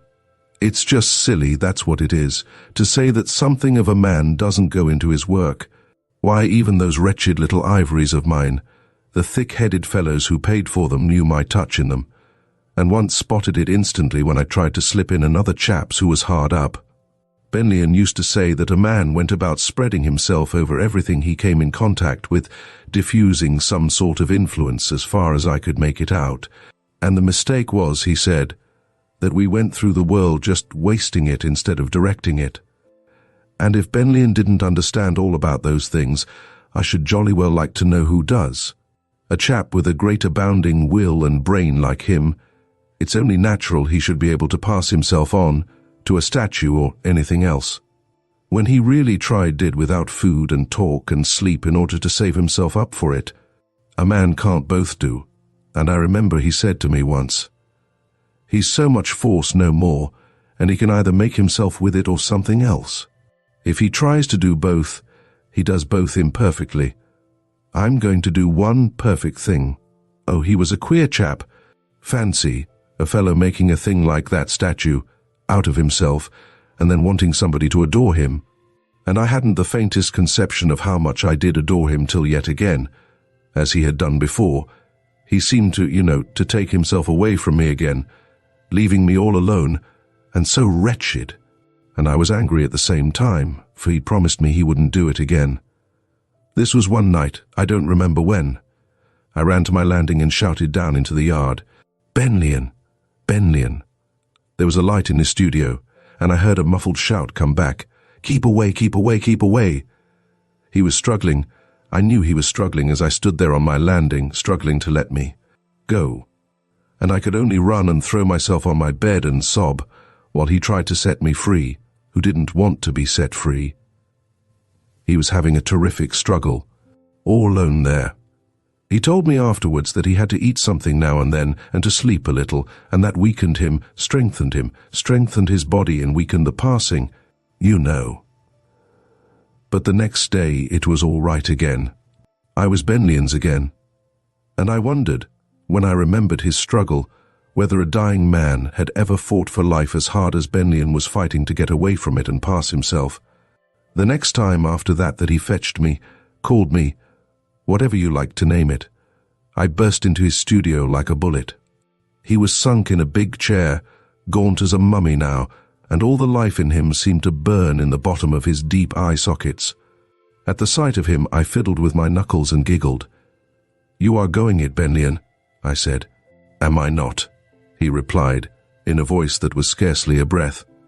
"You meant me to bring the camera and magnesium, didn't you?" I had snatched them up when I felt his call, and had brought them. "Yes, go ahead." So I placed the camera before him, made all ready, and took the magnesium ribbon in a pair of pincers. "Are you ready?" I said, and lighted the ribbon. The studio seemed to leap with the blinding glare. The ribbon spat and spluttered. I snapped the shutter, and the fumes drifted away and hung in clouds in the roof. "You'll have to walk me about soon, Pudgy, and bang me with bladders, as they do the opium patients," he said sleepily. "Let me take one of the statue now," I said eagerly. But he put up his hand. No, that's too much like testing our God. Faith's the food they feed gods on, Pudgy. We'll let the SPR people photograph it when it's all over," he said. "Now get it developed." I developed the plate. The obliteration now seemed complete, but Benlyon seemed dissatisfied. "There's something wrong somewhere," he said. "It isn't so perfect as that yet. I can feel within me it isn't. It's merely that your camera isn't strong enough to find me, Pudgy." "I'll get another in the morning," I cried. "No," he answered. "I know something better than that. Have a cab here by 10 o'clock in the morning and we'll go somewhere." By 10:30 the next morning, we had driven to a large hospital and had gone down a lot of steps and along corridors to a basement room. There was a stretcher couch in the middle of the room, and all manner of queer appliances, frames of ground glass, tubes of glass blown into extraordinary shapes, a dynamo, and a lot of other things all about. A couple of doctors were there too, and Benlyon was talking to them. "We'll try my hand first," Benlyon said by and by. He advanced to the couch and put his hand under one of the frames of ground glass. One of the doctors did something in a corner. A harsh crackling filled the room, and an unearthly fluorescent light shot and flooded across the frame where Benlyon's hand was. The two doctors looked and then started back. One of them gave a cry. He was sickly white. "Put me on the couch," said Benlyon. I and the doctor, who was not ill, lifted him on the canvas stretcher. The green gleaming frame of fluctuating light was passed over the whole of his body. Then the doctor ran to a telephone and called a colleague. We spent the morning there, with dozens of doctors coming and going. Then we left. All the way home in the cab, Benlyon chuckled to himself. "That scared 'em, Pudgy," he chuckled. "A man they can't x-ray that scared 'em. We must put that down in the diary." "Wasn't it ripping?" I chuckled back. He kept a sort of diary or record. He gave it to me afterwards. But they've borrowed it. It was as big as a ledger, and immensely valuable. I'm sure they oughtn't to borrow valuable things like that and not return them. The laughing that Benlyon and I have had over that diary. It fooled them all, the clever X-ray men, the artists of the academies, everybody. Written on the flyleaf was, "To my Pudgy. I shall publish it when I get it back again." Benlyon had now got frightfully weak. It's awfully hard work, passing yourself, and he had to take a little milk now and then, or he'd have died before he had quite finished. I didn't bother with miniatures any longer, and when angry letters came from my employers, we just put them into the fire. Benlyon and I, and we laughed. That is to say, I laughed, but Benlian only smiled, being too weak to laugh really. He'd lots of money, so that was all right, and I slept in his studio to be there for the passing. And that wouldn't be very long now, I thought, and I was always looking at the statue. Things like that, in case you don't know, have to be done gradually, and I supposed he was busy filling up the inside of it and hadn't got to the outside yet, for the statue was much the same to look at. But, reckoning off his sips of milk and snatches of sleep, he was making splendid progress, and the figure must be getting very full now. I was awfully excited it was getting so near. And then somebody came bothering and nearly spoiling all. It's odd, but I really forget exactly what it was. I only know there was a funeral, and people were sobbing and looking at me, and somebody said I was callous, but somebody else said, "No, look at him," and that it was just the other way about. And I think I remember now that it wasn't in London, for I was in a train, but after the funeral I dodged them and found myself back at Euston again. They followed me, but I shook them off. I locked my own studio up and lay as quiet as a mouse in Benlian's place when they came hammering at the door. And now I must come to what you're called the finish, though it's awfully stupid to call things like that finishes. I'd slipped into my own studio one night, I forget what for, and I'd gone quietly, for I knew they were following me, those people, and would catch me if they could. It was a thick, misty night, and the light came streaming up through Benlian's roof window, with the shadows of the window divisions losing themselves like dark rays in the fog. A lot of hooting was going on down the river, steamers and barges. Oh, I know what I'd come into my studio for. It was for those negatives. Benlian wanted them for the diary, so that it could be seen there wasn't any fake about the prints. For he'd said he would make a final spurt that evening and get the job finished. It had taken a long time, but I'll bet you couldn't have passed yourself any quicker. When I got back, he was sitting in the chair he'd hardly left for weeks, and the diary was on the table by his side. I'd taken all the scaffolding down from the statue, and he was ready to begin. He had to waste one last bit of strength to explain to me, but I drew as close as I could so that he wouldn't lose much.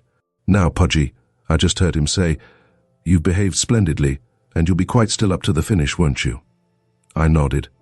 "And you mustn't expect the statue to come down and walk about or anything like that," he continued. "Those aren't the really wonderful things, and no doubt people will tell you it hasn't changed, but you'll know better. It's much more wonderful that I should be there than that they should be able to prove it, isn't it? And of course, I don't know exactly how it will happen, for I've never done this before. You have the letter for the SPR? They can photograph it if they want. By the way, you don't think the same of my statue as you did at first, do you?" "Oh, it's wonderful," I breathed. "And even if, like the god of the others, it doesn't vouchsafe a special sign and wonder, it's Benlian for all that." "Oh, do be quick, Benlian. I can't bear another minute." Then, for the last time, he turned his great eaten-out eyes on me. "I seal you mine, Pudgy," he said. Then his eyes fastened themselves on the statue. I waited for a quarter of an hour, scarcely breathing. Benlian's breath came in little flutters, many seconds apart. He had a little clock on the table, 20 minutes past and half an hour. I was a little disappointed, really, that the statue wasn't going to move, but Benlian knew best, and it was filling quietly up with him instead. Then I thought of those zigzag bunches of lightning they draw on the electric belt advertisements, and I was rather glad after all that the statue wasn't going to move. It would have been a little cheap, that. Vulgar, in a sense. He was breathing a little more sharply now, as if in pain, but his eyes never moved. A dog was howling somewhere, and I hoped that the hooting of the tugs wouldn't disturb Benlian. Nearly an hour had passed when, all of a sudden, I pushed my chair farther away and cowered back, gnawing my fingers, very frightened. Benlian had suddenly moved. He'd set himself forward in his chair, and he seemed to be strangling. His mouth was wide open, and he began to make long, harsh ahs. I shouldn't have thought passing yourself was such agony. And then I gave a scream, for he seemed to be thrusting himself back in his chair again, as if he'd changed his mind and didn't want to pass himself at all. But just you ask anybody, When you get yourself just over halfway past, the other's dragged out of you, and you can't help yourself. His became so loud and horrid that I shut my eyes and stopped my ears. Minutes that lasted, and then there came a high dinning that I couldn't shut out, and all at once the floor shook with a heavy thump. When all was still again, I opened my eyes. His chair had overturned, and he lay in a heap beside it. I called Benlian, but he didn't answer. He'd passed beautifully, quite dead. I looked up at the statue. It was just as Benlian had said. It didn't open its eyes, nor speak, nor anything like that. Don't you believe chaps who tell you that statues that have been passed in to do that? They don't. But instead, in a blaze and flash and shock, I knew now for the first time what a glorious thing that statue was. Have you ever seen anything for the first time like that? If you have, you never see very much afterwards, you know. The rest's all piffle after that. It was like coming out of fog and darkness into a split in the open heavens. My statue was so transfigured. And I'll bet if you'd been there, you'd have clapped your hands as I did, and chucked the tablecloth over the Benlian on the floor till they should come to cart that empty shell away, and patted the statue's foot and cried, "Is it all right, Benlian, I did this?" And then I rushed excitedly out into the street to call somebody to see how glorious it was. They've brought me here for a holiday, and I'm to go back to the studio in 2 or 3 days. But they've said that before, and I think it's caddish of fellows not to keep their word, and not to return a valuable diary too. But there isn't a peephole in my room, as there is in some of them. The Emperor of Brazil told me that. And Benlian knows I haven't forsaken him, for they take me a message every day to the studio, and Benlian always answers that it's all right, and I'm to stay where I am for a bit. So as long as he knows, I don't mind so much. But it is a bit rotten hanging on here, especially when the doctors themselves admit how reasonable it all is. Still, if Benlian says it's all right, I-o. As the young man put his hand to the uppermost of the 4 brass bell knobs to the right of the fan-lighted door, he paused, withdrew the hand again, and then pulled at the lowest knob. The sawing of bell wire answered him, and he waited for a moment, uncertain whether the bell had rung, before pulling again. Then there came from the basement a single cracked stroke. The head of a maid appeared in the whitewashed area below, and the head was withdrawn as apparently the maid recognized him. Steps were heard along the hall, the door was opened, and the maid stood aside to let him enter, the apron with which she had slipped the latch still crumpled in her greasy hand. "Sorry, Daisy," the young man apologized, "but I didn't want to bring her down all those stairs. How is she? Has she been out today?" The maid replied that the person spoken of had been out, and the young man walked along the wide carpeted passage. It was cumbered like an antique shop, with alabaster busts on pedestals, dusty palms in faience vases, and trophies of spears and shields and assegais. At the foot of the stairs was a rustling portiere of strung beads, and beyond it the carpet was continued up the broad, easy flight, secured at each step by a brass rod. Where the stairs made a turn, the fading light of the December afternoon, made still dimmer by a window of decalcomanied glass, shone on a cloudy green aquarium with sallow goldfish, a number of cacti on a shabby console table, and a large and dirty white sheepskin rug. Passing along a short landing, the young man began the ascent of the second flight. This also was carpeted, but with a carpet that had done duty in some dining or bedroom before being cut up into strips of the width of the narrow space between the wall and the handrail. Then, as he still mounted, the young man's feet sounded loud on oilcloth, and when he finally paused and knocked at a door, it was on a small landing of naked boards beneath the cold gleam of the skylight, above the well of the stairs. "Come in," a girl's voice called. The room he entered had a low sagging ceiling on which shone a low glow of firelight, making colder still the patch of eastern sky beyond the roofs and the cowls and hoods of chimneys framed by the square of the single window. The glow on the ceiling was reflected dully in the old dark mirror over the mantelpiece.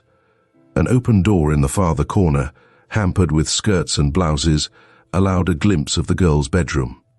The young man set the paper bag he carried down on the littered round table and advanced to the girl who sat in an old wicker chair before the fire. The girl did not turn her head as he kissed her cheek, and he looked down at something that had muffled the sound of his steps as he had approached her. "Hallo, that's new, isn't it, Bessie? Where did that come from?" he asked cheerfully. The middle of the floor was covered with a common jute matting, but on the hearth was a magnificent leopard skin rug. Mrs. Hepburn sent it up. There was a draught from under the door. "It's much warmer for my feet." "Very kind of Mrs. Hepburn. Well, how are you feeling today, old girl?" "Better, thanks, Ed." "That's the style. You'll be yourself again soon. Daisy says you've been out today." "Yes, I went for a walk, but not far. I went to the museum and then sat down." "You're early, aren't you?" He turned away to get a chair, from which he had to move a mass of tissue paper patterns and buckram linings. He brought it to the rug. "Yes, I stopped last night late to cash up for Vedder, so he's staying tonight. Turn and turn about." "Well, tell us all about it, Bess." Their faces were red in the firelight. Hers had the prettiness that the first glance almost exhausts, the prettiness, amazing in its quantity. That one sees for a moment under the light of the street lamps, when shops and offices close for the day. She was short-nosed, pulpy-mouthed and faunish-eyed, and only the rather remarkable smallness of the head on the splendid thick throat saved her from ordinariness. He, too, might have been seen in his thousands at the close of any day, hurrying home to Catford or Walham Green or Tufnell Park to tea and an evening with a girl or in a billiard room, or else dining cheaply up west, preparatory to smoking cigarettes from yellow packets in the upper circle of a music hall. 4 inches of white up-and-down collar encased his neck, and as he lifted his trousers at the knee to clear his purple socks, the pair of paper covers showed that had protected his cuffs during the day at the office. He removed them, crumpled them up, and threw them on the fire, and the momentary addition to the light of the upper chamber showed how curd white was that superb neck of hers, and how moody and tired her eyes. From his face, only one would have guessed, and guessed wrongly, that his preferences were for billiard rooms and music halls. His conversation showed them to be otherwise. It was of polytechnic classes that he spoke, and of the course of lectures in English literature that had just begun. And, as if somebody had asserted that the pursuit of such studies was not compatible with a certain measure of physical development also, he announced that he was not sure that he should not devote, say, half an evening a week, on Wednesdays, to training in the gymnasium. "Mens sana in corpore sano, Bessie," he said. "A sound mind in a sound body, you know. That's tremendously important, especially when a fellow spends the day in a stuffy office. Yes, I think I shall give it half Wednesdays, from 8:30 to 9:30, sends you home in a glow. But I was going to tell you about the literature class. The second lecture's tonight. The first was splendid, all about the languages of Europe and Asia, what they call the Indo-Germanic languages, you know. Aryans. I can't tell you exactly without my notes, but the Hindus and Persians, I think it was. They crossed the Himalaya mountains and spread westward somehow, as far as Europe. That was the way it all began. It was splendid, the way the lecturer put it. English is a Germanic language, you know. Then came the Celts. I wish I'd brought my notes. I see you've been reading. Let's look. A book lay on her knees, its back warped by the heat of the fire. He took it and opened it. Ah, Keats. Glad you like Keats, Bessie. We needn't be great readers, but it's important that what we do read should be all right. I don't know him. Not really know him, that is. But he's quite all right a one, in fact. And he's an example of what I've always maintained, that knowledge should be brought within the reach of all. It just shows. He was the son of a livery stable keeper, you know, so what he'd have been if he'd really had chances, been to universities and so on, there's no knowing. But, of course, it's more from the historical standpoint that I'm studying these things. Let's have a look. He opened the book where a hairpin between the leaves marked a place.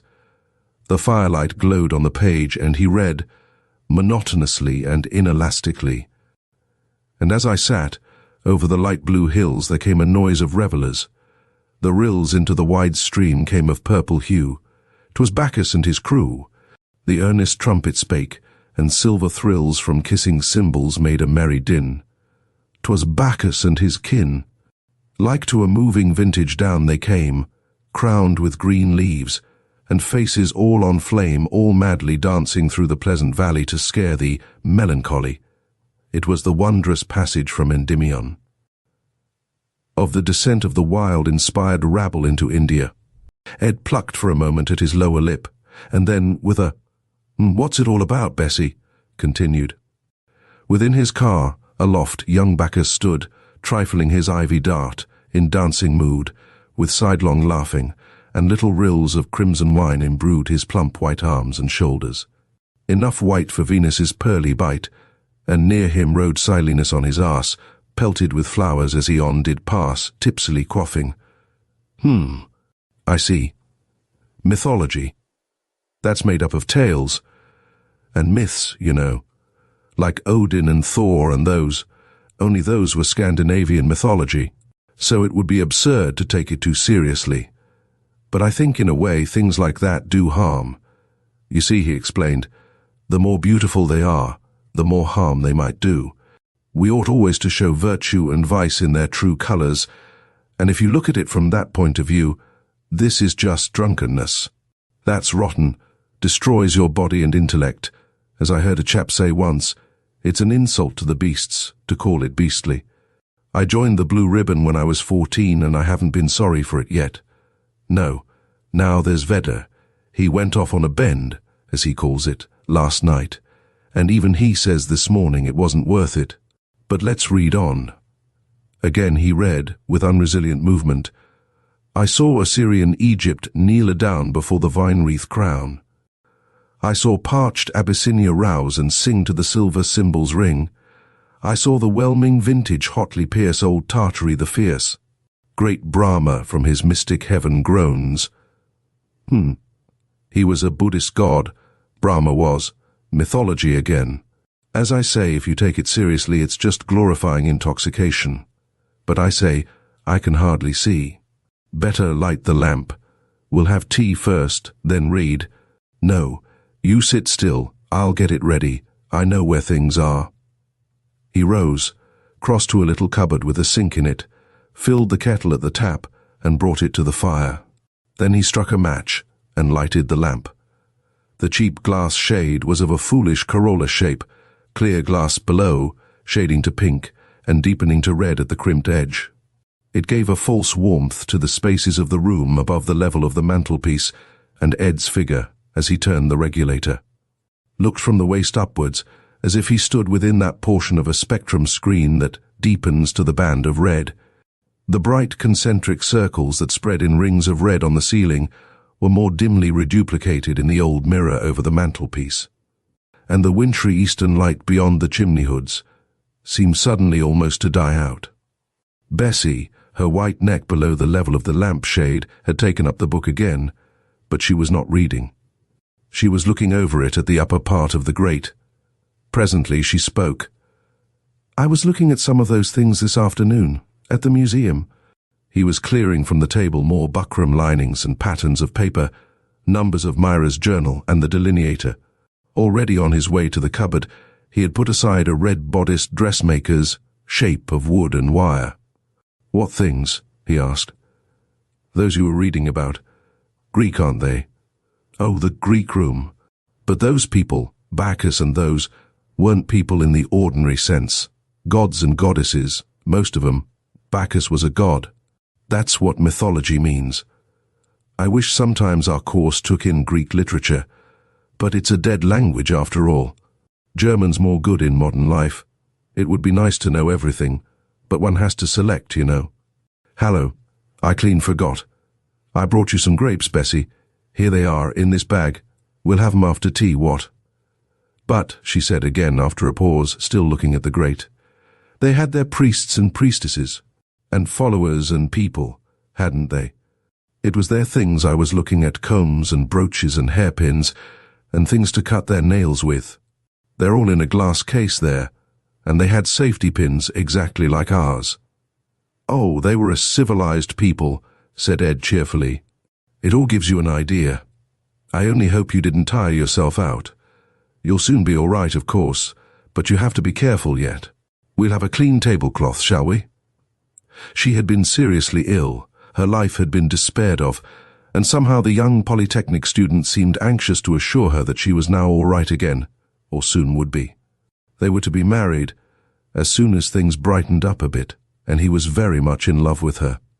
He washed her head and neck as he continued to lay the table, and then, as he crossed once more to the cupboard, he put his hand lightly in passing on her hair. She gave so quick a start that he too started. She must have been very deep in her reverie to have been so taken by surprise. "I say, Bessie, don't jump like that," he cried with involuntary quickness. Indeed, had his hand been red-hot, or ice-cold, or taloned, she could not have turned a more startled, even frightened face to him. "It was your touching me," she muttered, resuming her gazing into the grate. He stood looking anxiously down on her. It would have been better not to discuss her state, and he knew it, but in his anxiety he forgot it. "That jumpiness is the effect of your illness, you know. I shall be glad when it's all over. It's made you so odd." She was not pleased that he should speak of her oddness. For that matter, she too found him odd at any rate. Found it difficult to realize that he was as he always had been. He had begun to irritate her a little. His club-footed reading of the verses had irritated her, and she had tried hard to hide from him that his cocksure opinions and the tone in which they were pronounced jarred on her. It was not that she was better than he, knew any more than he did. Didn't she supposed love him still the same, these moods that dated from her illness? Had nothing to do with those things. She reproached herself sometimes that she was subject to such doldrums. "It's all right, Ed, but please don't touch me just now," she said. He was in the act of leaning over her chair, but he saw her shrink and refrained. "Poor old girl," he said sympathetically. "What's the matter?" "I don't know. It's awfully stupid of me to be like this, but I can't help it. I shall be better soon if you leave me alone." "Nothing's happened, has it?" "Only those silly dreams I told you about." "Bother the dreams," muttered the polytechnic student. During her illness she had had dreams, and had come to herself at intervals to find Ed or the doctor, Mrs. Hepburn or her aunt, bending over her. These kind, solicitous faces had been no more than a glimpse, and then she had gone off into the dreams again.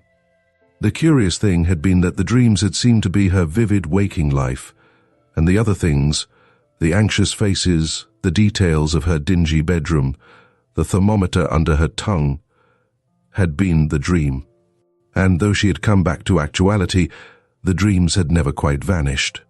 She could remember no more of them than that they had seemed to hold a high singing and jocundity, issuing from some region of haze and golden light, and they seemed to hover, ever on the point of being recaptured, yet ever eluding all her mental efforts. She was living now between reality and a vision. She had fewer words than sensations, and it was a little pitiful to hear her vainly striving to make clear what she meant. "It's so queer," she said. "It's like being on the edge of something, a sort of tiptoe. I can't describe it. Sometimes I could almost touch it with my hand, and then it goes away, but never quite away. It's like something just past the corner of my eye, over my shoulder, and I sit very still sometimes, trying to take it off its guard. But the moment I move my head, it moves too like this."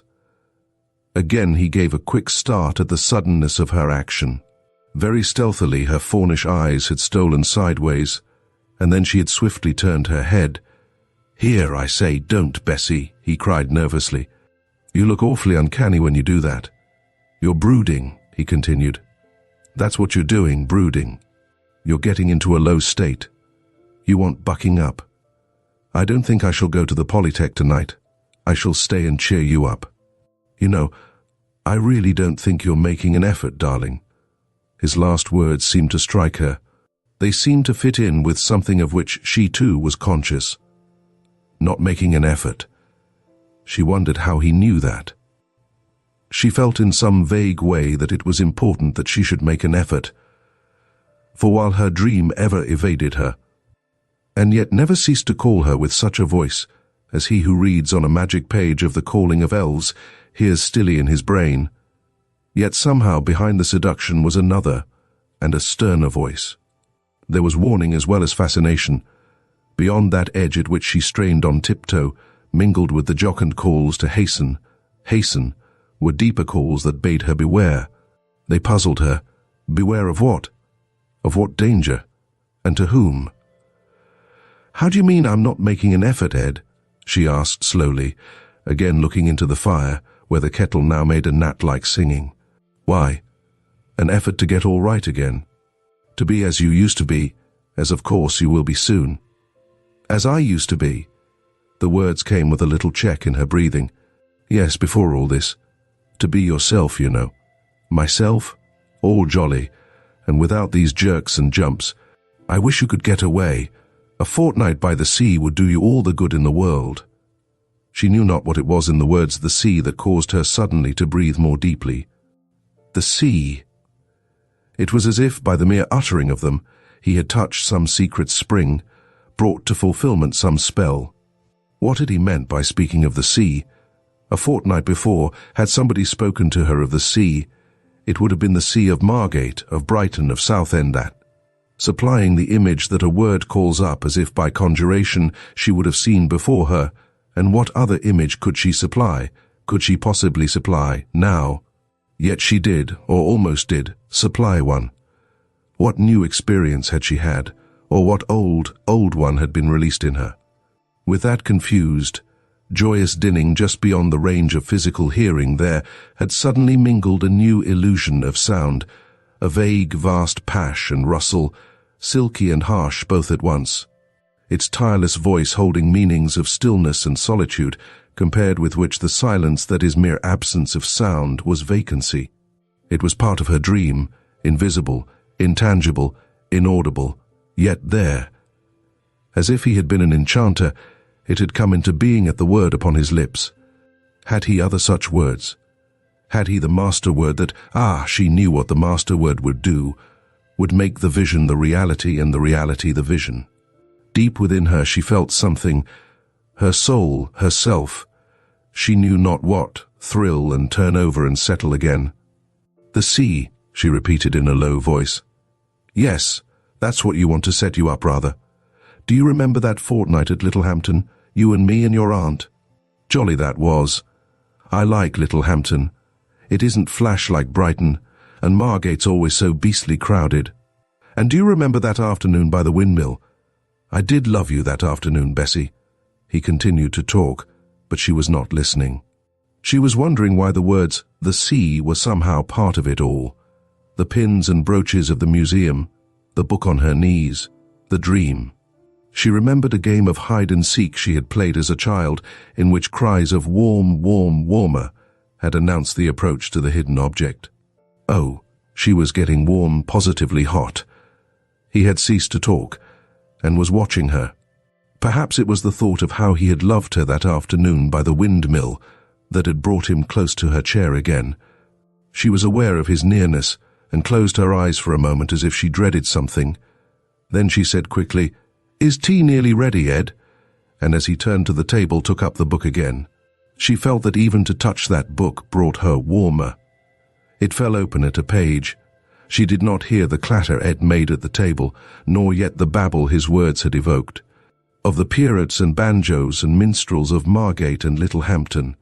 It was to hear a gladder, wilder tumult that she sat once more so still, so achingly listening. The earnest trumpet spake, and silver thrills from kissing cymbals made a merry din. The words seemed to move on the page. In her eyes another light than the firelight seemed to play.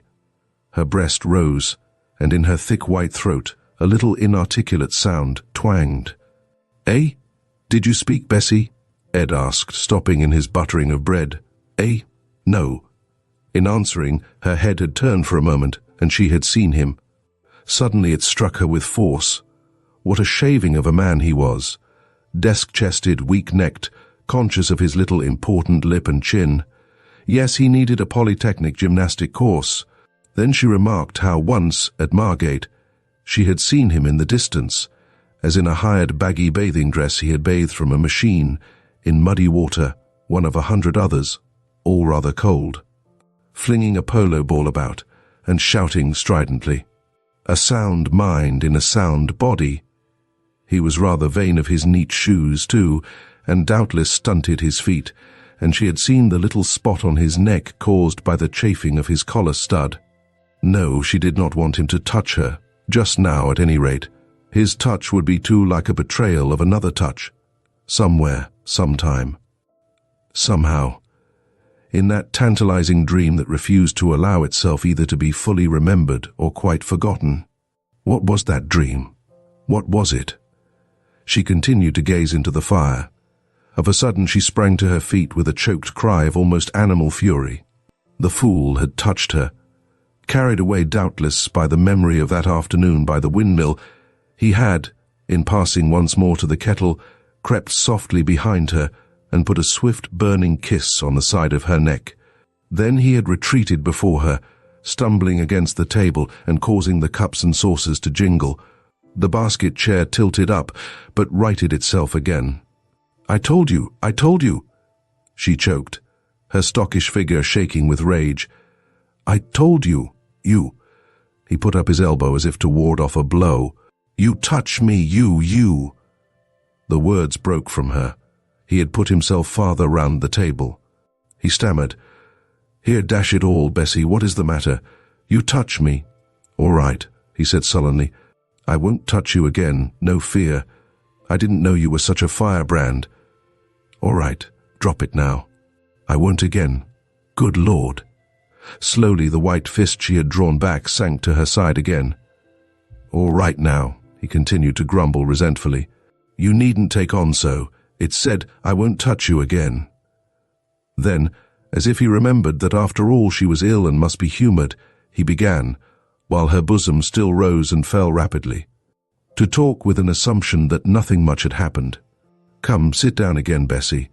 The tea's in the pot and I'll have it ready in a couple of jiffs. What a ridiculous little girl you are to take on like that. And I say, listen, that's a muffin bell, and there's a grand fire for toast.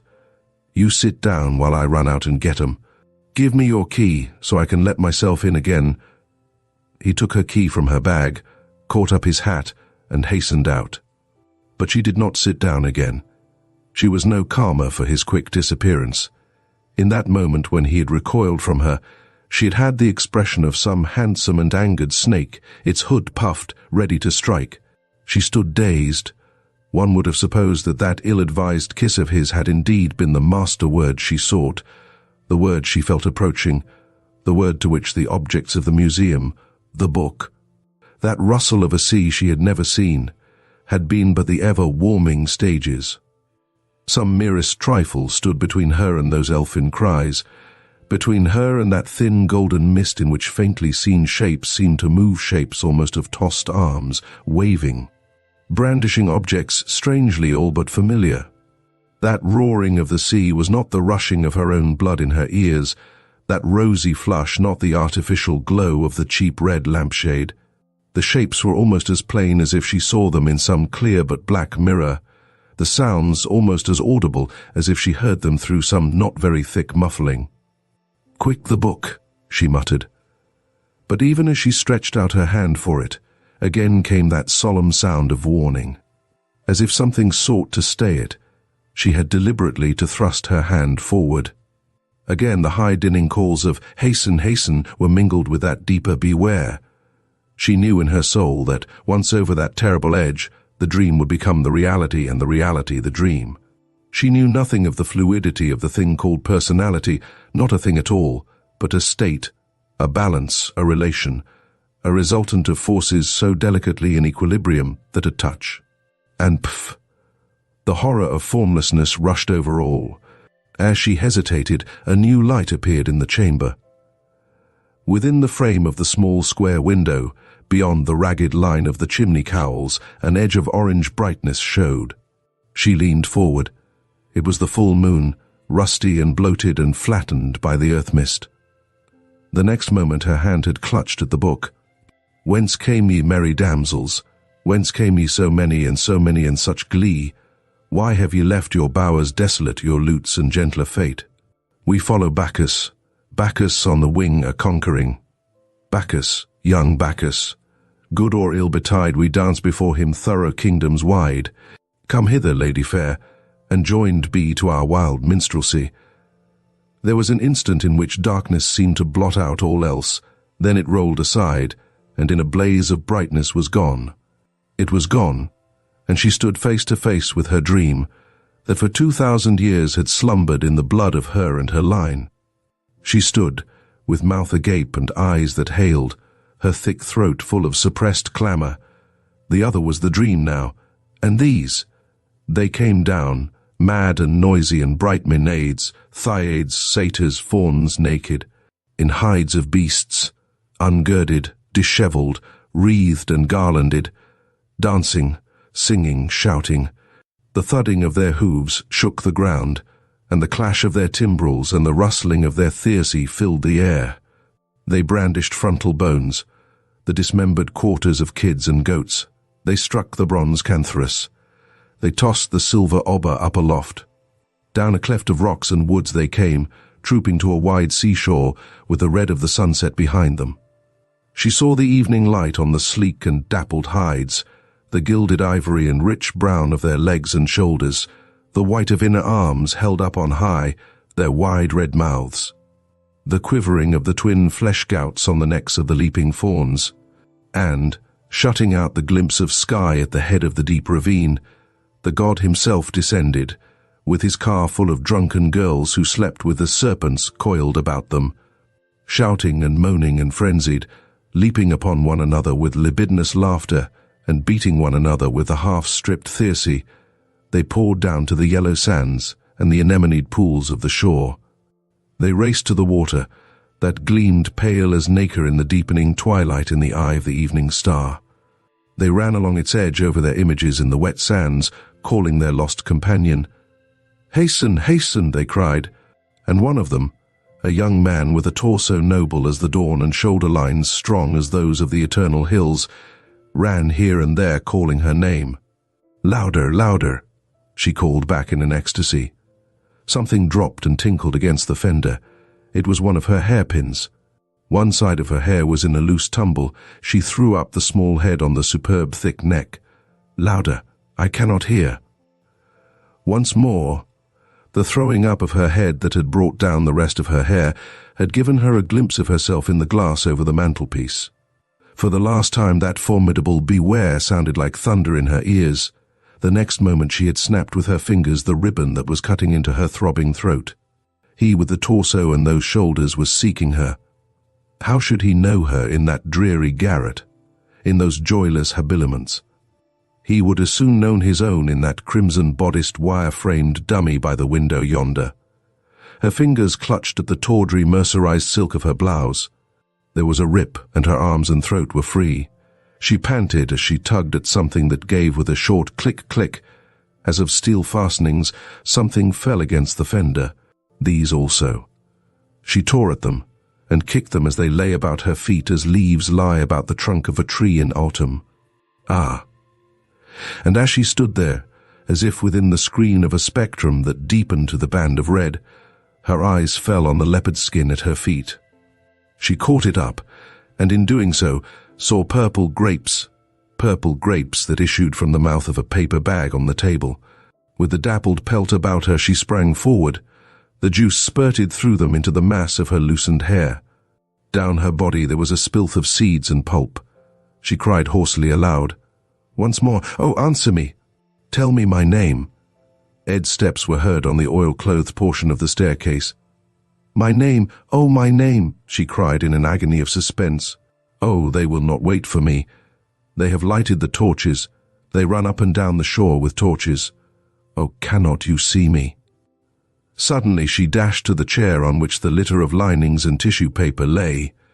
She caught up a double handful and crammed them on the fire. They caught and flared.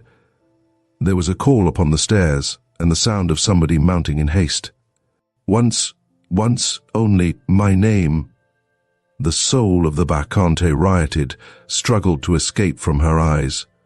Then as the door was flung open, she heard, and gave a terrifying shout of recognition. I almost hear but once more. Io, id. in the doorway stood for one moment agape.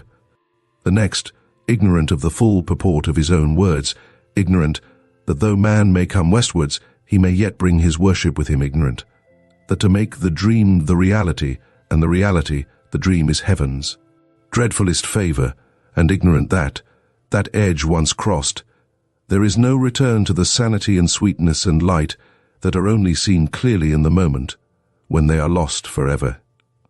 He had dashed down the stairs, crying in a voice hoarse and high with terror, "She's mad! She's mad!" The accident.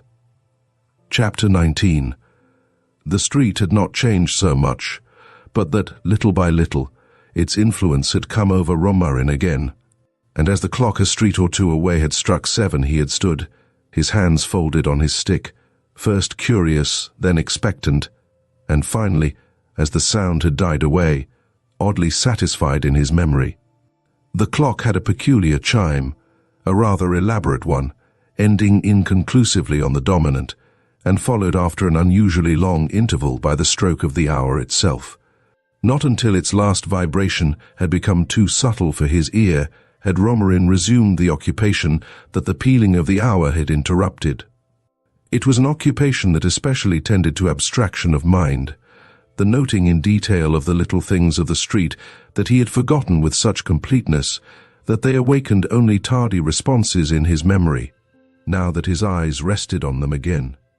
The shape of a door knocker, the grouping of an old chimney stack, the crack, still there, in a flagstone. Somewhere deep in the past, these things had associations, but they lay very deep, and the disturbing of them gave Romarin a curious, desolate feeling, as of returning to things he had long outgrown. But, as he continued to stare at the objects, the sluggish memories roused more and more, and for each bit of the old that reasserted itself, scores of yards of the new seemed to disappear. New shop frontages went, a wall, brought up flush where formerly a recess had been, became the recess once more. The intermittent electric sign at the street's end, that wrote in green and crimson the name of a whiskey across a lamp-lit facade, ceased to worry his eyes, and the unfamiliar new front of the little restaurant he was passing and repassing took on its old and well-known aspect again. 7 o'clock. He had thought, in dismissing his hansom, that it had been later. His appointment was not until 1:15, but he decided against entering the restaurant and waiting inside, seeing who his guest was. It would be better to wait at the door. By the light of the restaurant window he corrected his watch, and then sauntered a few yards along the street, to where men were moving flats of scenery from a back door of the new theatre into a sort of tumbril. The theatre was 20 years old, but to Romarin it was the new theatre.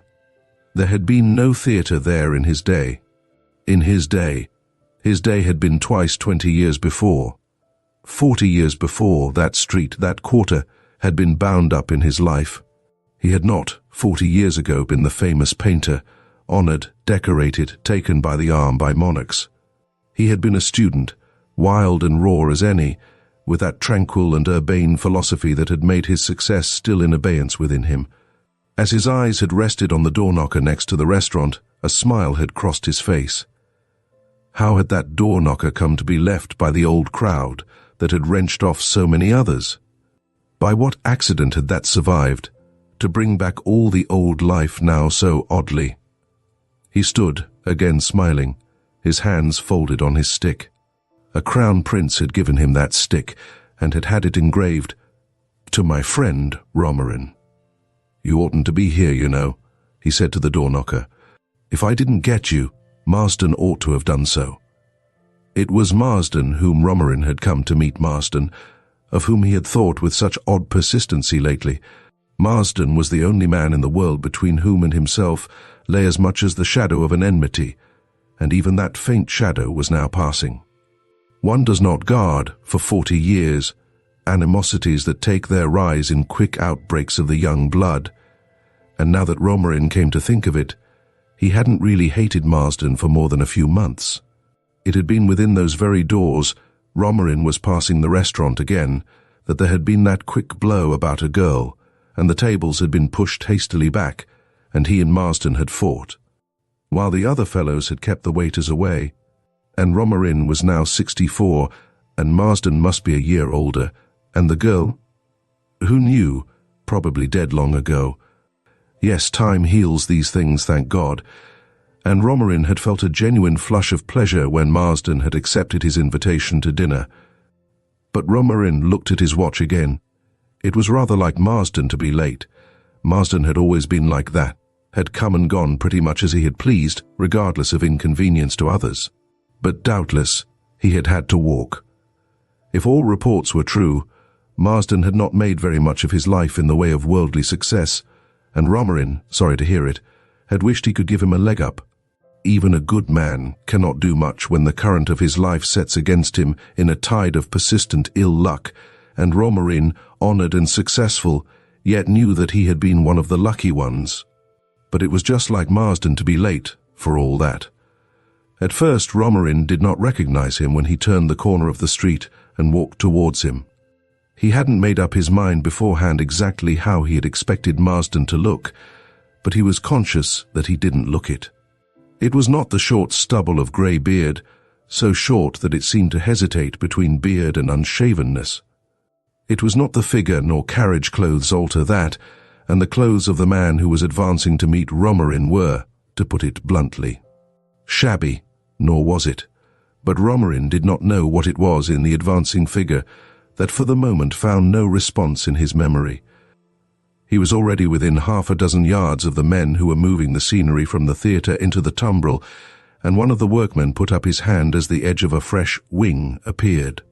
But at the sound of his voice, the same thing happened that had happened when the clock had struck 7. Romarin found himself suddenly expectant, attentive, and then again curiously satisfied in his memory. Marsden's voice at least had not changed. It was as in the old days, a little envious, sarcastic, accepting lower interpretations somewhat willingly, somewhat grudging of better ones. It completed the taking back of Romarin that the chiming of the clock, the door knocker, the grouping of the chimney stack, and the crack in the flagstone had begun. Well, my distinguished academician, Marsden's voice sounded across the group of scene shifters. Alpha Mo, if you please, Governor, said another voice. For a moment, the painted wing shut them off from one another. In that moment, Romarin's accident befell him. If its essential nature is related in arbitrary terms, it is that there are no other terms to relate it in. It is a decoded cipher, which can be restored to its cryptic form as Romarin subsequently restored it. As the painter took Marsden's arm and entered the restaurant, he noticed that while the outside of the place still retained traces of the old, its inside was entirely new. Its cheap glittering wall mirrors, that gave a false impression of the actual size of the place, its loves and shepherdesses painted in the style of the carts of the vendors of ice cream, its hat racks and its four-bladed propeller that set the air slowly in motion at the farther end of the room, might all have been matched in a dozen similar establishments within hail of a cab whistle. Its gelatine-written menu cards announced that one might dine there à la carte or table d'hôte for 2 shillings. Neither the cooking nor the service had influenced Romarin in his choice of a place to dine at. He made a gesture to the waiter, who advanced to help him on with his coat, that Marsden was to be assisted first. But Marsden, with a grunted, "All right," had already helped himself. A glimpse of the interior of the coat told Romarin why Marsden kept waiters at arm's length. A little twinge of compunction took him that his own overcoat should be fur-collared and lined with silk. They sat down at a corner table not far from the slowly moving four-bladed propeller. "Now we can talk," Romarin said. "I'm glad to see you again, Marsden." It was a peculiarly vicious face that he saw, corrugated about the brows, and with stiff iron-grey hair untrimmed about the ears. It shocked Romarin a little. He had hardly looked to see certain things so accentuated by the passage of time. Romarin's own brow was high and bald and benign, and his beard was like a broad shield of silver. "You're glad, are you?" said Marsden, as they sat down facing one another. "Well, I'm glad to be seen with you. It'll revive my credit a bit. There's a fellow across there has recognized you already by your photographs in the papers. I assume I may." He made a little upward movement of his hand. It was a gin and bitters Marsden assumed he might have. Romarin ordered it. He himself did not take one. Marsden tossed down the aperitif at one gulp. Then he reached for his roll, pulled it to pieces, and Romarin remembered how in the old days Marsden had always eaten bread like that, began to throw bullets of bread into his mouth. Formerly this habit had irritated Romarin intensely now. Well, life uses some of us better than others. Small blame to these if they throw up the struggle. Marsden, poor devil. But the arrival of the soup interrupted Romarin's meditation. He consulted the violet-written card, ordered the succeeding courses, and the two men ate for some minutes in silence. "Well," said Romarin presently, pushing away his plate and wiping his white moustache, "are you still a romanticist, Marsden?" Marsden, who had tucked his napkin between two of the buttons of his frayed waistcoat, looked suspiciously across the glass with the dregs of the gin and bitters that he had half raised to his lips. "Eh?" he said. "I say, Romarin, don't let's go grave-digging among memories merely for the sake of making conversation. Yours may be pleasant, but I'm not in the habit of wasting much time over mine. Might as well be making new ones. I'll drink whiskey and soda." It was brought, a large one, and Marsden, nodding, took a deep gulp. "Health," he said. "Thanks," said Romarin, instantly noting that the monosyllable, which matched the others in curtness, was not at all the reply he had intended. "Thank you, yours," he amended, and a short pause followed, in which fish was brought. This was not what Romarin had hoped for. He had desired to be reconciled with Marsden, not merely to be allowed to pay for his dinner. Yet if Marsden did not wish to talk, it was difficult not to defer to his wish. It was true that he had asked if Marsden was still a romanticist largely for the sake of something to say, but Marsden's prompt pointing out of this was not encouraging. Now that he came to think of it, he had never known precisely what Marsden had meant by the word romance he had so frequently taken into his mouth. He only knew that this creed of romanticism, whatever it was, had been worn rather challengingly, a chip on the shoulder, to be knocked off at some peril or other, and it had seemed to Romarin a little futile in the violence with which it had been maintained. But that was neither here nor there. The point was that the conversation had begun not very happily and must be mended at once if at all. To mend it, Romarin leaned across the table. "Be as friendly as I am, Marsden," he said. "I think, pardon me, that if our positions were reversed, and I saw in you the sincere desire to help that I have, I'd take it in the right way." Again Marsden looked suspiciously at him. "To help? How to help?" he demanded. "That's what I should like you to tell me. But I suppose, for example, you still work." "Oh, my work." Marsden made a little gesture of contempt. "Try again, Romarin. You don't do any. Come, I'm no bad friend to my friends, and you'll find me especially so." But Marsden put up his hand. "Not quite so quickly," he said. "Let's see what you mean by help first. Do you really mean that you want me to borrow money from you? That's help as I understand it nowadays." "Then you've changed," said Romarin, wondering, however, in his secret heart, whether Marsden had changed very much in that respect after all. Marsden gave a short honk of a laugh. "You didn't suppose I hadn't changed, did you?" Then he leaned suddenly forward. "This is rather a mistake, Romarin, rather a mistake," he said. "What is?" "This, our meeting again. Quite a mistake." Romarin sighed. "I had hoped not," he said. Marsden leaned forward again with another gesture Romarin remembered very well, dinner knife in hand, edge and palm upwards, punctuating and expounding with the point. "I tell you, it's a mistake," he said, knife and hand balanced. "You can't reopen things like this. You don't really want to reopen them. You only want to reopen certain of them. You want to pick and choose among things, to approve and disapprove. There must have been somewhere or other something in me you didn't altogether dislike. I can't for the life of me think what it was, by the way, and you want to lay stress on that and to sink the rest. Well, you can't. I won't let you. I'll not submit my life to you like that. If you want to go into things, all right, but it must be all or none. And I'd like another drink." He put the knife down with a little clap as Romarin beckoned to the waiter. There was distress on Romarin's face. He was not conscious of having adopted a superior attitude, but again he told himself that he must make allowances. Men who don't come off in life's struggle are apt to be touchy, and he was, after all, the same old Marsden, the man with whom he desired to be at peace. "Are you quite fair to me?" he asked presently in a low voice. Again the knife was taken up, and its point advanced. "Yes, I am," said Marsden in a slightly raised voice, and he indicated with the knife the mirror at the end of the table. "You know you've done well, and I, to all appearances, haven't. You can't look at that glass and not know it. But I followed the line of my development too, no less logically than you.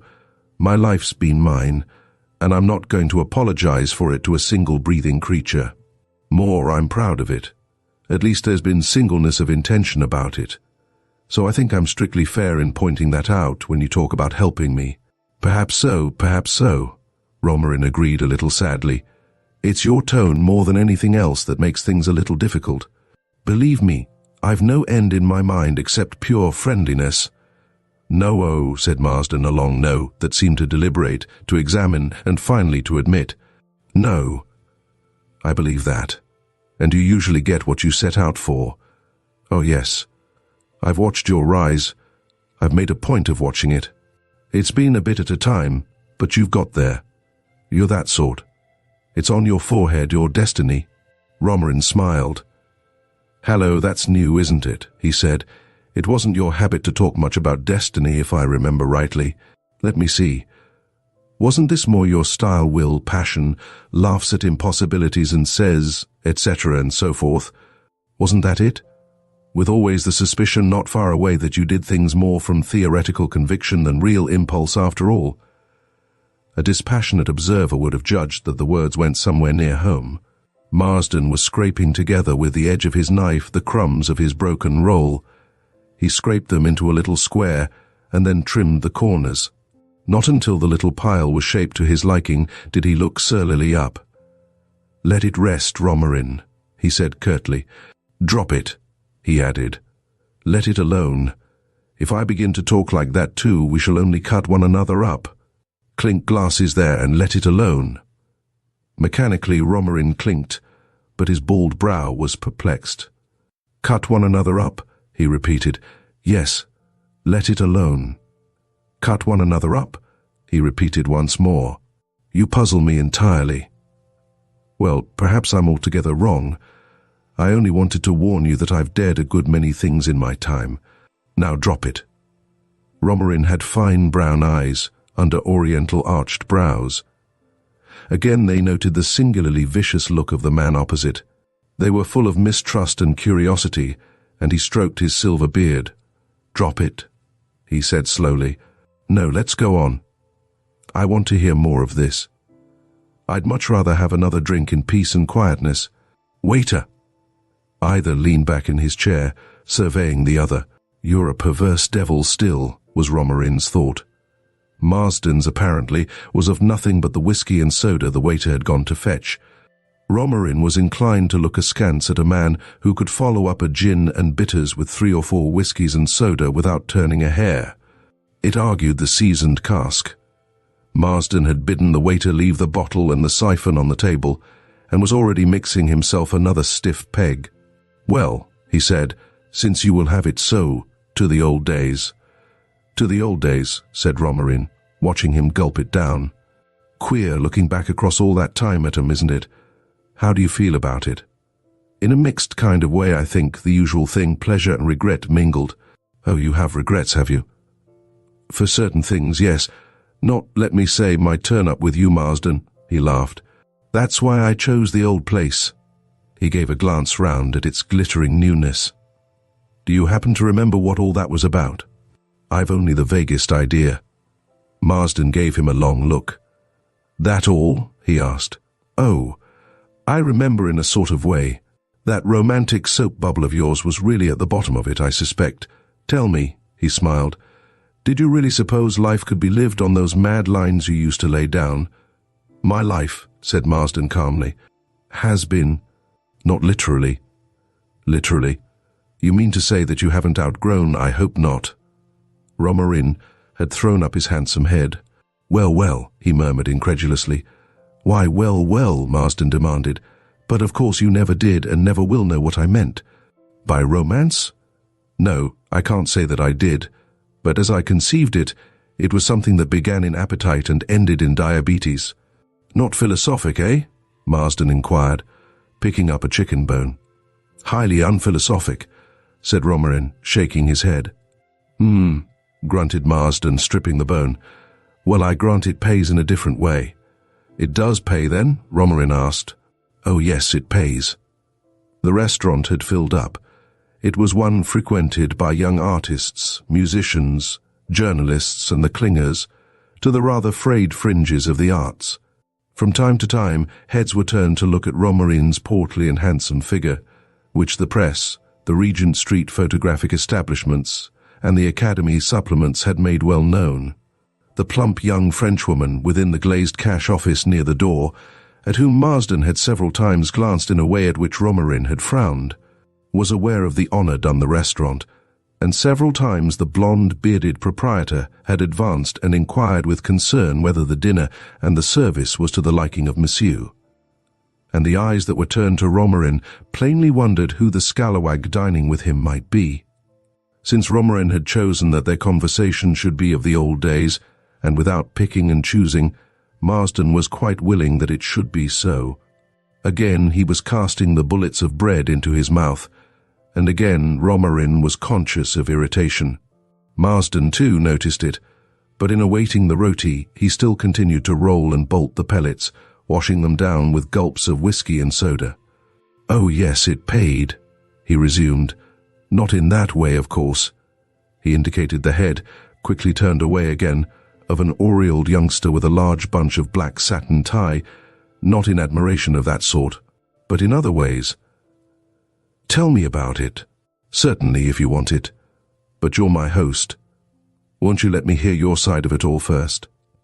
But I thought you said you knew that had followed my career. So I have. It's not your list of honors and degrees. Let me see, what are you?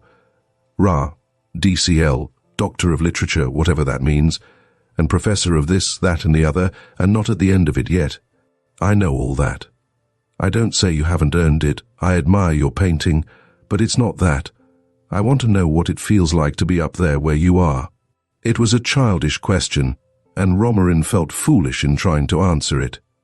Such things were the things the adoring aureoled youngster a table or two away would have liked to ask. Romarin recognized in Marsden the old craving for sensation. It was part of the theoretical creed Marsden had made for himself, of doing things not for their own sakes, but in order that he might have done them. Of course, it had appeared to a fellow like that Romarin himself had always had a calculated end in view. He had not. Marsden merely measured Romarin's peck out of his own bushel. It had been Marsden who, in self-consciously seeking his own life, had lost it, and Romarin was more than a little inclined to suspect that the vehemence with which he protested that he had not lost it was precisely the measure of the loss. But he essayed to give Marsden a resume of his career. He told him of the stroke of sheer luck that had been the foundation of it all, the falling ill of another painter who had turned over certain commissions to him. He told him of his poor but happy marriage, and of the windfall, not large but timely, that had come to his wife. He told him of fortunate acquaintanceships, happily cultivated, of his first important commission, of the fresco that had procured for him his associateship, of his sale to the Chantre, and of his quietly remunerative visitorships and his work on boards and committees. And as he talked, Marsden drew his empty glass to him, moistened his finger with a little spilt liquid, and began to run the finger round the rim of the glass. They had done that formally, a whole room full of them, producing, when each had found the note of his instrument, a high, thin, intolerable singing. To this singing Romarin strove to tell his tale, but that thin and bat-like note silenced him. He ended lamely, with some empty generalization on success. Ah, but success in what? Marsden demanded. interrupting his playing on the glass for a moment. "In your aim, whatever it may be." "Ah," said Marsden, resuming his performance. Romerin had sought in his recital to minimize differences in circumstances, but Marsden seemed bent on aggravating them. He had the miserable advantage of the man who has nothing to lose, and bit by bit, Romerin had begun to realize that he was going considerably more than halfway to meet this old enemy of his, and that amity seemed as far on as ever. In his heart, he began to feel the foreknowledge that their meeting could have no conclusion. He hated the man, the look of his face and the sound of his voice, as much as ever. The proprietor approached with profoundest apology in his attitude. Monsieur would pardon him, but the noise of the glass, it was annoying. Another monsieur had made complaint. "Eh?" cried Marsden. "Oh, that. Certainly, it can be put to a much better purpose." He refilled the glass. The liquor had begun to tell on him.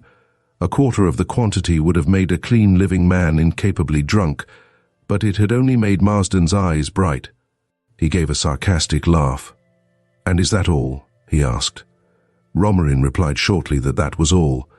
"You've missed out the RA and the DCL.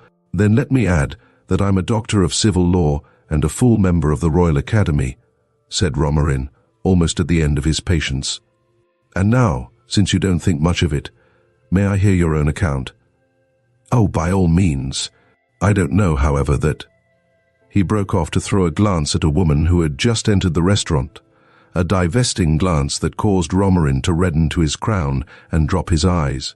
"I was going to say that you may think as little of my history as I do of yours. Supple woman that, when the rather scraggy blonde does take it into her head to be a devil, she's the worst kind there is." Without apology, Romerin looked at his watch. "All right," said Marsden, smiling. "For what I've got out of life, then. But I warn you, it's entirely discreditable." Romerin did not doubt it. "But it's mine, and I boast of it. I've done barring receiving honors and degrees, everything. If there's anything I haven't done, tell me and lend me a sovereign, and I'll go and do it. You haven't told the story." "That's so. Here goes, then. Well, you know, unless you've forgotten how I began. Fruit and nutshells and nutcrackers lay on the table between them, and at the end of it, shielded from draughts by the menu cards, the coffee apparatus simmered over its elusive blue flame. Romerin was taking the rind from a pear with a table knife, and Marsden had declined port in favor of a small golden liqueur of brandy. Every seat in the restaurant was now occupied, and the proprietor himself had brought his finest cigarettes and cigars. The waiter poured out the coffee and departed with the apparatus in one hand and his napkin in the other. Marsden was already well into his tale. The frightful unction with which he told it appalled Romerin. It was, as he had said, there was nothing he had not done and did not exult in with a sickening exultation. It had indeed ended in diabetes. In the pitiful hunting down of sensation to the last inch, he had been fiendishly ingenious and utterly unimaginative. His unholy curiosity had spared nothing. His unnatural appetite had known no truth. It was grinning sin. The details of it simply cannot be told, and his vanity in it all was prodigious. Romerin was pale as he listened. What? In order that this malignant growth in society's breast should be able to say, "I know," had sanctities been profaned, sweet conventions assailed, purity blackened, soundness infected, and all that was bright and of the day been sunk in the quagmire that this creature of the night had called, yes, still called by the gentle name of romance. Yes, so it had been. Not only had men and women suffered dishonor, but manhood and womanhood and the clean institutions by which alone the creature was suffered to exist had been brought to shame. And what was he to look at when it was all done? "Romance beauty, the beauty of things as they are," he croaked. If faces in the restaurant were now turned to Romerin, it was the horror on Romerin's own face that drew them. He drew out his handkerchief and mopped his brow. "But," he stammered presently, "you are speaking of generalities, horrible theories, things diabolically conceivable to be done." "What?" cried Marsden, checked for a moment in his horrible triumph. "No, by God, I've done 'em. Don't you understand? If you don't, question me." "No, no," cried Romarin. "But I say yes. You came for this, and you shall have it. I tried to stop you, but you wanted it, and by God you shall have it. You think your life's been full and mine empty? Ha ha! Romance. I had the conviction of it, and I've had the courage too. I haven't told you a tenth of it. What would you like? Chamber windows when love was hot. The killing of a man who stood in my way. I fought a duel, and killed." The squeezing of the juice out of life, like he pointed to Romarin's plate. Romarin had been eating grapes. "Did you find me saying I'd do a thing, and then drawing back from it when we—" He made a quick gesture of both hands towards the middle of the restaurant floor. "When we fought." "Yes, when we fought here. Oh no, I've lived, I tell you, every moment. Not a title, not a degree, but I've lived such a life as you never dreamed of." "Thank God!" But suddenly Marsden's voice, which had risen, dropped again. He began to shake with interior chuckles. They were the old chuckles, and they filled Romarin with a hatred hardly to be borne. The sound of the animal's voice had begun it, and his every word, look, movement, gesture, since they had entered the restaurant, had added to it. And he was now chuckling, shaking with chuckles, as if some monstrous titbit still remained to be told. Already Romarin had tossed aside his napkin, beckoned to the waiter, and said, "Monsieur dines with me." "Ho, ho, ho, ho," came the drunken sounds. "It's a long time since Monsieur dined here with his old friend Romarin. Do you remember the last time? Do you remember it? Piff pan. 2 smacks across the table, Romarin. Oh, you got it in very well. And then brrr. Quick, back with the tables, all the fellows round Farquharson for me and Smith for you. And then to it, Romarin. And you really don't remember what it was all about?" Romarin had remembered. His face was not the face of the philosophic master of life now. "You said she shouldn't. Little Patty Hines, you know, you said she shouldn't—" Romarin sprang half from his chair and brought his fist down on the table. "And by heaven she didn't. At least that's one thing you haven't done." Marsden too had risen unsteadily. Oh ho, you think that?" A wild thought flashed across Romarin's brain. "You mean, oh ho, yes I mean." She did, Romarin. The mirrors, mistily seen through the smoke of 100 cigars and cigarettes, the loves and shepherdesses of the garish walls, the diners starting up in their places, all suddenly seemed to swing round in a great half-circle before Romarin's eyes. The next moment, feeling as if he stood on something on which he found it difficult to keep his balance, he had caught up the table knife with which he had peeled the pear and had struck at the side of Marsden's neck. The rounded blade snapped, but he struck again with the broken edge and left the knife where it entered. The table appeared up-tilted, almost vertical. Over it Marsden's head disappeared. It was followed by a shower of glass, cigars, artificial flowers and the tablecloth at which he clutched, and the dirty American cloth of the tabletop was left bare. But the edge behind which Marsden's face had disappeared remained vertical. A group of scene-shifters were moving a flat of scenery from a theatre into a tumbril-like cart. And Romarin knew that, past, present and future, he had seen it all in an instant, and that Marsden stood behind that painted wing. And he knew, too, that he had only to wait until that flat passed, and to take Marsden's arm and enter the restaurant, and it would be so. A drowning man is said to see all in one unmeasurable instant of time. A year-long dream is but, they say, an instantaneous arrangement in the moment of waking of the molecules we associate with ideas, and the past of history and the future of prophecy are folded up in the mystic moment we call the present. It would come. True. For one moment, Romarin stood. The next, he had turned and run for his life. At the corner of the street, he collided with a loafer, and only the wall saved them from going down. Feverishly, Romarin plunged his hand into his pocket and brought out a handful of silver. He crammed it into the loafer's hand. "Here, quick, take it," he gasped. "There's a man there by that restaurant door. He's waiting for Mr. Romerin. Tell him Mr. Romerin's had an accident," and he dashed away, leaving the man looking at the silver in his palm. The cigarette case. "A cigarette, Loder," I said, offering my case. For the moment Loder was not smoking. For long enough he had not been talking. "Thanks," he replied, taking not only the cigarette, but the case also. The others went on talking. Loder became silent again. But I noticed that he kept my cigarette case in his hand and looked at it from time to time with an interest that neither its design nor its costliness seemed to explain. Presently I caught his eye. "A pretty case," he remarked, putting it down on the table. "I once had one exactly like it." I answered that they were in every shop window. "Oh yes," he said, putting aside any question of rarity. "I lost mine." "Oh," he laughed. "Oh, that's all right. I got it back again. Don't be afraid I'm going to claim yours. But the way I lost it, found it, the whole thing was rather curious. I've never been able to explain it. I wonder if you could." I answered that I certainly couldn't till I'd heard it, whereupon Loder, taking up the silver case again and holding it in his hand as he talked, began. "This happened in Provence, when I was about as old as Marsham there, and every bit as romantic. I was there with Carol. You remember poor old Carol, and what a blade of a boy he was, as romantic as 4 Marshams rolled into one. Excuse me, Marsham, won't you? It's a romantic tale, you see, or at least the setting is. We were in Provence, Carol and I, 24 or thereabouts, romantic, as I say, and this happened.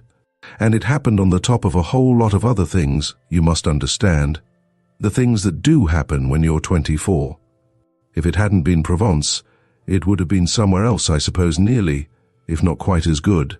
But this was Provence, that smells, as you might say, of 24, as it smells of argillace and wild lavender and broom.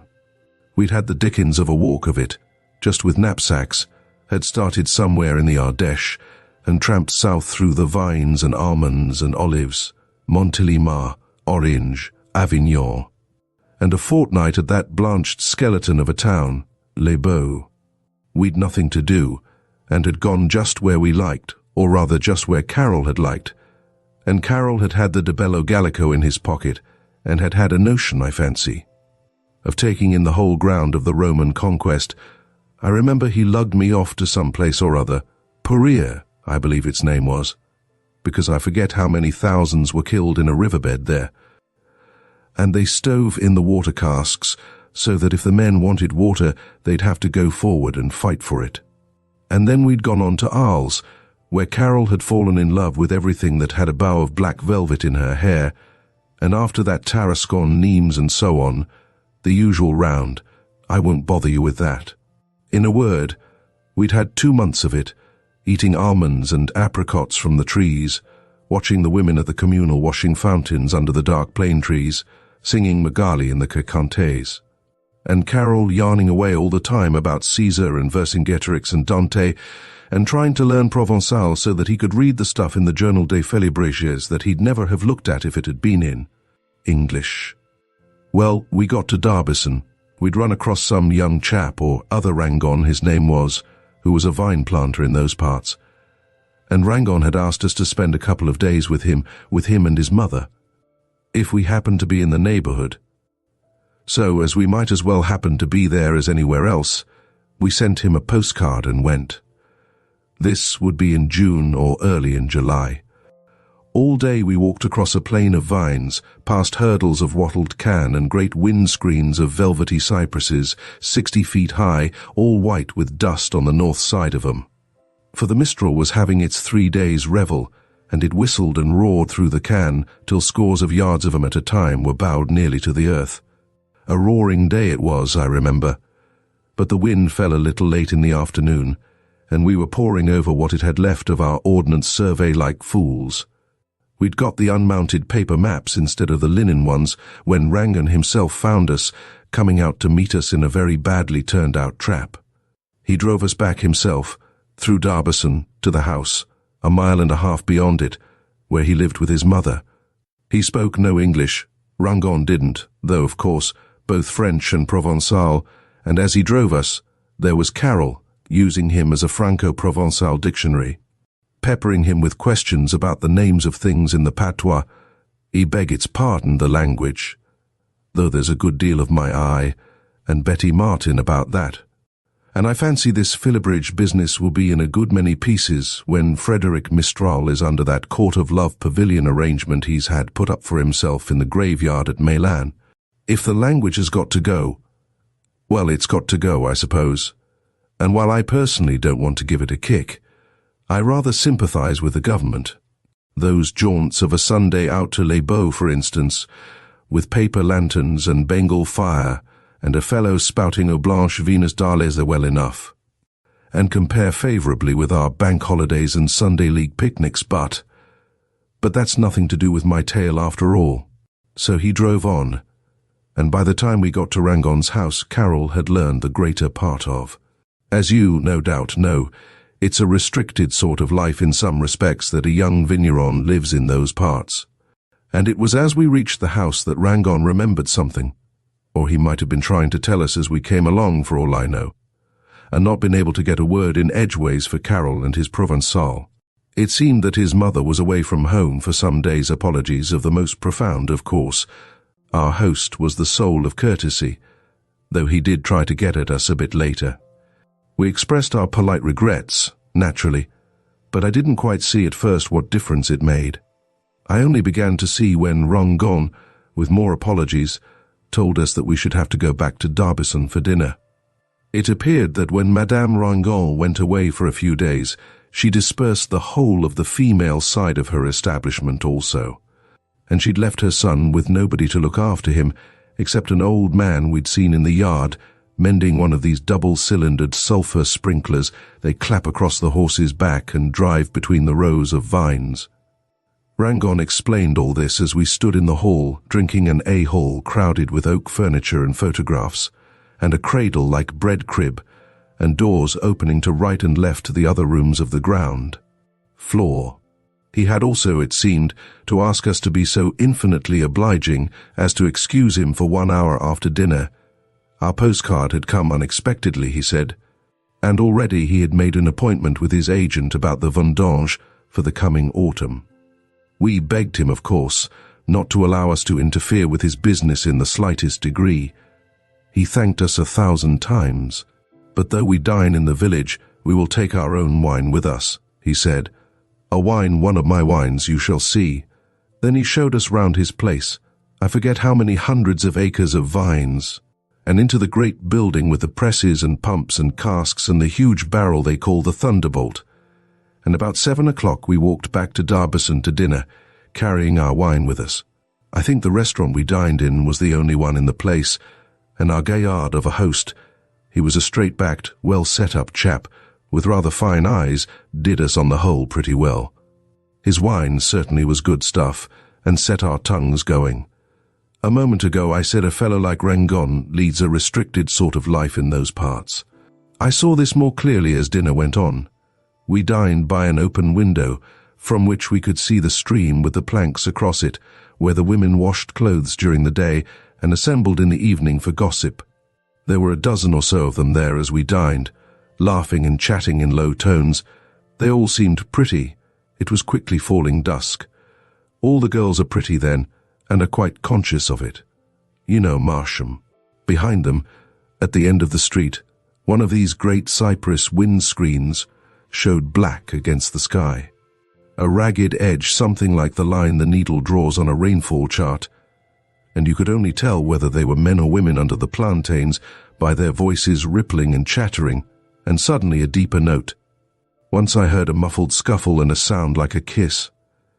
It was then that Rangon's little trouble came out. It seemed that he didn't know any girls, wasn't allowed to know any girls. The girls of the village were pretty enough. But you see how it was. He'd a position to keep up, appearances to maintain, couldn't be familiar during the year with the girls who gathered his grapes for him in the autumn. And as soon as Carol gave him a chance, he began to ask us questions about England, English girls, the liberty they had, and so on. Of course, we couldn't tell him much he hadn't heard already, but that made no difference. He could stand any amount of that, our strapping young vigneron, and he asked us questions by the dozen that we both tried to answer at once, and his delight and envy. What? In England did the young men see the young women of their own class without restraint, the sisters of their friends even at the house? Was it permitted that they drank tea with them in the afternoon, or went without invitation to pass the... He had all the later prevosts in his room, he told us. I don't doubt he had the earlier ones also. Prevost and the disestablishment between them must be playing the mischief with the convent system of education for young girls, and our young man was, what do you call it? Co-educationalist, by Jove, yes. He seemed to marvel that we should have left a country so blessed as England to visit his dusty, wild, lavender-smelling, girl-less Provence.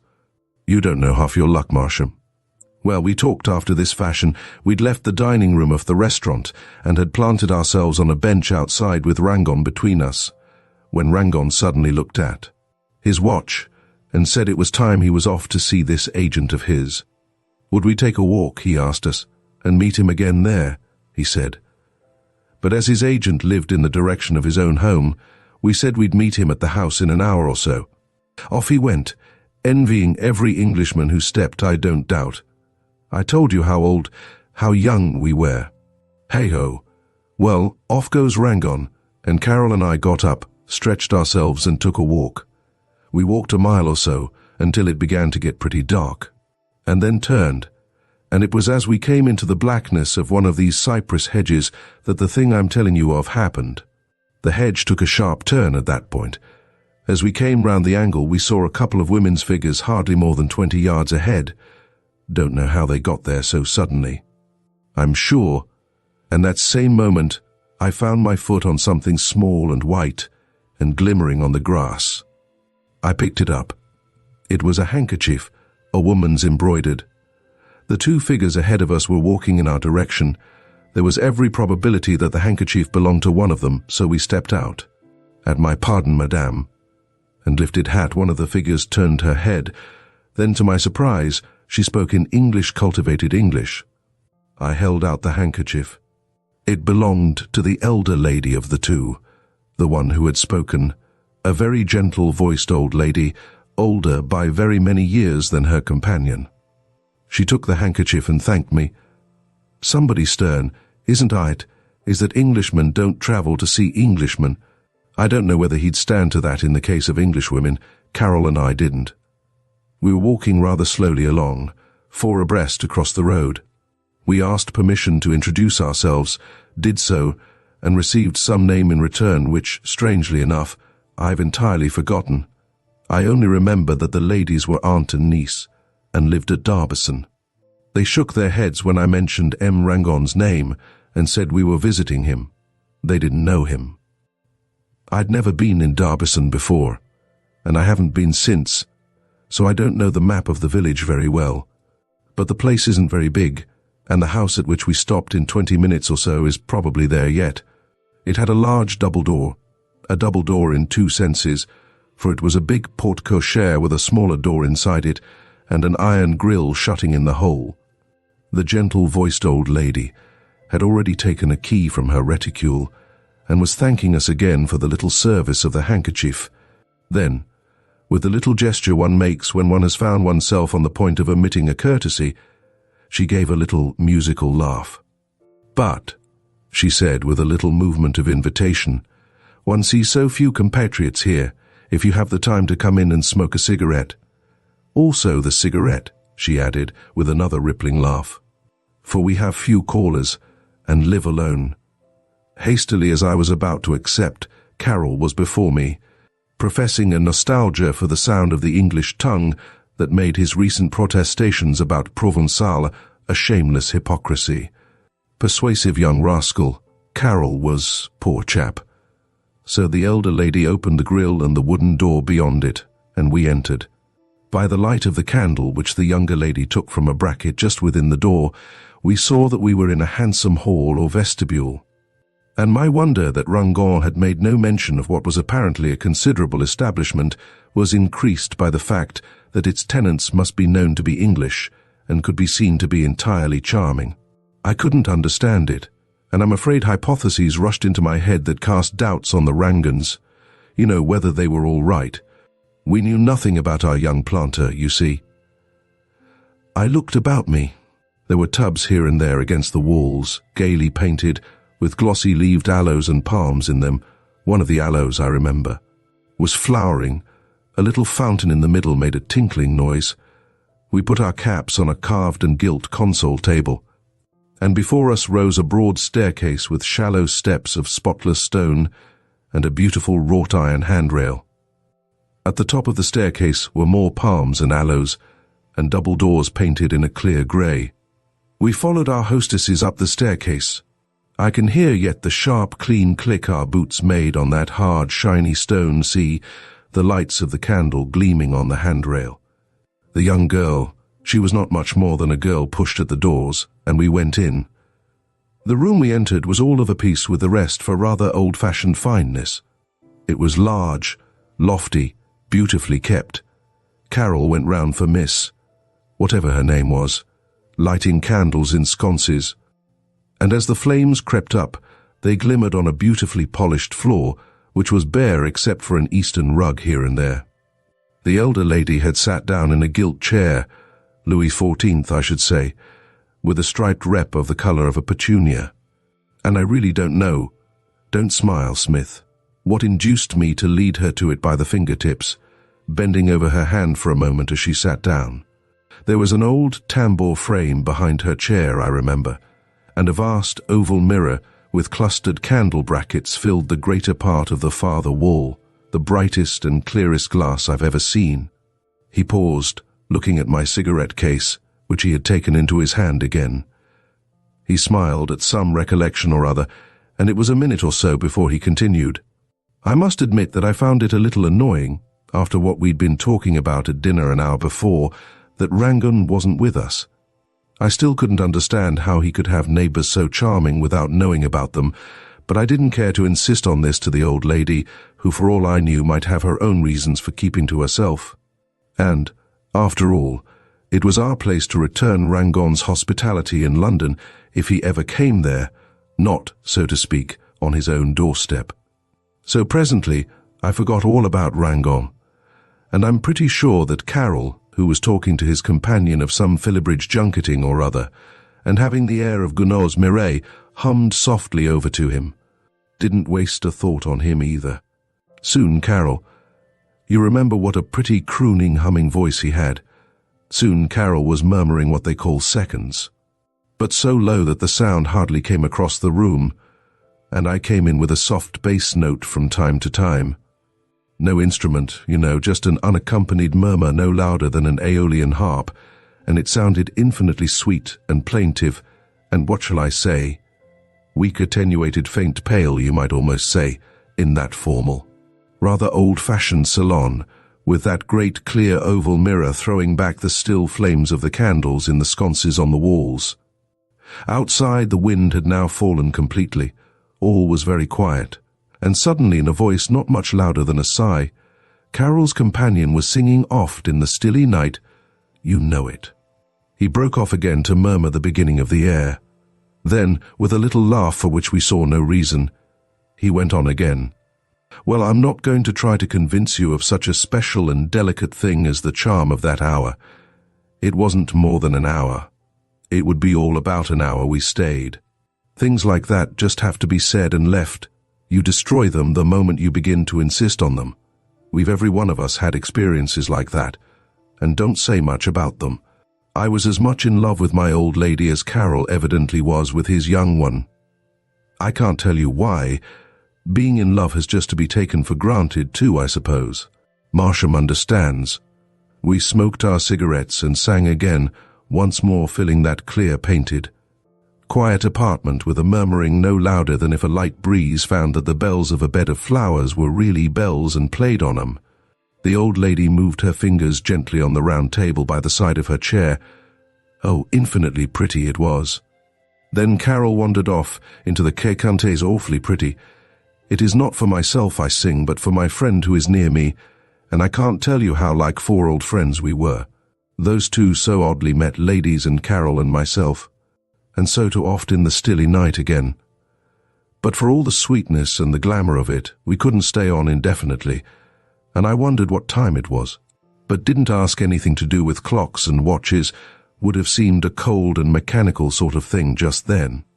And when presently we both got up, neither Carol nor I asked to be allowed to call again in the morning to thank them for a charming hour. And they seemed to feel the same as we did about it. There was no hoping that we should meet again in London, neither an au revoir, nor a goodbye, just a tacit understanding that that hour should remain isolated, accepted like a good gift without looking the gift horse in the mouth, single, unattached to any hours before or after. I don't know whether you see what I mean. Give me a match, somebody. And so we left, with no more than looks exchanged and fingertips resting between the back of our hands and our lips for a moment. We found our way out by ourselves, down that shallow stepped staircase with the handsome handrail, and let ourselves out of the double door and grille, closing it softly. We made for the village without speaking a word. Heo Loda had picked up the cigarette case again, but for all the way his eyes rested on it, I doubt whether he really saw it. I'm pretty sure he didn't. I knew when he did by the glance he shot at me, as much as to say, "I see you're wondering where the cigarette case comes in." He resumed with another little laugh. "Well," he continued, "we got back to Rangon's house. I really don't blame Rangon for the way he took it when we told him. He thought we were pulling his leg, of course. And he wasn't having any. Not he. There were no English ladies in Darbison," he said. We told him as nearly as we could, just where the house was. We weren't very precise, I'm afraid, for the village had been in darkness as we had come through it. And I had to admit that the cypress hedge I tried to describe where we'd met our friends was a good deal like other cypress hedges, and as I say, Rangon wasn't taking any. I myself was rather annoyed that he should think we were returning his hospitality by trying to get at him. And it wasn't very easy either to explain in my French and Carol's Provençal that we were going to let the thing stand as it was and weren't going to call on our charming friends again. The end of it was that Rangon just laughed and yawned. "I knew it was good, my wine," he said. But a shrug said the rest. Not so good as all that, he meant. Then he gave us our candles, showed us to our rooms, shook hands, and marched off to his own room and the Prevost's. I dreamed of my old lady half the night. After coffee the next morning, I put my hand into my pocket for my cigarette case and didn't find it. I went through all my pockets, and then I asked Carol if he'd got it. "No," he replied. "Think you left it behind at that place last night?" "Yes, did you?" Rangon popped in with a twinkle. I went through all my pockets again. No cigarette case. Of course, it was possible that I'd left it behind, and I was annoyed again. I didn't want to go back, you see. But on the other hand, I didn't want to lose the case. It was a present, and Rangon's smile nettled me a good deal too. It was both a challenge to our truthfulness and a testimonial to that very good wine of his. "Might have done," I grunted. "Well, in that case we'll go and get it." "If one tried the restaurant first," Rangon suggested, smiling again. "By all means," said I stuffily, though I remembered having the case after we'd left the restaurant. We were round at the restaurant by 9:30. The case wasn't there. I'd known jolly well beforehand it wasn't, and I saw Rangon's mouth twitching with amusement. "So we now seek the abode of these English ladies," he said. "Yes," said I, and we left the restaurant and strode through the village by the way we'd taken the evening before. That vigneron's smile became more and more irritating to me. "It is then the next village," he said presently, as we left the last house and came out into the open plain. We went back. I was irritated because we were 2-1, you see, and Carol backed me up. "A double door with a grill in front of it," he repeated for the 50th time. Rangon merely replied that it wasn't our good faith he doubted. He didn't actually use the word drunk. "Métion," he said suddenly, trying to conceal his mirth. "Si c'est possible. Si c'est possible a double door with a grill? But perhaps that I know it, the domicile of these so elusive ladies. Come this way."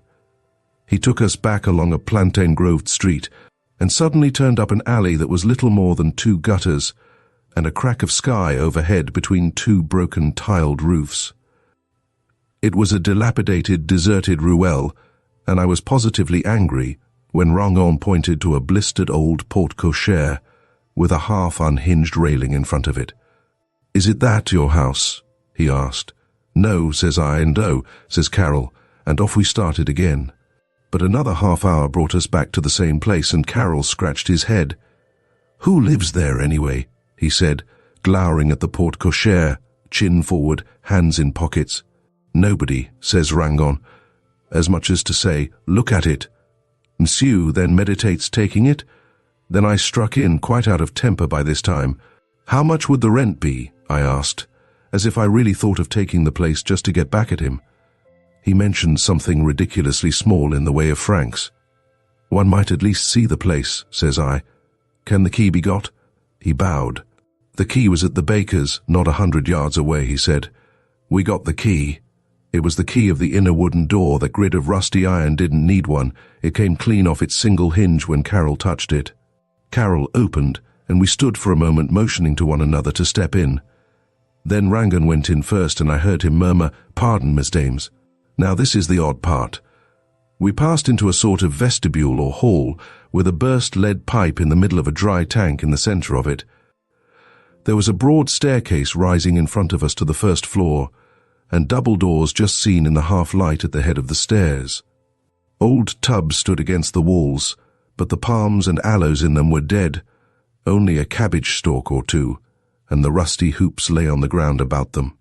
One tub had come to pieces entirely, and was no more than a heap of staves on a pile of spilt earth. And everywhere was dust. The floor was an inch deep in dust and old plaster that muffled our footsteps. Cobwebs hung like old dusters on the walls. A regular goblin's tatter of cobwebs draped the little bracket inside the door, and the wrought iron of the handrail was closed up with webs in which not even a spider moved. The whole thing was preposterous. "It is possible that for even a less rental," Rangon murmured, dragging his forefinger across the handrail and leaving an inch-deep furrow. "Come upstairs," said I suddenly. Up we went. All was in the same state there. A clutter of stuff came down as I pushed at the double doors of the salon, and I had to strike a stinking French sulphur match to see into the room at all. Underfoot was like walking on thicknesses of flannel, and except where we put our feet, the place was as printless as a snowfield dust. Dust, unbroken grey dust. My match burned down.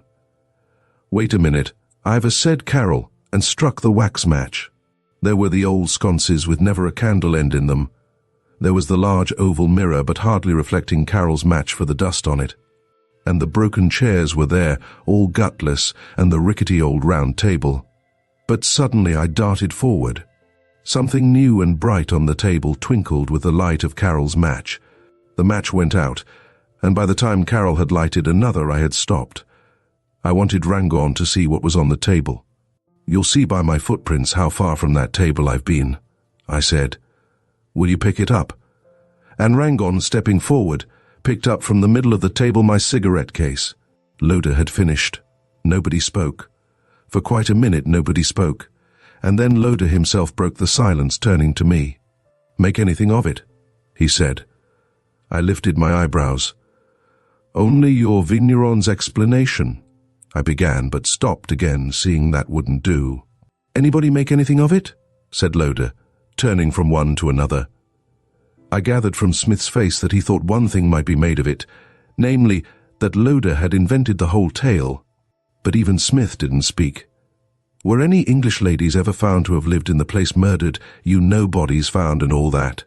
young Marsham asked diffidently, yearning for an obvious completeness. "Not that we could ever learn," Loda replied. "We made inquiries too. So you all give it up?" "Well, so do." And he rose. As he walked to the door, myself following him to get his hat and stick, I heard him humming softly the lines, "They are from oft in the stilly night." I seem like one who treads a lonesome banquet hall, deserted, whose guests have fled, whose garlands dead, and all but he departed, the rocker. Chapter 20. There was little need for the swart gypsies to explain, as they stood knee-deep in the snow round the bailiff of the Abbey farm, what it was that had sent them. The unbroken whiteness of the uplands told that, and even as they spoke, there came up the hill the dark figures of the farm men with shovels, on their way to dig out the sheep. In the summer, the bailiff would have been the first to call the gypsies vagabonds and roost robbers now. They had women with them too. The hares and foxes were down 4 days ago, and the liquid manure pumps like a snowman, the bailiff said. Yes, you can lie in the laths and welcome if you can find 'em. Maybe you'll help us find our sheep too. The gypsies had done so. Coming back again, they had had some ado to discover the spot where their 3 caravans made a hummock of white against a broken wall. The women, they had 4 women with them, began that afternoon to weave the mats and baskets they hawked from door to door. And in the forenoon of the following day, one of them, the black-haired, soft-voiced queen whom the bailiff had heard called Annabel, set her babe in the sling on her back, tucked a bundle of long cane loops under her oxter, and trudged down between 8-foot walls of snow to the abbey farm. She stood in the latticed porch, dark and handsome against the whiteness, and then, advancing, put her head into the great hall kitchen. "Has the lady any chairs for the gypsy woman to mend?" she asked in a soft and insinuating voice. They brought her the old chairs. She seated herself on a box in the porch, and there she wove the strips of cane in and out, securing each one with a little wooden peg and a tap of her hammer. The child remained in the sling at her back, taking the breast from time to time over her shoulder, and the silver wedding ring could be seen as she whipped the cane back and forth. As she worked, she cast curious glances into the old hall kitchen. The snow outside cast a pallid upward light on the heavy ceiling beams. This was reflected in the polished stone floor, and the children, who at first had shyly stopped their play, seeing the strange woman in the porch, the nearest thing they had seen to gypsies before, had been the old itinerant glazier with his frame of glass on his back resumed it, but still eyed her from time to time. In the ancient walnut chair by the hearth sat the old lady who had told them to bring the chairs. Her hair, almost as white as the snow itself, was piled up on her head, à la marquise. She was knitting.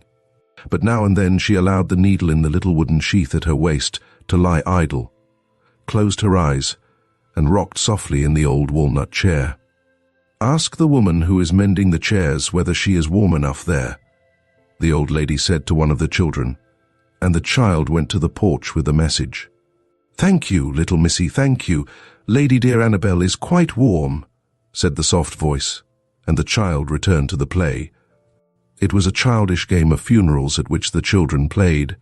The hand of death, hovering over the dolls, had singled out Flora, the articulations of whose sawdust body were seams, and whose boots were painted on her calves of fibrous plaster. For the greater solemnity, the children had made themselves sweeping trains of the garments of their elders, and those with cropped curls had draped their heads with shawls, the fringes of which they had combed out with their fingers to simulate hair-long hair, such as Sabrina, the eldest, had hanging so low down her back that she could almost sit on it. A cylindrical-bodied horse, convertible when his flat head came out of its socket into a locomotive, headed the sad cortege. Then came the defunct Flora. Then came Jack, the raffish sailor doll, with other dolls, and the children followed with hushed whisperings. The youngest of the children passed the high-backed walnut chair in which the old lady sat. She stopped. "Aunt Rachel," she whispered, slowly and gravely opening very wide and closing very tight her eyes. "Yes, dear?" "Flora's dead." The old lady, when she smiled, did so less with her lips than with her faded cheeks. So sweet was her face that you could not help wondering, when you looked on it, how many men had also looked upon it and loved it. Somehow, you never wondered how many of them had been loved in return. "I'm so sorry, dear," Aunt Rachel, who in reality was a great-aunt, said. "What did she die of this time?" "She died of bronchitis. And now she's going to be buried in a grave as little as her bed." "In a what, dear?" "As little. Dread. As little as my bed. You say it, Sabrina." "She means, Aunt Rachel, teach me to live that I may dread the grave as little as my bed," Sabrina, the eldest, interpreted. "Ah, but won't you play at cheerful things, dears?" Yes, we will presently, Aunt Rachel. Gee up, horse. Shall we go and ask the chairwoman if she's warm enough? Do, dears. Again the message was taken, and this time it seemed as if Annabel, the gypsy, was not warm enough, for she gathered up her loops of cane and brought the chair she was mending a little way into the hall kitchen itself. She sat down on the square box they used to cover the sewing machine. "Thank you, lady dear," she murmured, lifting her handsome almond eyes to Aunt Rachel. Aunt Rachel did not see the long, furtive, curious glance. Her own eyes were closed, as if she was tired. Her cheeks were smiling. One of them had dropped a little to one shoulder, as it might have dropped had she held in her arms a babe, and she was rocking, softly, slowly, the rocker of the chair making a little regular noise on the polished floor. The gypsy woman beckoned to one of the children.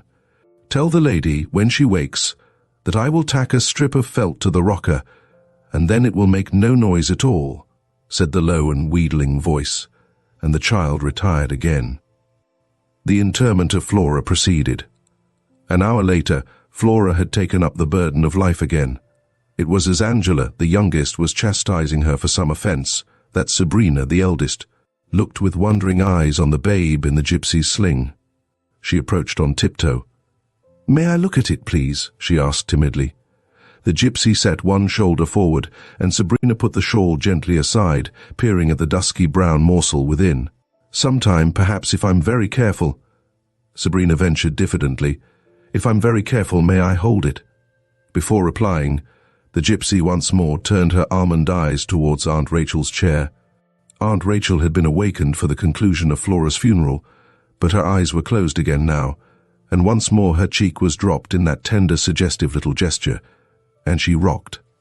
But you could see that she was not properly asleep. It was somehow less to Sabrina, still peering at the babe in the sling, than to Aunt Rachel, apparently asleep, that the gypsy seemed to reply, "You'll know some day, little missus, that a wean knows its own pair of arms," her seductive voice came. And Aunt Rachel heard. She opened her eyes with a start. The little regular noise of the rocker ceased. She turned her head quickly. Tremulously she began to knit again, and, as her eyes rested on the sidelong eyes of the gypsy woman, there was an expression in them that almost resembled fright. Chapter 21. They began to deck the great hall kitchen for Christmas, but the snow still lay thick over hill and valley, and the gypsies' caravans remained by the broken wall where the drifts had overtaken them. Though all the chairs were mended, Annabel still came daily to the farm, sat on the box they used to cover the sewing machine, and wove mats. As she wove them, Aunt Rachel knitted, and from time to time fragments of talk passed between the two women. It was always the white-haired lady who spoke first, and Annabel made all sorts of salutes and obeisances with her eyes before replying. "I have not seen your husband," Aunt Rachel said to Annabel one day. The children at the other end of the apartment had converted a chest into an altar, and were solemnizing the nuptials of the resurrected Flora and Jack, the raffish sailor doll. Annabel made roving play with her eyes. "He is up at the caravans, lady dear," she replied. "Is there anything Annabel can bid him do?" "Nothing, thank you," said Aunt Rachel. For a minute the gypsy watched Aunt Rachel, and then she got up from the sewing machine box and crossed the floor.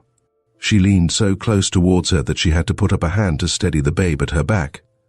"Lady dear," she murmured with irresistible softness, "your husband died, didn't he?" On Aunt Rachel's finger was a ring, but it was not a wedding ring. It was a hoop of pearls. "I have never had a husband," she said. The gypsy glanced at the ring. "Then that is a betrothal ring," Aunt Rachel replied. "Ah," said Annabel. Then, after a minute, she drew still closer. Her eyes were fixed on Aunt Rachel's, and the insinuating voice was very low. "Ah, and did it die too, lady dear?" Again came that quick, half-affrighted look into Aunt Rachel's face. Her eyes avoided those of the gypsy, sought them, and avoided them again. "Did what die?" she asked slowly and guardedly. The child at the gypsy's back did not need suck. Nevertheless, Annabel's fingers worked at her bosom, and she moved the sling. As the child settled, Annabel gave Aunt Rachel a long look. "Why do you rock?" she asked slowly. Aunt Rachel was trembling. She did not reply. In a voice soft as sliding water, the gypsy continued, "Lady dear, we are a strange folk to you. And even among us, there are those who shuffle the pack of cards and read the palm when silver has been put upon it, knowing nothing. But some of us, it was more than a minute before Aunt Rachel spoke. You are a woman, and you have your babe at your breast now. Every woman sees the thing you speak of." But the gypsy shook her head. "You speak of seeing with the heart. I speak of eyes, these eyes." Again came a long pause. Aunt Rachel had given a little start, but had become quiet again. When at last she spoke, it was in a voice scarcely audible. "That cannot be. I know what you mean, but it cannot be. He died on the eve of his wedding. For my bridal clothes they made me black garments instead. It is long ago, and now I wear neither black nor white, but—" Her hands made a gesture. Aunt Rachel always dressed as if to suit a sorrow that time had deprived of bitterness, in such a tender and fleecy grey as one sees in the mists that lie like lawn over hedgerow, and copse early of a midsummer's morning. "Therefore," she resumed, "your heart may see, but your eyes cannot see that which never was." But there came a sudden note of masterfulness into the gypsy's voice. "With my eyes, these eyes," she repeated, pointing to them. Aunt Rachel kept her own eyes obstinately on her knitting needles. "None except I have seen it. It is not to be seen," she said. The gypsy sat suddenly erect. "It is not so. Keep still in your chair," she ordered, "and I will tell you when—" It was a curious thing that followed. As if all the will went out of her, Aunt Rachel sat very still, and presently her hands fluttered and dropped. The gypsy sat with her own hands folded over the mat on her knees. Several minutes passed, then, slowly, once more that sweetest of smiles stole over Aunt Rachel's cheeks. Once more her head dropped, her hands moved. Noiselessly on the rockers that the gypsy had padded with, felt the chair began to rock. Annabel lifted one hand. "Dovosili," she said, "it is there." Aunt Rachel did not appear to hear her.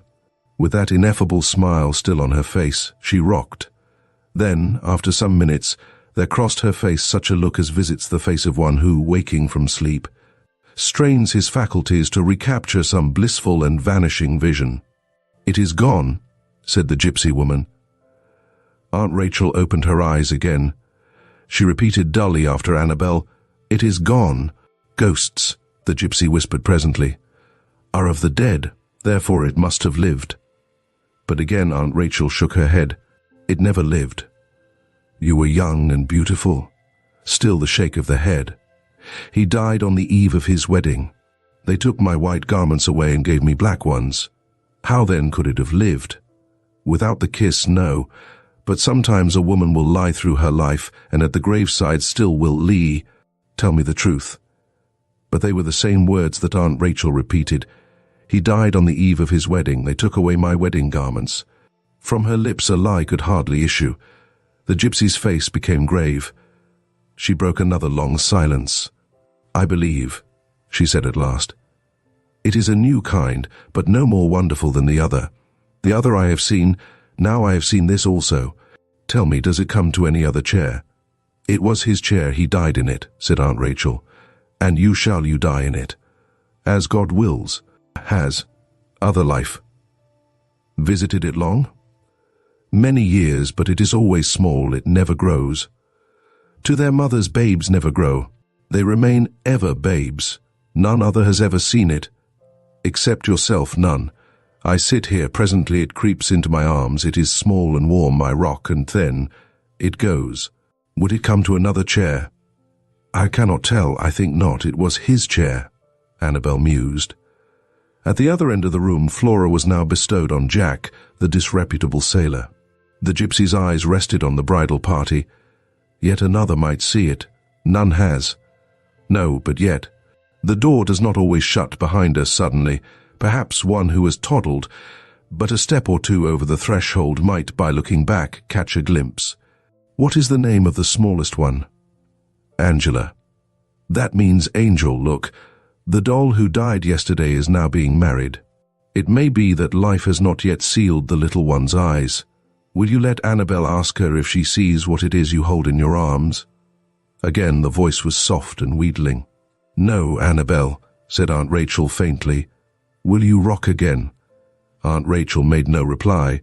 "Rock," urged the cajoling voice, but Aunt Rachel only turned the betrothal ring on her finger. Over at the altar, Jack was leering at his new-made bride, past decency, and little Angela held the wooden horse's head, which had parted from its body. "Rock and comfort yourself," tempted the voice. Then slowly Aunt Rachel rose from her chair. "No, Annabel," she said gently, "you should not have spoken. When the snow melts you will go, and come no more. Why then did you speak? It was mine. It was not meant to be seen by another. I no longer want it. Please go." The swarthy woman turned her almond eyes on her once more. "You cannot live without it," she said as she also rose. And as Jack and his bride left the church on the re-headed horse, Aunt Rachel walked with hanging head from the apartment. Chapter 22. Thenceforward, as day followed day, Aunt Rachel rocked no more, and with the packing and partial melting of the snow, the gypsies up at the caravans judged it time to be off about their business. It was on the morning of Christmas Eve that they came down in a body to the Abbey farm to express their thanks to those who had befriended them, but the bailiff was not there. He and the farm men had ceased work and were down at the church practicing the carols. Only Aunt Rachel sat still and knitting in the black walnut chair, and the children played on the floor. A night in the toy box had apparently bred discontent between Jack and Flora, or perhaps they sought to keep their countenances before the world. At any rate, they sat on opposite sides of the room, Jack keeping boon company with the lead soldiers, his spouse reposing, her lead-balanced eyes closed, in the broken clockwork motor car. With the air of performing some vaguely momentous ritual, the children were kissing one another beneath the bunch of mistletoe that hung from the center beam. In the intervals of kissing, they told one another in whispers that Aunt Rachel was not very well, and Angela woke Flora to tell her that Aunt Rachel had brown titus also. "Stay you here. I will give the lady dear our thanks," said Annabel to the group of gypsies gathered about the porch, and she entered the great hall kitchen. She approached the chair in which Aunt Rachel sat.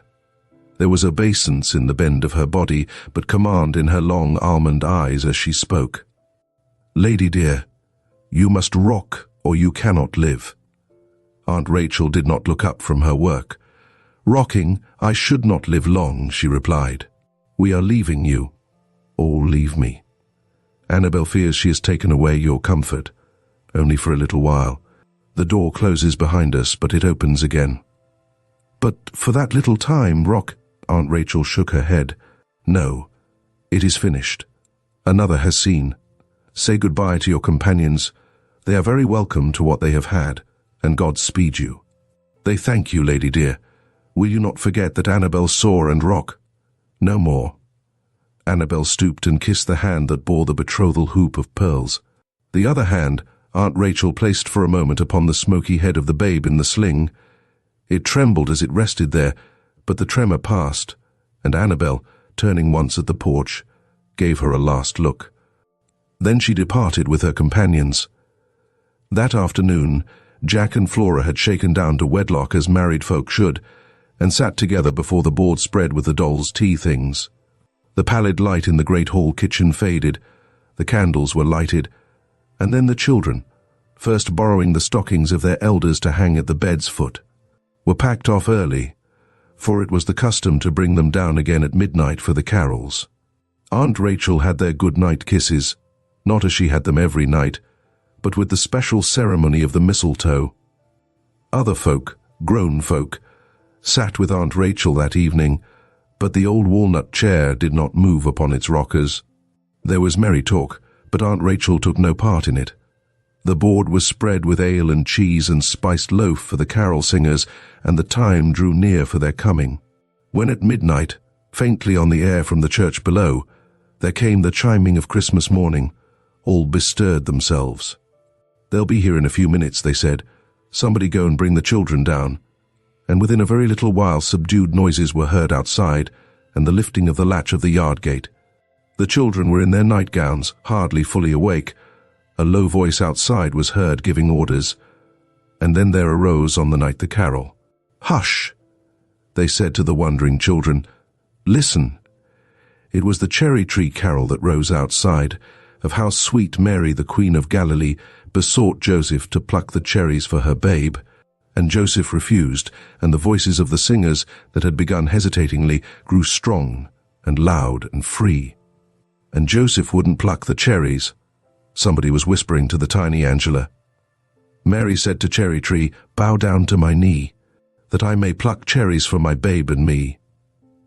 The carolers sang, and "Now listen, darling," the one who held Angela murmured.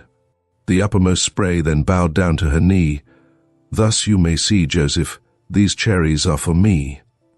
"Oh, eat your cherries, Mary, give them your babe now. Oh, eat your cherries, Mary, that grew upon the bough." The little Angela within the arms that held her murmured, "It's the gypsies, isn't it, Mother?" "No, darling, the gypsies have gone. It's the carol singers, singing because Jesus was born." "But, Mother, it is the gypsies, isn't it?" "'Cause look. Look where?" "At Aunt Rachel, Mother. The gypsy woman wouldn't go without her little baby, would she?" "No, she wouldn't do that." "Then has she lent it to Aunt Rachel, like I lend my new toys sometimes?" The mother glanced across at Aunt Rachel, and then gathered the night-gowned figure more closely. "The darling's only half awake," she murmured. "Poor Aunt Rachel's sleepy too."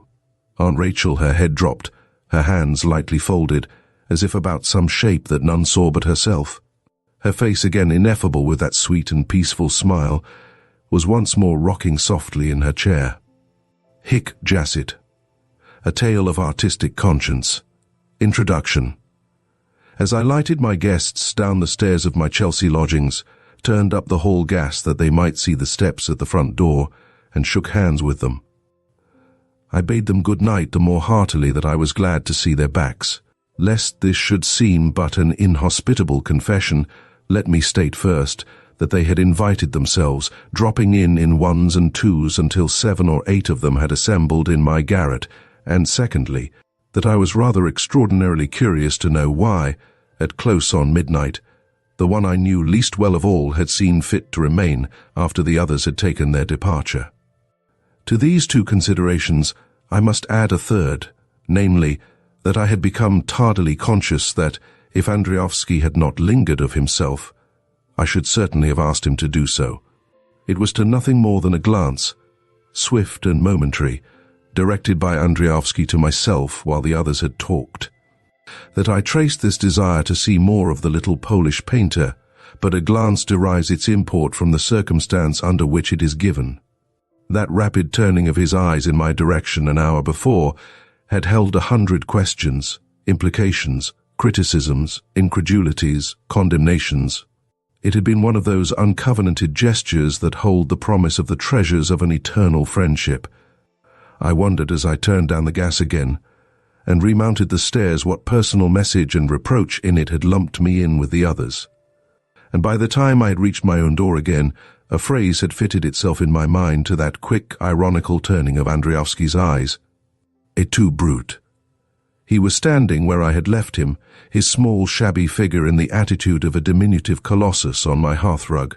About him were the recently vacated chairs, solemnly and ridiculously suggestive of still continuing the high and choice conversation that had lately finished. The same fancy had evidently taken Andriovsky, for he was turning from chair to chair, his head a little on one side, mischievously and aggravatingly smiling. As one of them, the deep wicker chair that Jameson had occupied, suddenly gave a little creak of itself, as wicker will when released from a strain, his smile broadened to a grin. I had been on the point of sitting down in that chair, but I changed my mind and took another. "That's right," said Andriovsky, in that wonderful English which he had picked up in less than 3 years. "Don't sit in the wisdom seat. You might profane it." I knew what he meant. I felt for my pipe and slowly filled it, not replying. Then, slowly wagging his head from side to side, with his eyes humorously and banteringly on mine, He uttered the very words I had mentally associated with that glance of his. "Et tu, brute," he said, wagging away, so that with each wag the lenses of his spectacles caught the light of the lamp on the table. I too smiled as I felt for a match. "It was rather much, wasn't it?" I said. But he suddenly stopped his wagging and held up a not very clean forefinger. His whole face was altogether too confoundedly intelligent. "Oh, no, you don't," he said peremptorily. "No getting out of it like that the moment they've turned their backs. No running, what is it? No running with the hare and hunting with the hounds. You helped, you know." I confess I fidgeted a little, but hang it all, what could I do? They were in my place, I broke out. He chuckled, enjoying my discomfiture. Then his eyes fell on those absurd and solemn chairs again. "Look at 'em, the archshades in conference." He chuckled. "That rush-seated one, it was talking half an hour ago about scherzos in silver and grey, nice fresh green stuff." To shut him up, I told him that he would find cigarettes and tobacco on the table. "Scherzos in silver and grey." He chuckled again as he took a cigarette. All this perhaps needs some explanation. It had been the usual thing, usual in those days, 20 years ago, smarming about art and the arts and so forth. We, as apparently Andriovsky had lingered behind for the purpose of reminding me, had perhaps talked a little more soaringly than the ordinary, that was all. There had been Jameson in the wicker chair, full to the lips and running over with the colour suggestions of the late Edward Calvert Gibbs. In a pulpy state of adoration of the less legitimate side of the painting of Watts, and Magnani, who had advanced that an essential oneness underlies all the arts, and had triumphantly proved his thesis by analogy with the law of the company relation of forces. A book called Music and Morals had appeared about that time, and on it we had risen to regions of kite-high lunacy about colour symphonies. Orgies of formless colour, thrown on a magic lantern screen view jeu, enough at this time of day. A young newspaper man, too, had made mental notes of our adjectives, for use in his weekly, I nearly spelt it weekly, half-column of art criticism. And here was Andriovsky, grinning at the chairs and mimicking it all with diabolical glee. Scherzos in silver and grey, word pastels, lyrics in stone. He chuckled. And what was it the fat fellow said? A siren song in marble. Well, I'll get along. I shall just be in time to get a pint of bitter to wash it all down if I'm quick. Bah! He broke out suddenly. Good men build up form and forms keep the arts each after its kind, raise up the dikes, so that we shan't all be swept away by night and nothingness, and these rats come nosing and burrowing and undermining it all. Et tu, brute. Well, when you've finished rubbing it in, I grunted, as if you didn't know better. Is that your way of getting back on 'em, now that you've chucked drawing and gone in for writing books? Phew, aye. Well, I'll go and get my pint of beer. But he didn't go for his pint of beer. Instead, he began to prowl about my room, pryingly, nosingly, touching things here and there. I watched him as he passed from one thing to another. He was very little, and very, very shabby. His trousers were frayed, and the sole of one of his boots flapped distressingly. His old bowler hat. He had not thought it necessary to wait until he got outside before thrusting it on the back of his head, was so limp in substance that I verily believed that had he run incautiously downstairs he would have found when he got to the bottom that its crown had sunk in of its own weight. In spite of his remark about the pint of beer, I doubt if he had the price of one in his pocket. "What's this, Brutus, a concertina?" he suddenly asked, stopping before the collapsible case in which I kept my rather old dress suit. I told him what it was, and he hoisted up his shoulders. "And these things?" he asked, moving to something else. They were a pair of boot trees, of which I had permitted myself the economy. I remember they cost me 4 shillings in the old Brompton Road. "And that's your bath, I suppose? Dumb bell stew." And good Lord. He had picked up and dropped again as if it had been hot. Somebody or other's card with the date of a day written across the corner of it. As I helped him on with his overcoat, he made no secret of the condition of its armholes and lining. I don't for one moment suppose that the garment was his. I took a candle to light him down as soon as it should please him to depart. "Well, so long, and joy to you on the high road to success," he said with another grin for which I could have bundled him down the stairs. In later days, I never looked to Andriovsky for tact, but I stared at him for his lack of it that night. And as I stared, I noticed for the first time the broad and low pylon of his forehead, his handsome mouth and chin, and the fire and wit and scorn that smouldered behind his cheap spectacles. I looked again, and his smallness, his malice, his pathetic little braggings about his poverty seemed all to disappear. He had strolled back to my hearthrug, wishing, I have no doubt now, to be able to exclaim suddenly that it was too late for the pint of beer for which he hadn't the money, and to curse his luck, and the pygmy quality of his colossusship had somehow gone. As I watched him, a neighbouring clock struck the half-hour, and he did, even as I had surmised, curse the closing time of the English public houses. I lighted him down. For one moment, under the hall gas, he almost dropped his jesting manner. "You do know better, Harrison, you know," he said. "But of course, you're going to be a famous author in almost no time." "Oh, sassive white! No garrets for you." It was a treat, the way you handled those fellows, really. "Well, don't forget us others when you're up there. I may want you to write my life some day." I heard the slapping of the loose sole as he shuffled down the path. At the gate he turned for a moment. "Good night, Brutus," he called. When I had mounted to my garret again, my eyes fell once more on that ridiculous assemblage of empty chairs, all solemnly talking to one another. I burst out into a laugh. Then I undressed, put my jacket on the hanger, took the morrow's boots from the trees and treed those I had removed, changed the pair of trousers under my mattress, and went, still laughing at the chairs, to bed. This was Michael Andriovsky, the Polish painter, who died 4 weeks ago. Chapter 23. I knew the reason of Mashka's visit the moment she was announced. Even in the stressful moments of the funeral, she had found time to whisper to me that she hoped to call upon me at an early date. I dismissed the amanuensis to whom I was dictating the last story of the 4th series of Martin Renard, gave a few hasty instructions to my secretary, and told the servant to show Miss Andriovsky into the drawing-room, to ask her to be so good as to excuse me for 5 minutes, to order tea at once, and then to bring my visitor up to the library. A few minutes later she was shown into the room.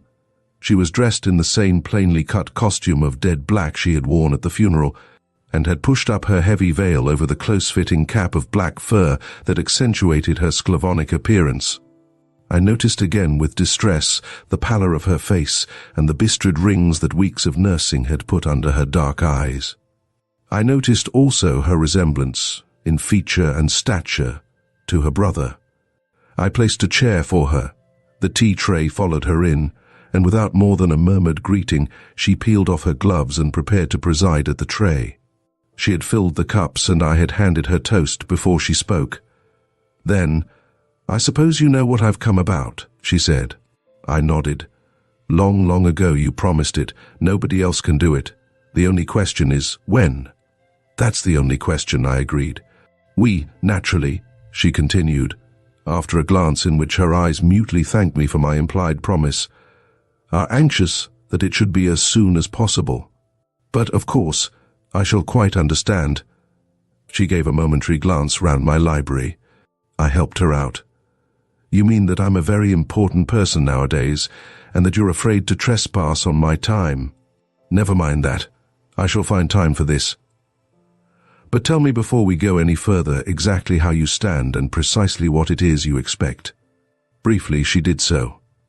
It did not in the least surprise me to learn that her brother had died penniless.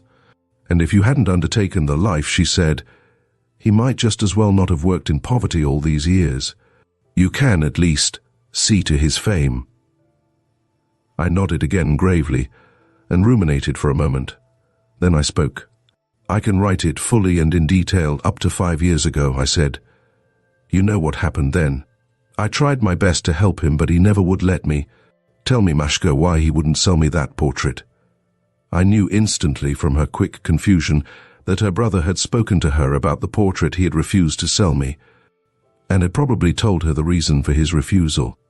I watched her as she evaded the question as well as she could. You know how queer he was about who he sold his things to, and as for those 5 years in which you saw less of him, Schofield will tell you all you want to know. I relinquished the point. Who's Schofield? I asked instead. He was a very good friend of Michael's, of both of us. You can talk quite freely to him. I want to say at the beginning that I should like him to be associated with you in this.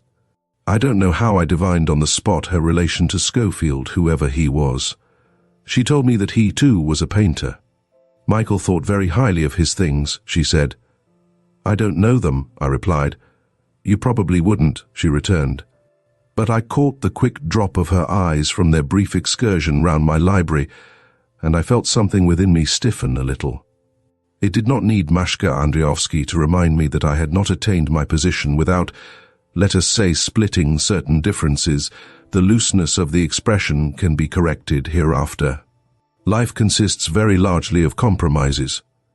You doubtless know my name, whichever country or hemisphere you happen to live in, as that of the creator of Martin Renard, the famous and popular detective, and I was not at that moment disposed to apologize, either to Mashka or Schofield or anybody else, for having written the stories at the bidding of a gaping public. The moment the public showed that it wanted something better, I was prepared to give it. In the meantime, I sat in my very comfortable library, securely shielded from distress by my balance at my banker's. Well, I said after a moment, let's see how we stand. And first as to what you're likely to get out of this. It goes without saying, of course, that by writing The Life, I can get you any amount of fame advertisement, newspaper talk, and all the things that it struck me Michael always treated with a special scorn. My name alone, I say, will do that. But for anything else I'm by no means so sure. You see, I explained, it doesn't follow that because I can sell hundreds of thousands of, you know what, that I can sell anything I've a mind to sign. I said it, confident that she had not lived all those years with her brother without having learned the axiomatic nature of it. To my discomfiture, she began to talk like a callow student. I should have thought that it followed that if you could sell something. She hesitated only for a moment, then courageously gave the other stuff its proper adjective. Something rotten, you could have sold something good when you had the chance. Then if you thought that you were wrong, I replied briefly and concisely. Michael couldn't, of course, she said, putting Michael out of the question with a little wave of her hand, because Michael wasn't a businessman. You are. I'm speaking as one, I replied. I don't waste time in giving people what they don't want. That is business. I don't undertake your brother's life as a matter of business, but as an inestimable privilege. I repeat, it doesn't follow that the public will buy it. But, she stammered, the public will buy a pill if they see your name on the testimonial. A pill, yes, I said sadly. Genius and a pill were, alas, different things. But, I added more cheerfully, you can never tell what the public will do. They might buy it, there's no telling except by trying. Well, Schofield thinks they will, she informed me with decision. I dare say he does if he's an artist. They mostly do, I replied. He doesn't think Michael will ever be popular, she emphasized the adjective slightly. But he does think he has a considerable following if they could only be discovered. I sighed. All artists think that.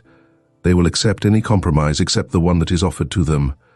I tried to explain to Mashka that in this world we have to stand to the chances of all or nothing. You've got to be one thing or the other.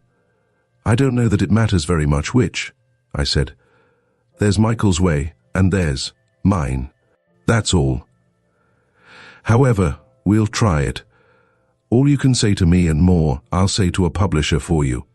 But he'll probably wink at me. For a moment she was silent. Then she said, Schofield rather fancies one publisher. Oh, who's he? I asked. She mentioned a name. If I knew anything at all of business, she might as well have offered the life of Michael Andriovsky to the Religious Tract Society at once. And has Mr. Schofield any other suggestions? I inquired. He had several. I saw that Schofield's position would have to be defined before we went any further. I said again. Well, I shall have to rely on Schofield for those 5 years in which I saw little of Michael.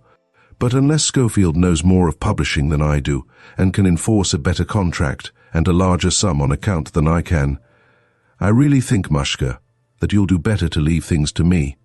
For one thing, it's only fair to me. My name hasn't much of an artistic value nowadays, but it has a very considerable commercial one, and my worth to publishers isn't as a writer of the lives of geniuses. I could see she didn't like it, but that couldn't be helped. It had to be so. Then, as we sat for a time in silence over the fire, I noticed again how like her brother she was. She was not, it was true, much like him as he had been on that last visit of mine to him, and I sighed as I remembered that visit. The dreadful scene had come back to me. On account, I suppose, of the divergence of our paths, I had not even heard of his illness until almost the finish. Immediately I had hastened to the Hampstead home, only to find him already in the agony. He had not been too far gone to recognize me, however, for he had muttered something brokenly about knowing better, that a spasm had interrupted. Besides myself, only Mashka had been there, and I had been thankful for the summons that had called her for a moment out of the room. I had still retained his already cold hand. His brow had worked with that dreadful struggle, and his eyes had been closed. But suddenly he had opened them, and the next moment had sat up on his pillow. He had striven to draw his hand from mine. "Who are you?" he had suddenly demanded, not knowing me. I had come close to him. "You know me, Andriovsky Harrison?" I had asked sorrowfully. I had been on the point of repeating my name, but suddenly, after holding my eyes for a moment, with a look the profundity and familiarity of which I cannot express, he had broken into the most ghastly, haunting laugh I have ever heard. The words had broken throatily from him. "Oh yes, I know you. You shall very soon know that I know you, if." The cough and rattle had come as Mashka had rushed into the room. In 10 seconds, Andriovsky had fallen back, dead. Chapter 24. That same evening I began to make notes for Andriovsky's life. On the following day, the last of the 4th series of the Martin Renards occupied me until I was thankful to get to bed. But thereafter I could call rather more of my time my own, and I began in good earnest to devote myself to the life. Mashka had spoken no more than the truth when she had said that of all men living none, but I could write that life. His remaining behind in my Chelsea garret that evening, after the others had left, had been the beginning of a friendship that, barring that lapse of 5 years at the end, had been for 20 years one of completest intimacy. Whatever money there might or might not be in the book, I had seen my opportunity in it, the opportunity to make it the vehicle for all the aspirations, faiths, enthusiasms, and exultations we had shared, and I myself did not realize until I began to note them down, one tithe of the subtle links and associations that had welded our souls together. Even the outward and visible signs of these had been wonderful. Setting out from one or other of the score of garrets and cheap lodgings we had in our time inhabited, we had wandered together, day after day, night after night, far down east, where, as we had threaded our way among the barrels of soused herrings and the stalls and barrows of unleavened bread, he had taught me scraps of Hebrew and Polish and Yiddish. Up into the bright west, where he could never walk a quarter of a mile without meeting one of his extraordinary acquaintances, furred music hall managers, hawkers of bootlaces, commercial magnates of his own faith, touts. Crossing sweepers, painted women, into Soho, where he had names for the very horses on the cab ranks and the dogs who slumbered under the counters of the cellars of French literature. Out to the naphtha lights and cries of the Saturday night street markets of Islington and the North End Road, into city churches on wintry afternoons, into the studios of famous artists full of handsomely dressed women, into the studios of artists not famous, at the ends of dark and breakneck corridors, to tea at the suburban homes of barmaids and chorus girls, to dinner in the stables of a cavalry barracks, to supper in cabmen's shelters. He was possessed in some mysterious way of the passwords to doors in hoardings, behind which excavations were in progress. He knew by name the butchers of the Deptford yards, the men in the blood-caked clothes, so inured to blood that they may not with safety to their lives swear at one another. He took me into an opium cellar within a stone's throw of Oxford Street, and into a roof chamber to call upon certain friends of his. Well, they said they were fire extinguishers, so I'd better not say they were bombs. Up, down, here, there, good report, but more frequently evil. We had known this side of our London as well as two men may, and our other adventures and peregrinations, not of the body, but of the spirit. But these must be spoken of in their proper place. I had arranged with Mashka that Schofield should bring me the whole of the work Andriovsky had left behind him, and he arrived late one afternoon in a four-wheeler, with 4 great packages done up in brown paper. I found him to be a big, shaggy-browed, red-haired, raw-boned Lancashire man of 35, given to confidential demonstrations at the length of a button shank. Quite unconscious of the gulf between his words and his right to employ them, and bent on asserting an equality that I did not dispute by rather aggressive use of my surname. Andriovsky had appointed him his executor, and he had ever the air of suspecting that the appointment was going to be challenged. "I'm glad to be associated with ye in this melancholy duty, Harrison," he said. "Now we won't waste words. Miss Andriovsky has told me precisely how matters stand. I had, as ye know, the honour to be poor Michael's close friend for a period of 5 years, and my knowledge of him is entirely at your disposal." I answered that I should be seriously handicapped without it. "Just so. It is Miss Andriovsky's desire that we should pull together. Now, in the first place, what is your idea about the form the book should take?" "In the first place, if you don't mind," I replied, "perhaps we'd better run over together the things you've brought. The daylight will be gone soon." "Just as you like, Harrison," he said. "Just as you like. It's all the same to me." I cleared a space about my writing table at the window, and we turned to the artistic remains of Michael Andriovsky. I was astonished, first, at the enormous quantity of the stuff, and next at its utter and complete revelation of the man. In a flash, I realized how superb that portion at least of the book was going to be, and Schofield explained that the work he had brought represented but a fraction of the whole that was at our disposal. "You'll know with what foolish generosity poor Michael always gave his things away," he said. "Hallard has a grand set, so has Connolly, and from time to time he behaved very handsomely to myself. Artists of very considerable talents both Hallard and Connolly are. Michael thought very highly of their abilities. They express the deepest interest in the shape your work will take, and that reminds me. I myself have drafted a rough scenario of the form it appeared to me the life might with advantage be cast in. A purely private opinion, you'll understand, Harrison, which you'll be entirely at liberty to disregard." "Well, let's finish with the work first," I said. With boards, loose sheets, scraps of paper, notes, studies, canvases stretched and stripped from their stretchers, we paved half the library floor.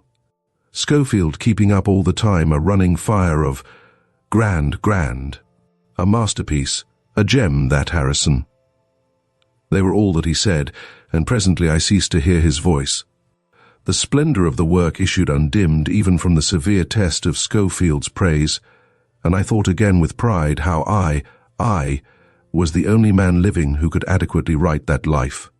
"Aren't they grand? Aren't they great?" Schofield chanted monotonously. "They are," I replied, coming to a consciousness of his presence again. "But what's that?" Secretively, he had kept one package until the last. He now removed its wrappings and set it against a chair. "There," he cried. "I'll thank ye, Harrison, for your opinion of it was the portrait Andriovsky had refused to sell me, a portrait of himself. The portrait was the climax of the display. The Lancastrians still talked, but I, profoundly moved, mechanically gathered up the drawings from the floor and returned them to their proper packages and folios. I was dining at home, alone, that evening, and for form's sake I asked this faithful dog of Andriovsky's to share my meal, but he excused himself. He was dining with Hallard and Connolly.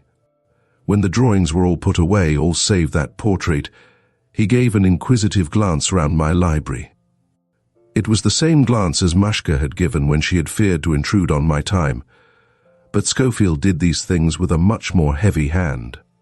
He departed, but not before telling me that even my mansion contained such treasures as it had never held before. That evening, after glancing at Schofield's scenario, I carefully folded it up again for return to him, lest when the book should appear, he should miss the pleasure of saying that I had had his guidance but had disregarded it. Then I sat down at my writing table and took out the loose notes I had made. I made other jottings, each on a blank sheet for subsequent amplification, and the sheets overspread the large leather top table and thrust one another up the standard of the incandescent with the pearly silk shade. The firelight shone low and richly in the dusky spaces of the large apartment, and the thick carpet and the double doors made the place so quiet that I could hear my watch ticking in my pocket. I worked for an hour, and then, for the purpose of making yet other notes, I rose, crossed the room, and took down the 3 or 4 illustrated books to which, in the earlier part of his career, Andriovsky had put his name. I carried them to the table and twinkled as I opened the first of them. It was a book of poems, and in making the designs for them, Andriovsky had certainly not found for himself. Almost any one of the art shades, as he had called them, could have done the thing equally well, and I twinkled again. I did not propose to have much mercy on that. Already Schofield's words had given birth to a suspicion in my mind that Andriovsky, in permitting these fellows, Hallard, Connolly, and the rest, to suppose that he thought highly of them and their work, had been giving play to that malicious humor of his, and they naturally did not see the joke. That joke, too, was between himself, dead, and me, preparing to write his life. As if he had been there to hear me, I chuckled and spoke in a low voice. "You were pulling their legs, Michael, you know. A little rough on them you were, but there's a book here of yours that I'm going to tell the truth about. You and I won't pretend to one another. It's a rotten book, and both you and I know it." I don't know what it was that caused me suddenly to see just then something that I had been looking at long enough without seeing. That portrait of himself that I had set leaning against the back of a chair at the end of my writing table. It stood there, just within the soft penumbra of shadow cast by the silk-shaded light. The canvas had been enlarged, the seam of it clumsily sewn by Andriovsky's own hand, but in that half-light the rough ridge of paint did not show, and I confess that the position and effect of the thing startled me for a moment. Had I cared to play a trick with my fancy, I could have imagined the head wagging from side to side, with such rage and fire was it painted. He had had the temerity to dash a reflection across one of the glasses of his spectacles, concealing the eye behind it. The next moment I had given a short laugh. "So you're there, are you? Well, I know you agree very heartily about that book of poems. Hago, if I remember rightly, you made more money out of that book than out of the others put together. But I'm going to tell the truth about it. I know better, you know." Chancing, before I turned in that night, to reopen one of his folios, I came across a drawing, there by accident, I don't doubt. That company infirmed me in my suspicion that Andriovsky had had his quiet joke with Schofield, Hallard, Connolly, and company. It was a sketch of Schofield's, imitative, deplorable, a dreadful show-up of incapacity. Well enough drawn, in a sense it was. And I remembered how Andriovsky had ever urged that drawing of itself did not exist. I winked at the portrait. I saw his point. He himself had no peer, and rather than invite comparison with stars of the second magnitude, he chose his intimates from among the peddlers of the wares that had the least possible connection with his art. He, too, had understood that the compromise must be entirely accepted or totally refused, and while, in the divergence of our paths, he had done the one thing and I the other, we had each done it thoroughly, with vigor, and with persistence, and each could esteem the other, if not as a CO worker, at least as an honorable and out-and-out opposite. Chapter 25. Within a fortnight, I was so deep in my task that in the realist sense, the greater part of my life was in the past. The significance of those extraordinary peregrinations of ours had been in the opportunity they had afforded for a communion of brain and spirit of unusual rarity, and all this determined to my work with the accumulated force of its long penning up. I have spoken of Andriovsky's contempt for such as had the conception of their work that it was something they did as distinct from something they were. And unless I succeed in making it plain that, not as a mere figure of speech and loose hyperbole, but starkly and literally, Andriovsky was everything he did, my tale will be pointless. There was not one of the basic facts of life, of faith, honor, truth-speaking, falsehood, betrayal, sin that he did not turn, not to moral interpretations as others do, but to the holy purposes of his noble and passionate art. For any man, sin is only mortal when it is sin against that which he knows to be immortally true. And the things Andriovsky knew to be immortally true were the things that he had gone down into the depths in order to bring forth and place upon his paper or canvas. These things are not for the perusal of many. Unless you love the things that he loved with a fervor comparable in kind, if not in degree with his own, you may not come near them. Truth, the highest thing a man may keep, he said, cannot be brought down. A man only attains it by proving his right to it. And I think I need not further state his views on the democratization of art. Of any result from the elaborate processes of art education, he held out no hope whatever. It is in a man or it isn't, he ever declared. If it is, he must bring it out for himself. If it isn't, let him turn to something useful and have done with it. I need not press the point that in these things he was almost a solitary. He made of these general despotic principles the fiercest personal applications. I have heard his passionate outbreak of thief, liar, fool over a drawing when it has seemed to him that a man has not vouched with the safety of his immortal soul for the shapes and lines he has committed to it. I have seen him get into such a rage with the eyes of the artist upon him. I have heard the ice and vinegar of his words when a good man, for money, has consented to modify and emasculate his work, and there lingers in my memory his side of a telephone conversation in which he told a publisher who had suggested that he should do the same thing precisely what he thought of him. And on the other hand, he once walked from Aldgate to Putney Hill with a loose heel on one of his boots to see a man of whom he had seen but a single drawing. See him he did too, in spite of the man's footman, his liveried parlour-maid, and the daunting effect of the electric brougham at the door. He's a good man, he said to me afterwards, ruefully looking at the place where his boot heel had been. You've got to take your good where you find it. I don't care whether he's a rich amateur or skin and grief in a garret, as long as he's got the stuff in him. Nobody else could have fetched me up from the East End this afternoon. So long. See you in a week or so. This was the only time I ever knew him break that sacred time in which he celebrated each year the Passover and the Feast of Tabernacles. I doubt whether this observance of the ritual of his faith was of more essential importance to him than that other philosophical religion towards which he sometimes leaned. I have said what his real religion was, but to the life. With these things and others as a beginning, I began to add page to page, phase to phase. And, in a time the shortness of which astonished myself, I had pretty well covered the whole of the first 10 years of our friendship. Mashka called rather less, and Schofield rather more frequently than I could have wished, and my surmise that he, at least, was in love with her quickly became a certainty. This was to be seen when they called together. It was when they came together that something else also became apparent.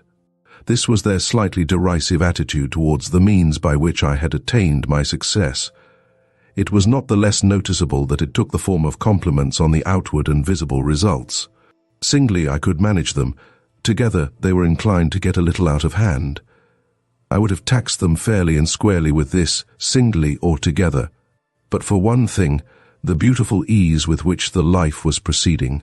Never had I felt so completely en rapport with my subject. So beautifully was the thing running that I had had the idle fancy of some actual urge from Andriovsky himself.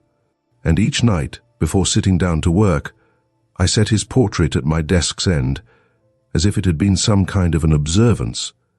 The most beautiful result of all was that I felt what I had not felt for 5 years, that I too was not doing my work, but actually living and being it. At times I took up the sheets I had written, as ignorant of their contents as if they had proceeded from another pen, so freshly they came to me. And once, I vow, I found in my own handwriting a Polish name, that I might, it is true, have subconsciously heard at some time or other, but that stirred no chord in my memory even when I saw it written. Mashka checked and confirmed it afterwards, and I did not tell her by what odd circumstance it had issued from my pen. The day did come, however, when I found I must have it out with Schofield about this superciliousness I have mentioned. The Falchion had just begun to print the third series of my Martin Renard, and this had been made the occasion of another of Schofield's ponderous compliments.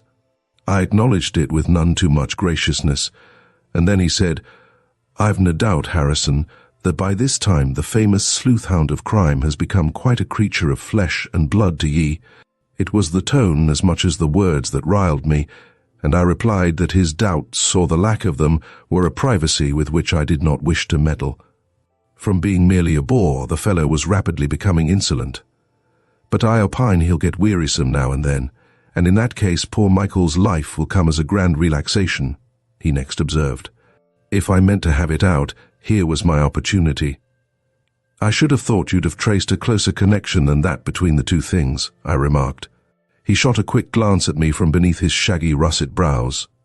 "How so?" "I see very little connection," he said suspiciously. "There's this connection, that while you speak with some freedom of what I do, you are quite willing to take advantage of it when it serves your turn."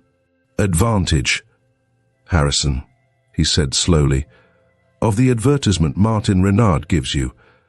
I must point out that you condone a thing when you accept the benefit of it. Either you shouldn't have come to me at all, or you should deny yourself the gratification of these slurs." "Slurs?" he repeated loweringly. "Both of you, you and Miss Andriovsky, or Mashka as I call her, tout court. Don't suppose I don't know as well as you do the exact worth of my sleuth-hound, as you call him. You didn't come to me solely because I knew Andriovsky well, you came because I've got the ear of the public also. And I tell you plainly that, however much you dislike it, Michael's fame, as far as I'm of any use to him, depends on the popularity of Martin Renard." He shook his big head. "This is what I feared," he said. "More," I continued, "you can depend upon it that Michael, wherever he is, knows all about that." Aye," he said sagely. "I misdoubt your own artistic souls only to be saved by the writing of poor Michael's life, Harrison. Leave that to me and Michael, we'll settle that. In the meantime, if you don't like it, write and publish the life yourself." He bent his brows on me. "It's precisely what I wanted to do from the very first," he said. "If you'd cared to accept my symposium in the spirit in which it was offered, I cannot see that the life would have suffered. But now, when you're next in need of my services, you'll maybe send for me." He took up his hat. I assured him, and let him take it in what sense he liked, that I would do so, and he left me. Not for one single moment did I intend that they should bounce me like that. With or without their sanction and countenance, I intended to write and publish that life. Schofield, in my own house too, had had the advantage that a poor and ill-dressed man has over one who is not poor and ill-dressed. But my duty first of all was neither to him nor to Mashka, but to my friend. The worst of it was, however, that I had begun dimly to suspect that the Lancastrian had hit at least one nail on the head. "Your artistic soul's only to be saved by writing poor Michael's life," he had informed me, and it was truer than I found it pleasant to believe. Perhaps, after all, my first duty was not to Andriovsky, but to myself. I could have kicked myself that the fool had been perspicacious enough to see it, but that did not alter the fact.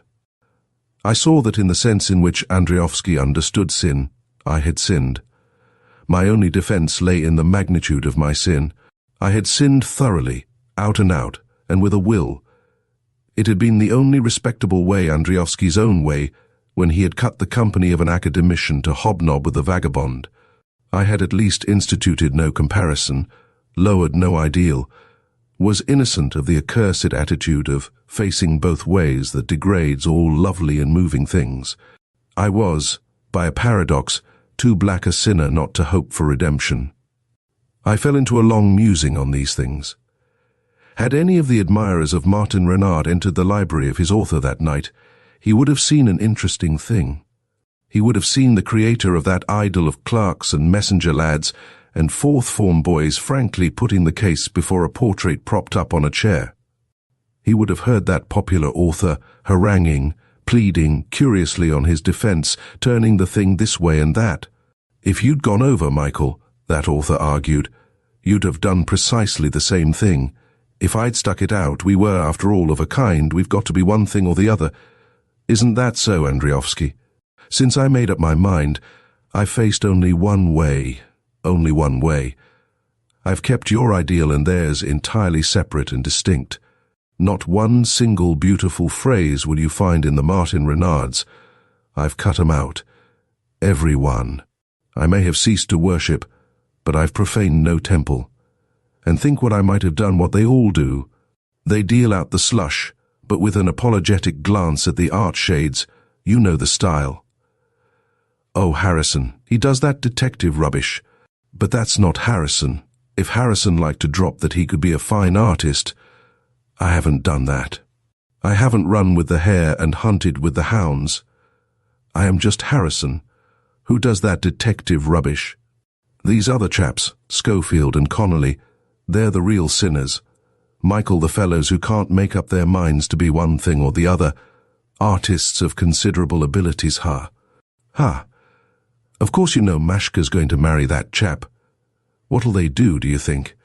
He'll scrape up a few pounds out of the stew where I find thousands, marry her.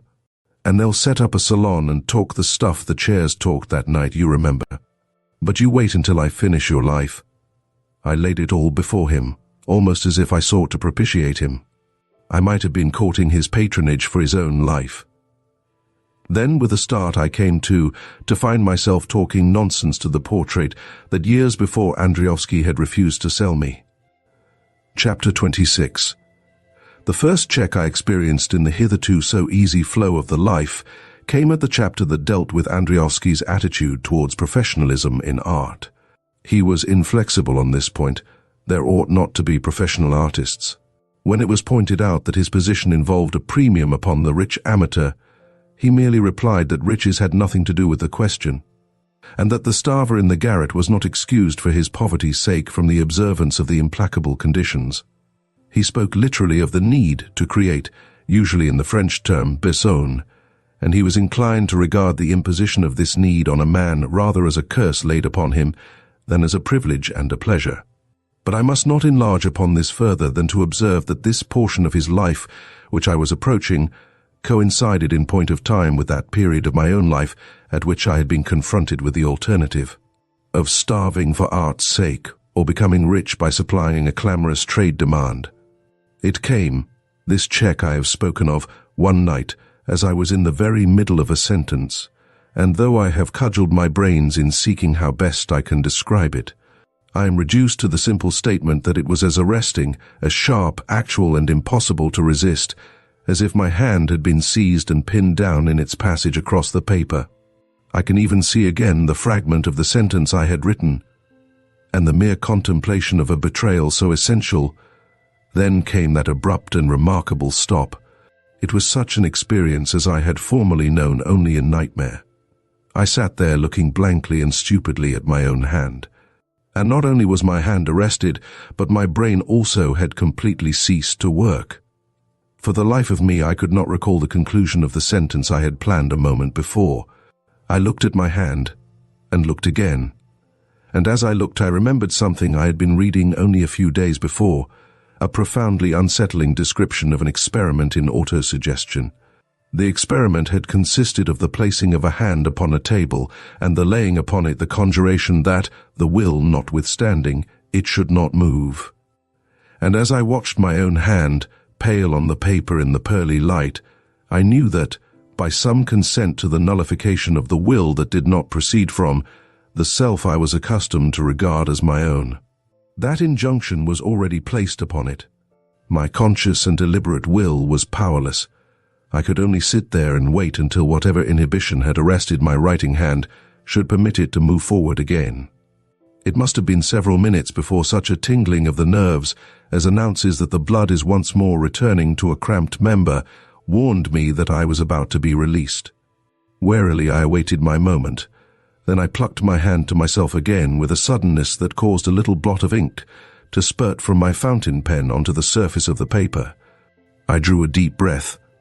I was free again, and with the freedom came a resolve that whatever portion of myself had been responsible for this prank should not repeat it if I could possibly prevent it.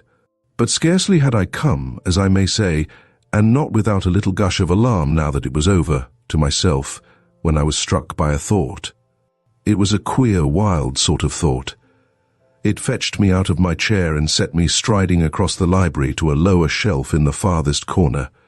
This shelf was the shelf on which I kept my letter files. I stooped and ran my fingers along the backs of the dusty row. I drew out the file for 1900s and brought it back to my writing table. My contracts, I ought to say, reposed in a deed box at my agent's office.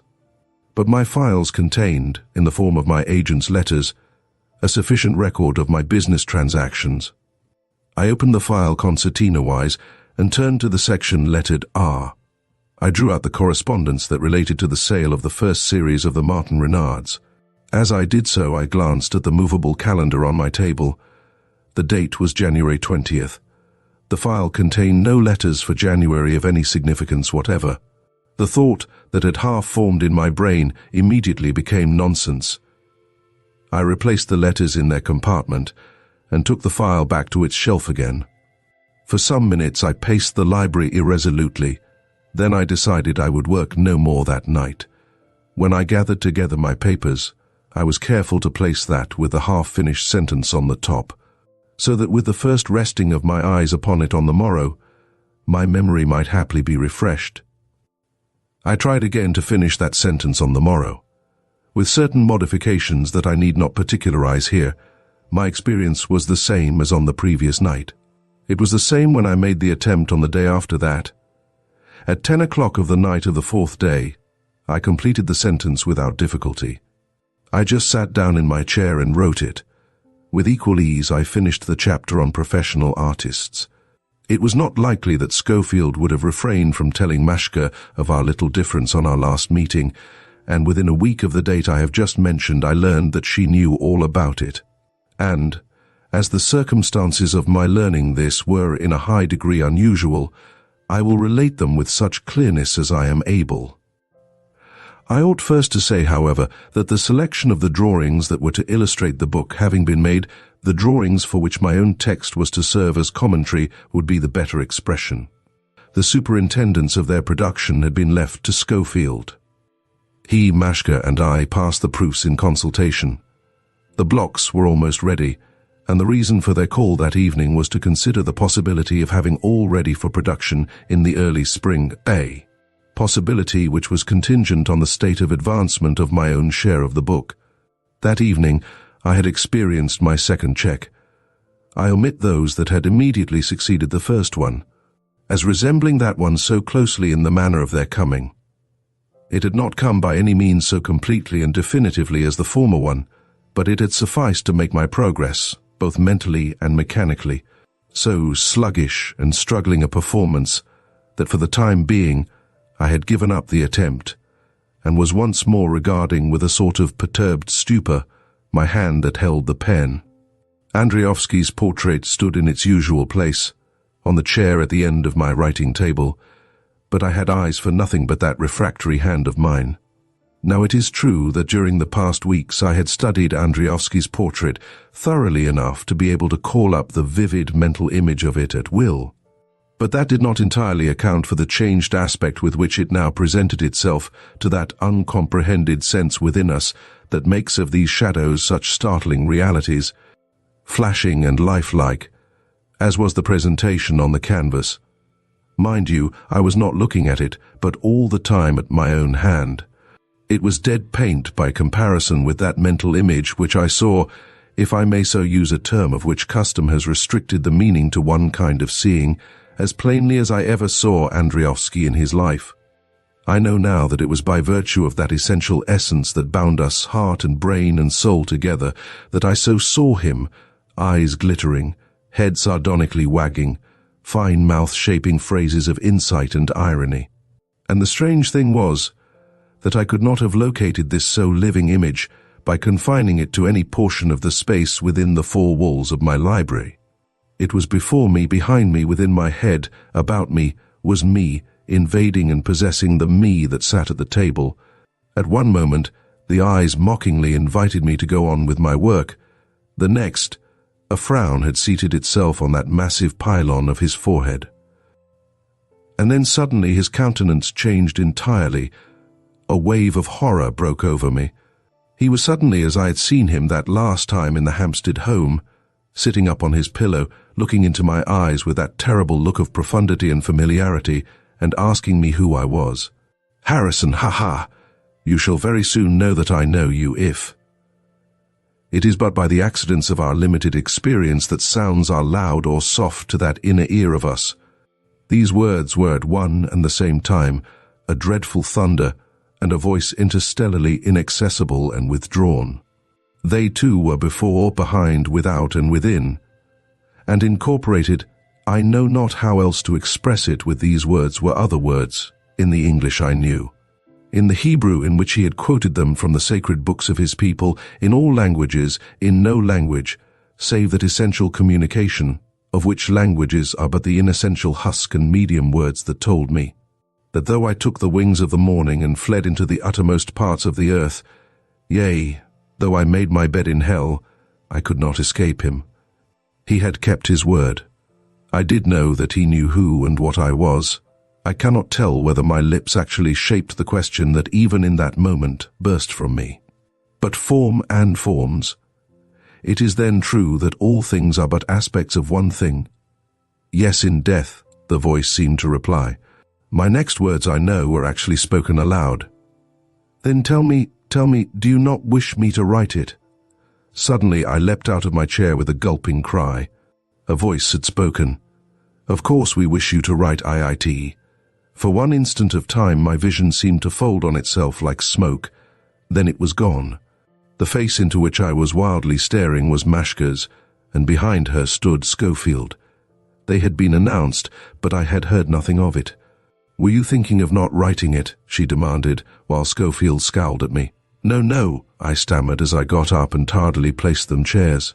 Schofield did not speak, but he did not remove his eyes from me. Somehow I could not meet them. "Well," she said, "Jack had already told me that you seemed in two minds about it.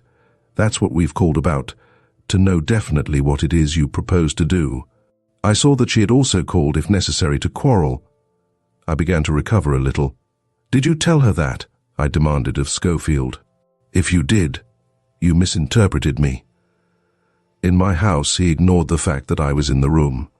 He replied to Mashka, "I understood Mr. Harrison to say definitely, and in those words, that if I didn't like the way in which he was writing Michael's life, I might write and publish one myself," he said. "I did say that," I admitted, "but I never said that whatever you did, I should not go on with mine." "Yours," cried Mashka. "What right have you in my brother's life?" I quickly told her. "I have the right to write my recollections of him, and subject to certain provisions of the law. To base anything on them I think fit," I replied. "But," she cried aghast, "there can't be two lives." "It's news to me that two were contemplated," I returned. "The point is that I can get mine published, and you can't." Schofield's harsh voice sounded suddenly, but again to Mashka, not to me. "You might remind Mr. Harrison that others have capabilities in business besides himself. Beyond a doubt our sales will be comparatively small, but they'll be to such as have not made the great refusal. Think of it." I almost laughed. "Oh, been trying it?" I inquired. He made no reply. "Well, those who have made the refusal have at least had something to refuse," I said mildly. Then, realizing that this was mere quarreling, I returned to the point. "Anyhow, there's no question of refusing to write the life. I admit that during the last fortnight I've met with certain difficulties, but the task isn't so easy as perhaps it looks. I'm making progress." "I suppose," she said hesitatingly after a pause, "that you don't care to show it as far as it is written?" For a moment I also hesitated. I thought I saw where she was. Thanks to that Lancashire jackanapes, there was division between us, and I had pretty well made up my mind. Not only that he thought himself quite capable of writing Andriovsky's life himself, but that he had actually made an attempt in that direction. They had come in the suspicion that I was throwing them over, and though that suspicion was removed, Mashka wished, if there was any throwing over to be done, to do it herself. In a word, she wanted to compare me with Schofield. To see it as far as it is written, I repeated slowly. Well, you may. That is, you, Michael's sister, may, but on the condition that you neither show it to anybody else nor speak of it to anybody else. Ah, she said, and only on those conditions. Only on those conditions. I saw a quick glance between them. Shall we tell him? It seemed to say. Including the man Michael's sister is going to marry, she said abruptly. My attitude was deeply apologetic, but including anybody whomsoever, I answered. Then, she said, rising, we won't bother. But will you at least let us know soon when we may expect your text? I will let you know, I replied slowly, 1 week from today. On that assurance they left, and when they had gone, I crossed once more to the lower shelf that contained my letter files. I turned up the file for 1900s once more. During their visit I had had an idea. I ran through the letters and then replaced them. Yes, I ought to be able to let them know within the week. Chapter 27. Against the day when I myself shall come to die.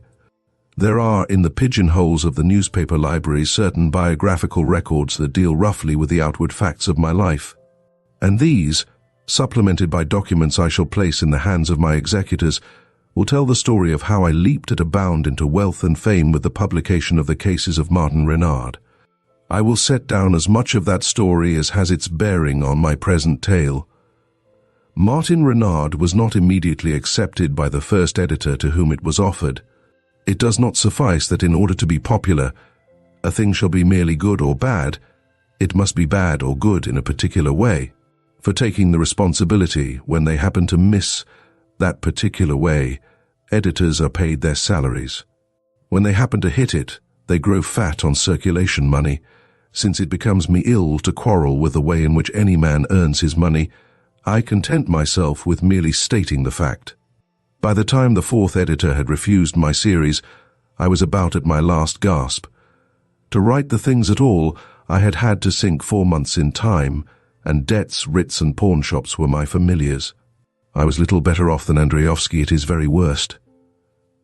I had read the first of the Martin Renards to him. By the way, the gigantic outburst of mirth with which he had received it had not encouraged me to read him a second. I wrote the others in secret. I wrote the things in the spring and summer of 1900s, and by the last day of September, I was confident that I had at last sold them. Except by a flagrant breach of faith, the editor in whose desk they reposed could hardly decline them. As it subsequently happened, I have now nothing but gratitude for him that he did, after all, decline them, for I had a duplicate copy on offer in another quarter. He declined them, I say, and I was free to possess my soul again among my writs, debts, and pawnshops. But 4 days later, I received the alternative offer. It was from the Faltian.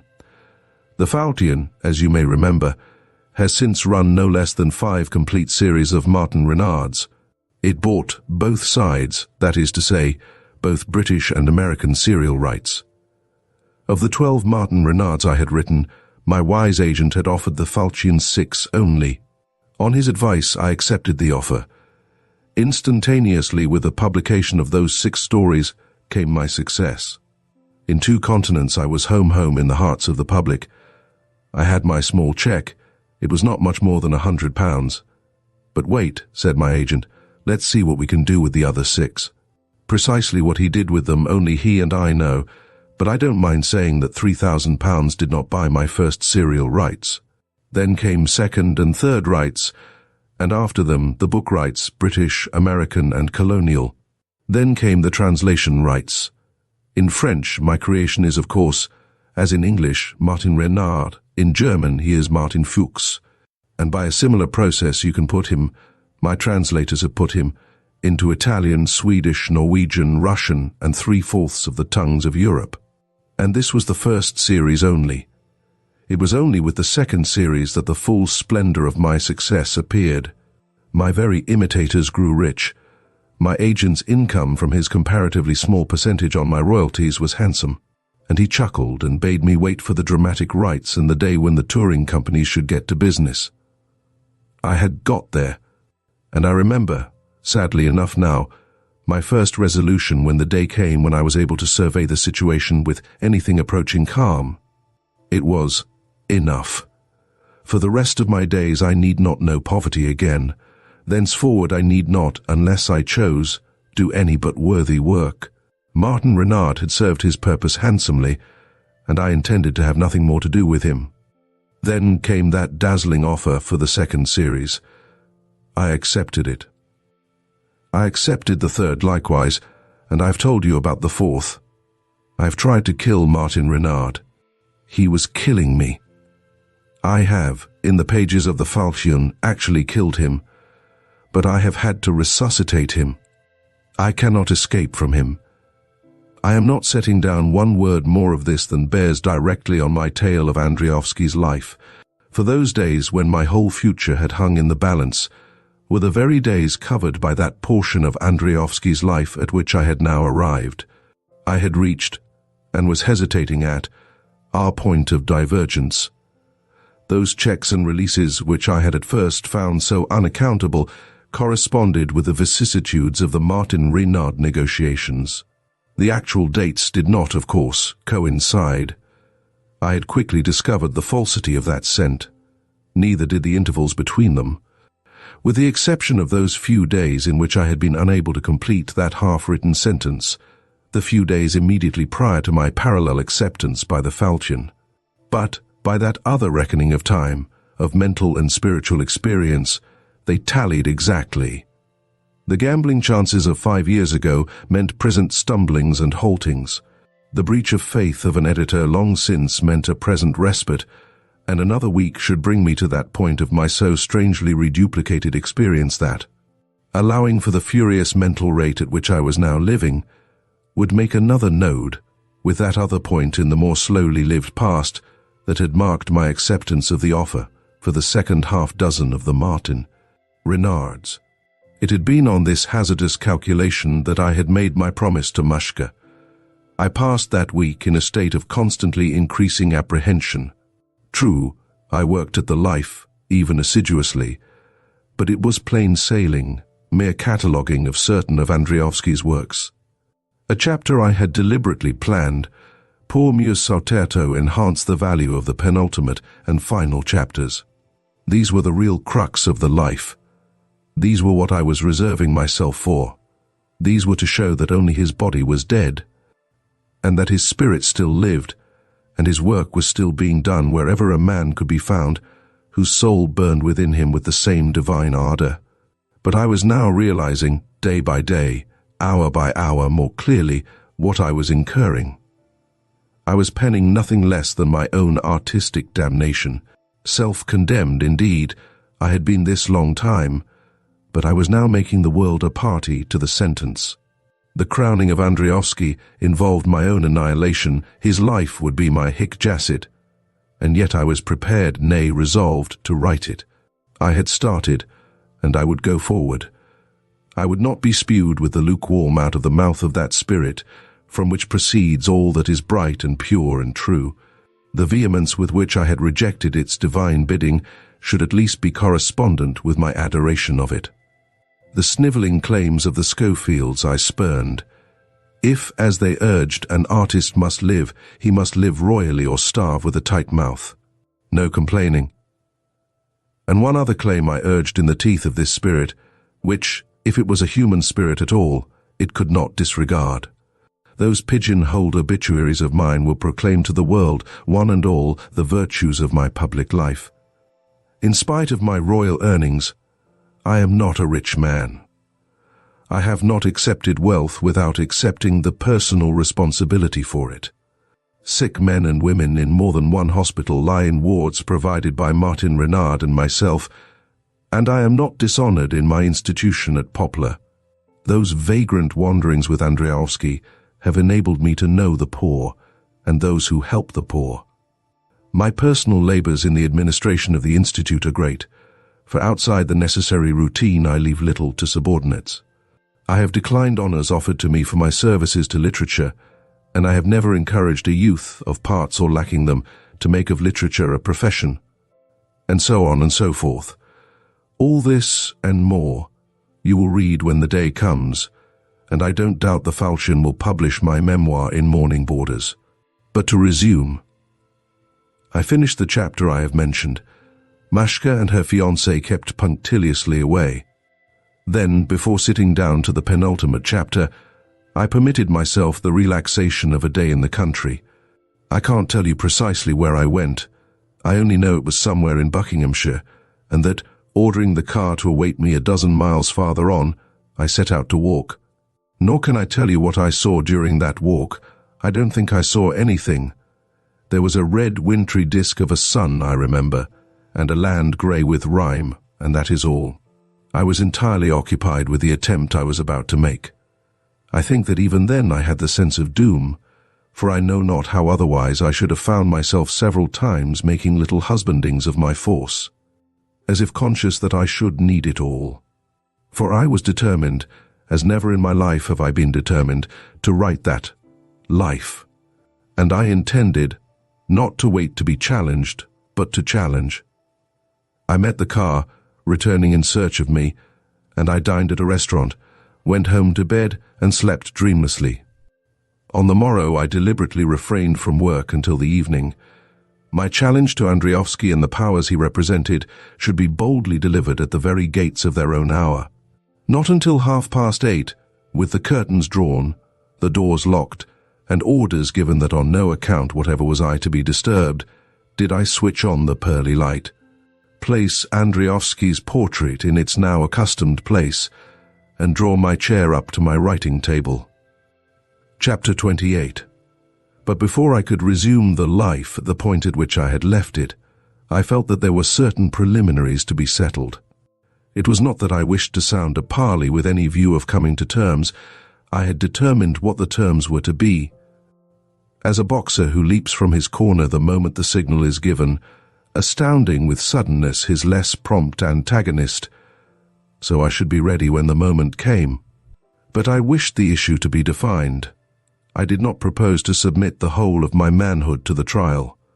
I was merely asserting my right to speak of certain things which, if one chose to exaggerate their importance by a too narrow and exclusive consideration of them, I might conceivably be thought to have betrayed.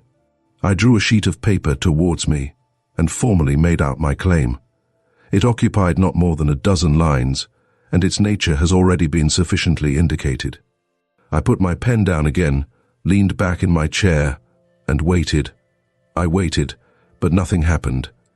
It seemed that if this was my attempt to justify myself, the plea was certainly not disallowed. But neither had I any sign that it was allowed, and presently it occurred to me that possibly I had couched it in terms too general. Perhaps a more particular claim would meet with a different reception.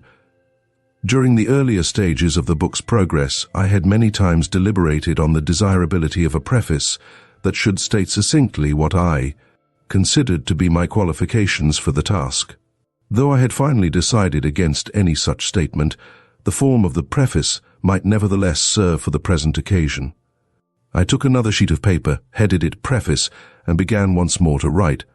I covered the page, I covered a second, and halfway down the third I judged my statement to be sufficient. Again I laid down my pen, leaned back, and waited. The preface also produced no result whatever. Again I considered, and then I saw more clearly. It came to me that, both in the first statement and in the preface, I was merely talking to myself. I was convincing myself, and losing both time and strength in doing so. The power with which I sought to come to grips was treating my vaporings with high disregard. To be snubbed thus by headquarters would never do. Then I saw more clearly still. It seemed that my right to challenge was denied. I was not an adversary with the rights and honors of an adversary, but a transgressor, whose transgression had already several times been sharply visited, and would be visited once more the moment it was repeated. I might, in a sense, please myself whether I brought myself into court, but once there, I was not the arraigner in the box, but the arraigned in the dock. And I rebelled hotly. Did I sit there, ready for the struggle, only to be told that there could be no struggle? Did that vengeful angel of the arts ignore my very existence? By yea and nay I swore that he should take notice of me. Once before, a mortal had wrestled a whole night with an angel, and though he had been worsted, it had not been before he had compelled the angel to reveal himself. And so would I. Challenge, title to challenge, tentatives, preliminaries. I suddenly cast them all aside. We would have it in deeds, not in further words. I opened a drawer, took out the whole of the life so far written, and began to read. I wanted to grasp once more the plan of it in its entirety. Page after page I read on, with deepening attention. Quickly I ran through half of it. Then I began to concentrate myself still more closely. There would come a point at which I should be flush with the stream of it again. Again feel the force of its current. I felt myself drawing nearer to that point. When I should reach it, I would go ahead without a pause. I read to the end of chapter 15, the last completed chapter.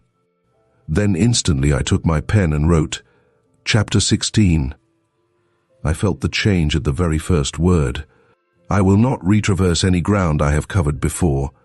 If I have not already made clear my former sensations of the petrifaction of hand and brain, I despair of being able to do so any better now. Suffice it that once more I felt that inhibition, and that once more I was aware of the ubiquitous presence of the image of the dead artist. Once more I heard those voices, near as thunder, and yet interstellarly remote, crying that solemn warning, that though I took the wings of the morning, made my bed in hell, or cried aloud upon the darkness to cover me, there was one spirit from which I could not hope to escape. I felt the slight crawling of my flesh on my bones as I listened. But there was now a difference. On the former occasion, to hear again those last horrible words of his, "You shall very soon know I know who you are," if had been the signal for the total unnerving of me and for that uncontrollable cry, "Don't you then want me to write it?" But now I intended to write it if I could. In order that I might tell him so, I was now seeking him out. In what heights or depths I knew not. At what peril to myself I cared not. I cared not, since I now felt that I could not continue to live unless I pressed to the uttermost attempt. And I must repeat, and repeat again, and yet repeat, that in that hour Andriovsky was immanent about me, in the whole of me, in the last fibre and cell of me, in all my thoughts. From my consciousness that I was sitting there at my own writing table to my conception of God himself. It may seem strange. Whether it does so or not will depend on the kind of man you yourself are, that as long as I was content to recognize this immanence of Andriovsky's enlarged and liberated spirit, and not to dispute with it, I found nothing but mildness and benignity in my hazardous experience. More, I felt that, in that clear region to which in my intensified state of consciousness I was lifted, I was able to move, I must trust you to understand the word aright, without restraint, nay, with an amplitude and freedom of movement past setting down, as long as I was satisfied to possess my soul in quiescence. The state itself was inimical neither to my safety nor to my sanity. I was conscious of it as a transposition into another register of the scale of life. And, as in this life, we move in ignorance and safety only by accepting the hair balance of stupendous forces. So now I felt that my safety depended on my observation of the conditions that governed that region of light and clarity and law. Of clarity and law, save in the terms of the great abstractions, I may not speak of it, and that is well nigh equal to saying that I may not speak of it at all. The hand that would have written of it lay, I never for one moment ceased to be conscious, heavy as stone on a writing table in some spot, quite accidental in my new sense of locality. The tongue that would have spoken of it seemed to slumber in my mouth. And I knew that both dumbness and stillness were proper. Their opposites would have convicted me. The flat and earthly comparison must be allowed of intrusion into some place of beauty and serenity for which the soil hereof. My birth disqualified me. For beauty and serenity, austerity and benignity and peace were the conditions of that place. To other places belonged the wingy and robed and starry and golden things that made the heavens of other lives than that which I had shared with Andriovsky. Here, white and shapely truth alone reigned. None questioned, for all knew. None sinned, for sin was already judged and punished in its committal. None demonstrated, for all things were evident, and those eager to justify themselves were permitted no farther than the threshold. And it was to justify, to challenge, to maintain a right that I was there. I was there to wrestle, if needs be, with the angel of that place, to vanquish him or to compel him to reveal himself. I had not been summoned. I had thrust myself there unbidden. There was a moment in which I noticed that my writing table was a little more than ordinarily removed from me, but very little. Not more than if I had been looking over the shoulder of another writer at it, and I saw my chapter heading. At the sight of it, something of the egotism that had prompted me to write it stirred in me again. Everywhere was Andriovsky's calm face, priest and angel himself, and I became conscious that I was trying to write a phrase. I also became conscious that I was being pitifully warned not to do so. Suddenly, my whole being was flooded with a frightful pang of pain. It was not local. It was no more to be located than the other immanencies of which I have spoken. It was pain, pure, essential, dissociated, and with the coming of it, that fair place had grown suddenly horrible and black. And I knew that the shock came of my own resistance, and that it would cease to afflict me the moment I ceased to resist. I did cease. Instantly the pain passed. But as when a knife is plucked from a wound, so only with its passing did I shriek aloud. For I know not how many minutes I sat in stupefaction. Then, as with earthly pains that are assuaged with the passing of accidental time, the memory of it softened a little. Blunderingly, and only half-consciously, I cast about to collect my dispersed force. For already I was conscious of it. There still remained one claim that even in thought I had not advanced. I would, were I permitted, still write that life. But since it was decreed so, I would no longer urge that in writing it, I justified myself. So I might but write it. I would embrace my own portion, the portion of doom. Yea, though it should be a pressing of the searing iron to my lips, I would embrace it. My name should not appear. For the mere sake of the man I had loved, I would write it, in self-scorn and abasement, humbly craving not to be denied. Oh, let me but do for love of you what a sinful man can, I groaned. A moment later I had again striven to do so. So do we all, when we think that out of a poor human love we can alter the laws by which our state exists. And with such a hideous anguish as was again mine are we visited. And I knew now what that anguish was. It was the twining of body from spirit that is called the bitterness of death, for not all of the body are the pangs of that severance. With that terrible sword of impersonal pain, the God of peace makes sorrowful war, that peace may come again. With its flame he ringed the bastions of heaven when Satan made assault. Only on the Gorgon image of that pain in the shield may weak man look, and its blaze and ire had permeated with deadly nearness the everywhere where I was. Oh, not for love? Not even for love? Broke the agonized question from me. The next moment I had ceased, and ceased forever to resist. Instantaneously the terrible flashing of that sword became no more than the play of lightning one sees far away in the wide cloud fields on a peaceful summer's twilight. I felt a gentle and overpowering sleep coming over me, and as it folded me about I saw, with the last look of my eyes, my own figure, busily writing at the table. Had I then prevailed? Had pain so purged me that I was permitted to finish my task, and had my tortured cry, "Oh, not even for love," been heard? I did not know. I came to myself to find that my head had fallen on my desk. The light still shone within its pearly shade, and in the penumbra of its shadow the portrait of Andriovsky occupied its accustomed place. About me were my papers, and my pen lay where it had fallen from my hand. At first I did not look at my papers. I merely saw that the uppermost of them was written on. But presently I took it up, and looked at it stupidly. Then, with no memory at all of how I had come to write what was upon it, I put it down again. It was indeed a completion. But it was not of Andriowski's life that it was the completion. As you may or may not know, Andriowski's life is written by his friend John Schofield. I had been allowed to write, but it was my own condemnation that, in sadness and obedience, in the absence of wrath, but also in the absence of mercy, I had written. By the law I had broken, I was broken in my turn. It was the draft for the 5th series of the cases of Martin Renard. No, not for love. Not even for love. Thank you for joining us on this haunting journey through Oliver Onion's Widdershins. We hope you enjoyed the eerie atmosphere and gripping suspense that defines this classic tale. If you found the story intriguing, don't forget to subscribe to Storytime Haven for more captivating narrations.